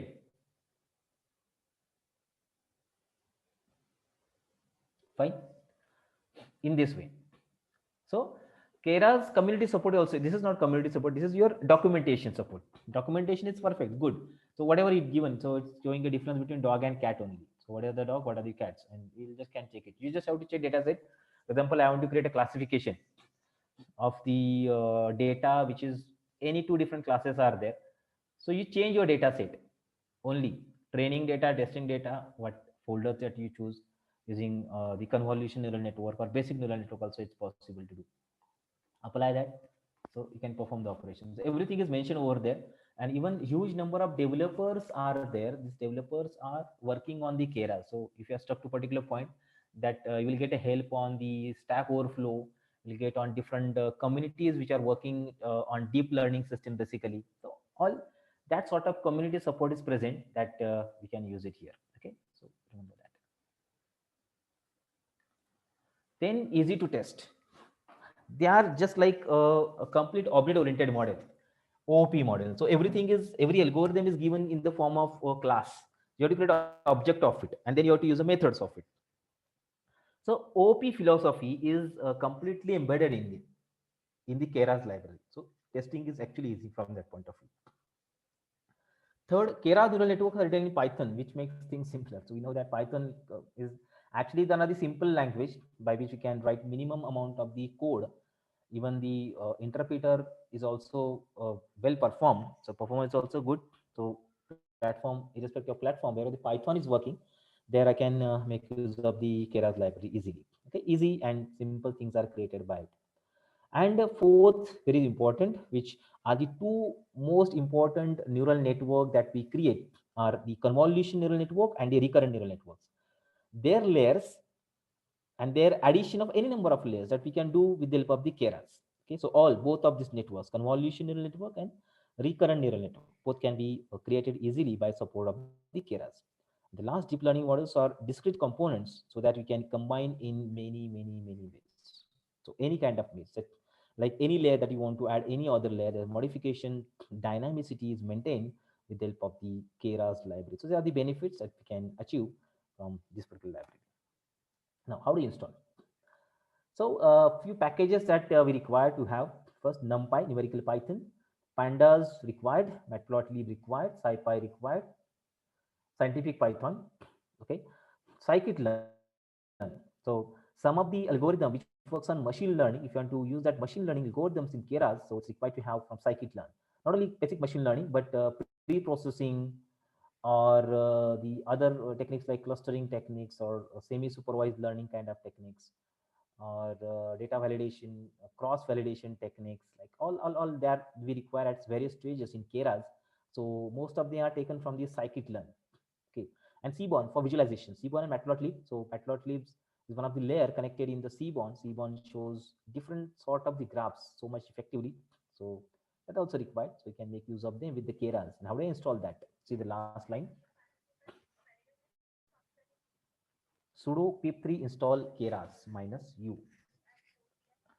So same, using pip command, can, because of a pip command, pip3 I'm using for Python 3. General pip commands are there if you are using it on the Jupyter notebook. Okay, so pip install Keras -u for upgradation. Okay, now let's see the architecture, and then we'll go for the model of the Keras here. So basically, APIs of Keras are of two categories. First is model, so different kind of model we can form. Second are the layers. Model and layer already we have seen in the previous program, so it's possible to have this concept here also. Okay, that we can use. Okay, model, layer, and the core models. In Keras, every ANN is represented by Keras models. Okay, model, just like in previous case we have created model. Model means it's object of ANN, object of your artificial neural network. In turn, every Keras model is composition of Keras layers. Okay, represent the layers like input layers, hidden layers, output layers. Common thing that we have: input, hidden, and output layers. And along with that, especially like convolution and pooling layer are there, which are present in CNN, that also we can create. It also uses model and layer access the Keras models like activation function. If you want a specific activation function created by using activation class, loss function, that's also possible. Many ways, many formulas which are used for loss function, that also can be used. Regularization function, that's also possible. So these facilities are given from the Keras point of view. So using Keras model, Keras layer, Keras modules, any ANN algorithm like CNN, RCNN, or FCNN, fast RCNN, that can be represented in a simple and efficient manner. Okay, so let's see the architecture. Check it out. APIs. Now the core modules, this one. okay, which contains activation function, optimizers, loss function, matrices, initializers, regularizers, data set. So data set is actually present in all the many libraries of Python that we can make use of that data set, callback modules or visualization modules, okay, like that. Along with that, these are the layers that we can use: core layers, convolution layer, pooling layer, locally connected layer, recurrent layer, okay, and models API. So two APIs are there: sequential model and functional model. Generally, we use sequential model. Okay, this one, sequential and functional. So they uses the particular models here, and model is a composite of layers. So model, once sequential is created, we can add this, and we can add them as supplementary inside it. See, so let's see the model first. So there are two different kind of models are present in the Keras. The first model is the sequential model, which is based on linear composition of Keras layers. As we want to build your ANN, so we just define how many input, how many hidden, how many output, how many, not how many neurons will be present, perceptrons are present. So that we define with the help of a sequential layer. Okay, so it's easy and minimal, as well as has is having ability to represent the nearly all available neural networks. That's it. All kind of neural network we can formulate with the help of the sequential model. Sequential model exposes the model class to create customized model as well. We can use this subclassing concept to create our own complex model. Means layer inside layer, that also is there. That also we can create. And the second is the functional API model, which is based basically used to create complex different kind of models with the help of functional API. So when you go at advanced level, so that time functional API models will be easy and somewhat required to create in that case. Now, how to create that? See this, how it's possible. So some functions, inbuilt sub packages inside the Keras are having the classes. With the help of that, this modeling is possible.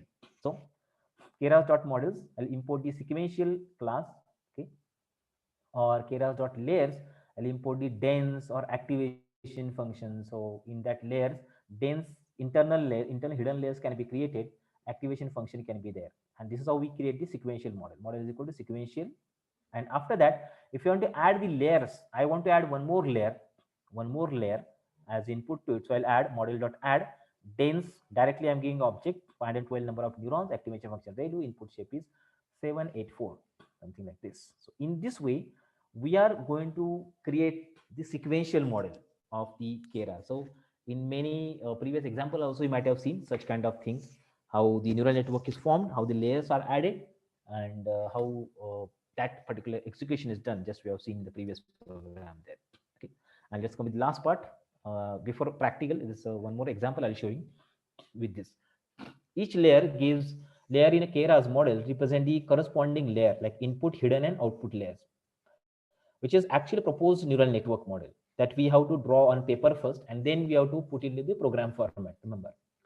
So a lot of pre-built layers are possible, like core, convolution, pooling, and recurrent. These are the commonly used layers that we can create with the help of the Keras modeling. And this is how the layers are added.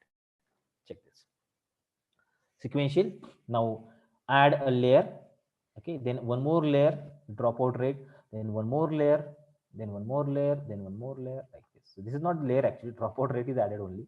This can be given as this parameter of add also. Sorry, parameter dense also. Okay. So 1, 2, 3. Three layers are there which are added over here. So just can check it. This layer is the input layer, first layer. Okay, whose input shape is 784. 784 is the input shape given to this particular function. Sorry, object here, dense. Then hidden layer is containing 512 elements here. Activation function is ReLU, and the output layer. This is number of classes is the output. Number of classes, how many outputs you are expecting, that is the number of nodes present here. And activation function is softmax. So max number of time when you are using the output layer, we are using a softmax function there. And internal, we are making use of a ReLU function for that. Okay, so this is how the operations are possible to create the layers in Keras. And if you consider about the core modules, if you want to describe the whole neural network, so some core modules are required, just like activation module. So it contains the activation functions like softmax, ReLU, or more than that also. We can use tanh or step function, identity functions like. loss modules also. So which loss function you have to make use of to calculate the loss? So mean squared error, mean absolute error, Poisson error, like that we can use. Optimizer module also, that also provided, that is called as edge stack stochastic gradient descent optimizer, Adam optimizer, they are present. And if some algorithm require the regularization, okay, you might have heard about L1 and L2 regularization. Just like we are making use of ridge and lasso regressions to apply this regularization. So that also possible into the core modules here, regularizer that is providing all those functions. This is what the Keras is present. So this all things are present inside it, and that can be combined with the TensorFlow to find a solution to different kind of the problems with the by building an artificial neural network. Let's see one example. I'll show you that example is already present in TensorFlow's official website. I'll just explain that how the Keras and TensorFlow are combined. Let's see. So yeah, this example is present on the TensorFlow's official website. I have taken as it is from there, but it is very good and perfect example to have a combination of Keras and TensorFlow. That's why I'm using this. Okay, so let's see. So I'm importing TensorFlow, and from TensorFlow I'm importing Keras. So as I told, it's used in combination with the TensorFlow. So from TensorFlow I'm importing Keras, and inside the Keras again many things are present and available. This example is actually performing one operation, like I want to do the classification of the fashion clothes classification. Okay, different kind of clothes are present, and that classification should be done in the image format. Basically, you might have heard about a data set called as MNIST. MNIST is very commonly used data set, just like we use iris in day-to-day machine learning. So MNIST is there for image processing, and in MNIST we are having many different kind of data sets. Out of that, fashion data set is used over here in it. Just see this one. Okay, wait a minute. Here, keras.dataset.fashion MNIST. This dataset is present. Actually, if it is not present, it will be downloaded from the net. So it's already downloaded in my system. That's why it's executed directly. And now, in that data, when I'm using a load data function, the data will be loaded in two different formats, like train images, test images, train labels, and test label, like that. Okay, just check it. So they are loaded, and there are 9 classes present inside it, like t-shirt, trouser, pullover, trace, coat, sandals, shirt. Like these are the names of the classes present inside. These class names I have put in a variable. Just can check it out.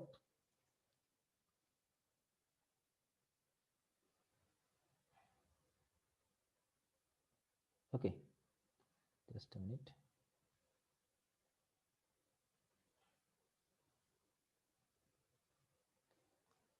Fine, class names. And now let's see how many images are there. So total 60,000 training images are there, and 1,000 testing images are present inside it, and their size is 28 by 28. Okay, that's what is loaded over here. Okay, they are loaded, and then training image total 70,000 are there. So separated 60,000 images of all the clothes, fashion clothes. Okay, they are just shown 60,000, and size of the image is 28 by 28. Test also 10,000 are there. Size is 28 by 28. Okay, fine, and just check it out. See, I'll show one image, train image number 1. This is first image, and check it out. This is a t-shirt, 28 by 28 pixels. They are starting from pixels 0 to 28 and 0 to 28. Sorry, 0 to 28. Images, there such kind of images are present. You can check the image. One of the image number 1 present into the train images that we can see. Color bar is shown here. Accordingly, that figure is plotted here. Okay. Now these train images are converted to the grayscale by 255, dividing it by same number. And now let's see a snapshot of all these images are shown. Okay, like 5 by 5 means total. It's starting from image number 0, 1, 2, 3, 4, 5. Okay, like convert into grayscale here, divided by 255, and after that the images are shown. Can just check this out, and their labels are also mentioned below to that. How they are taken? I've just taken the figure size 10 by 10, means perfect square is created, and total 25 images I'll be showing.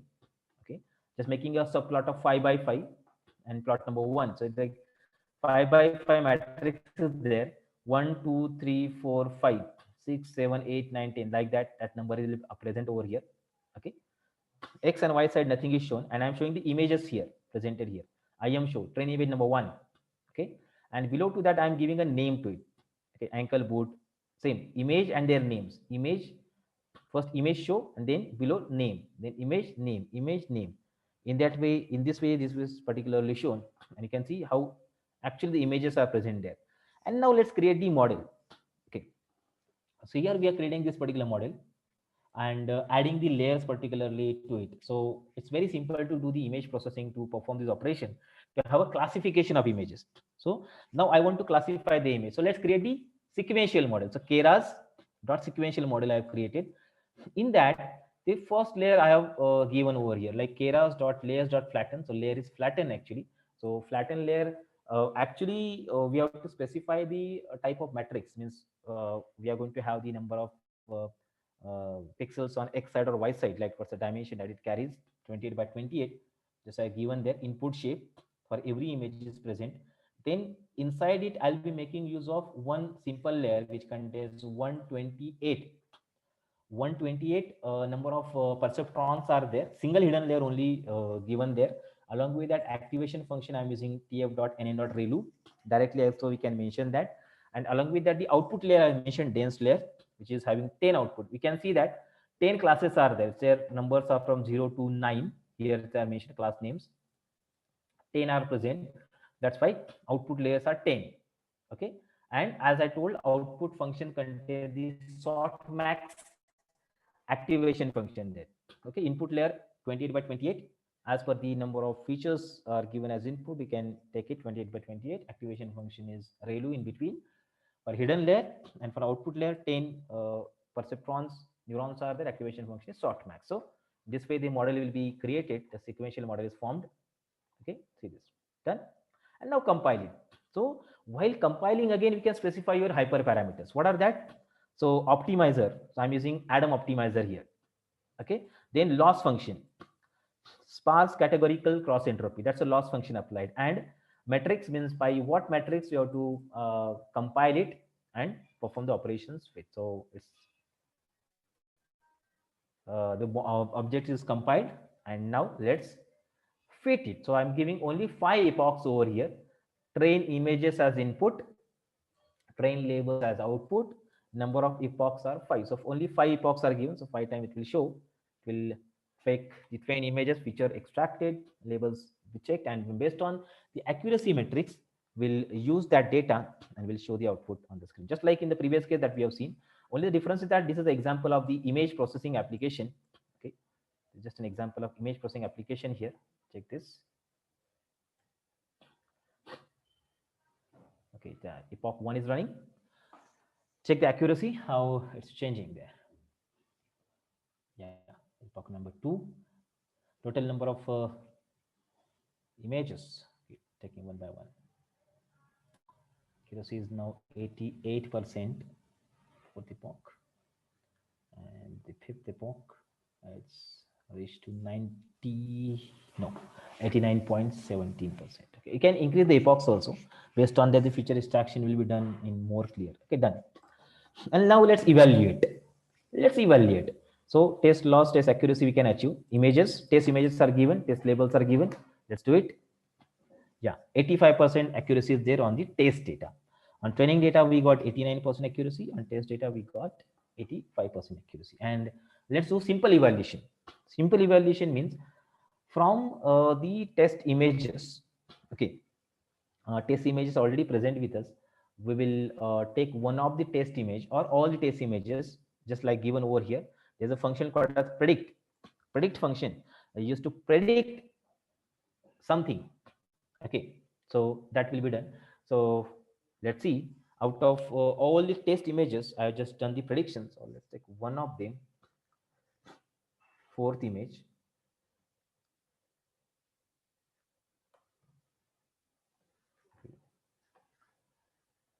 Sorry, constructed with 4 by 4. Sorry. Just make use of all. Then we will see total images present inside it. Now see, I've done the prediction on that test images which I've taken. All predictions are done, and out of all the predictions, okay, what we have done is here is evaluated, but I'm doing the predictions now. Out of all, the first image present in the test image, it was ankle boot. Can identify data will be identified. Data means the number of the image predicted out of it. So if that image is something like it's ankle boot actually, which is present at number 0, you can identify which is present at number 7. That's present shirt. Okay, if it is present at number 2, what is present there? Trouser. Present at 34 number. Bag. Predictions are done. We are using a predict function. I'm predicting the particular images in the predictions, and I'm identifying what exactly value present at that. It is giving a number. It does not contain the names inside it. Names are present in this class here, in class names, and I'm identifying what number carries, what's the meaning of 0, 1, 2, 3, whatever number it generates. On that number, what is present that I am identifying from there. So let's see, at fourth number, shirt is present. Okay, or equal to 100 number, dress is present, like that. In this way, predictions are done. Even by making use of the uploading an image and doing the prediction, that is also possible here. But you have to pre-process the image. You have to convert an image to 2088 in Power Operator, converting it into the grayscale, and after that only predictions are possible. So data or the image should be present in that format only. If it is present in that format, then only we can use that data for further prediction onwards. In this way, the common basic Keras library can be used to perform operation in coordination with the TensorFlow library. So TensorFlow is the library to build in networks, and to support that particular library, we are making use of the function. We are making use of the Keras library along with it. So many different kind of help that we can get on their website. If you are to check the TensorFlow.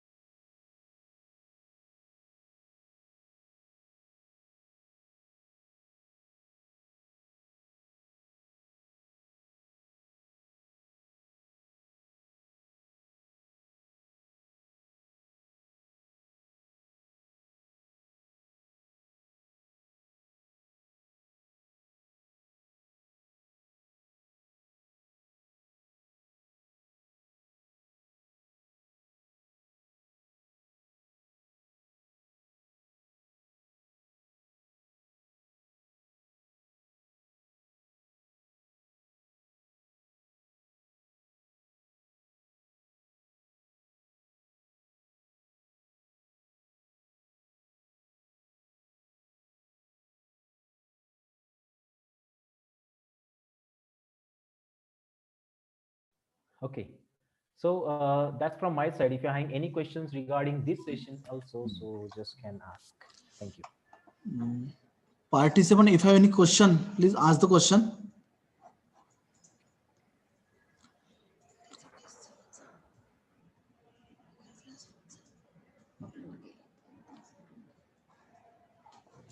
All the recordings are available on Google Classroom. Link has been shared in the WhatsApp group. So you can download the videos of all the sessions from Google Classroom, and PPTs are also uploaded on the Google Classroom. So participant can download the PPTs in Google Classroom. Now, if you have any question, ask the question. You can put it in the chat window.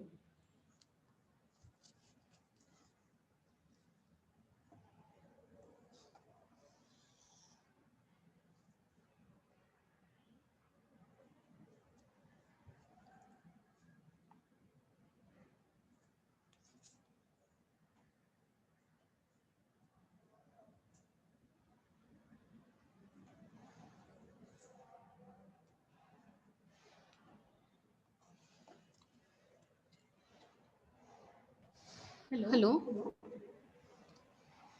Tushar sir.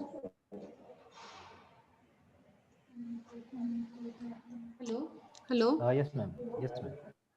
Sir, am I audible, sir? Sir, am I audible, sir? Yeah, yeah, ma'am. Yeah. Yes, sir.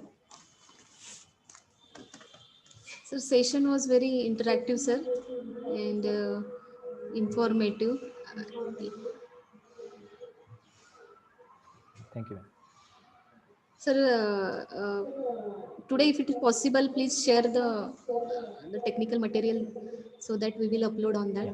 So tomorrow, as we Yeah. have scheduled assignment test, uh, that is covering full syllabus from 23rd November, so that the participant will read that things, and that will be helpful for the assignments. Sir.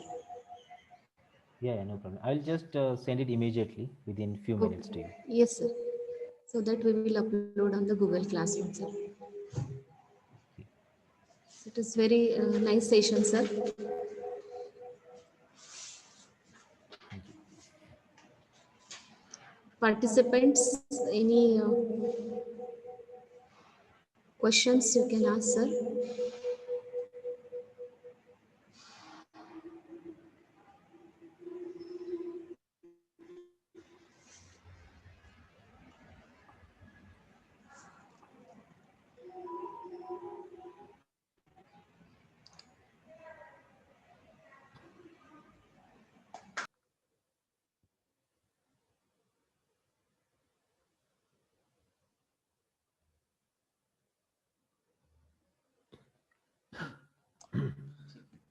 Uh, I think there are no questions. Participants have the Tushar sir's number. He has already shared his email ID. So if you have any query, you can directly email to Tushar sir.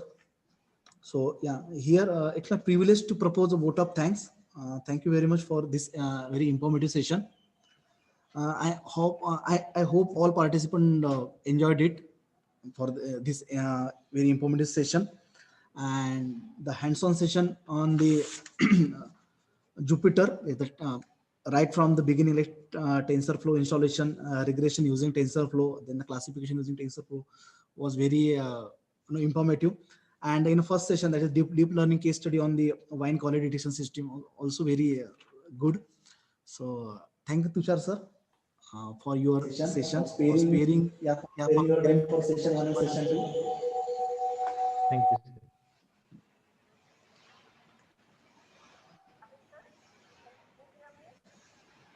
Yeah, so hereby I declare the session is over.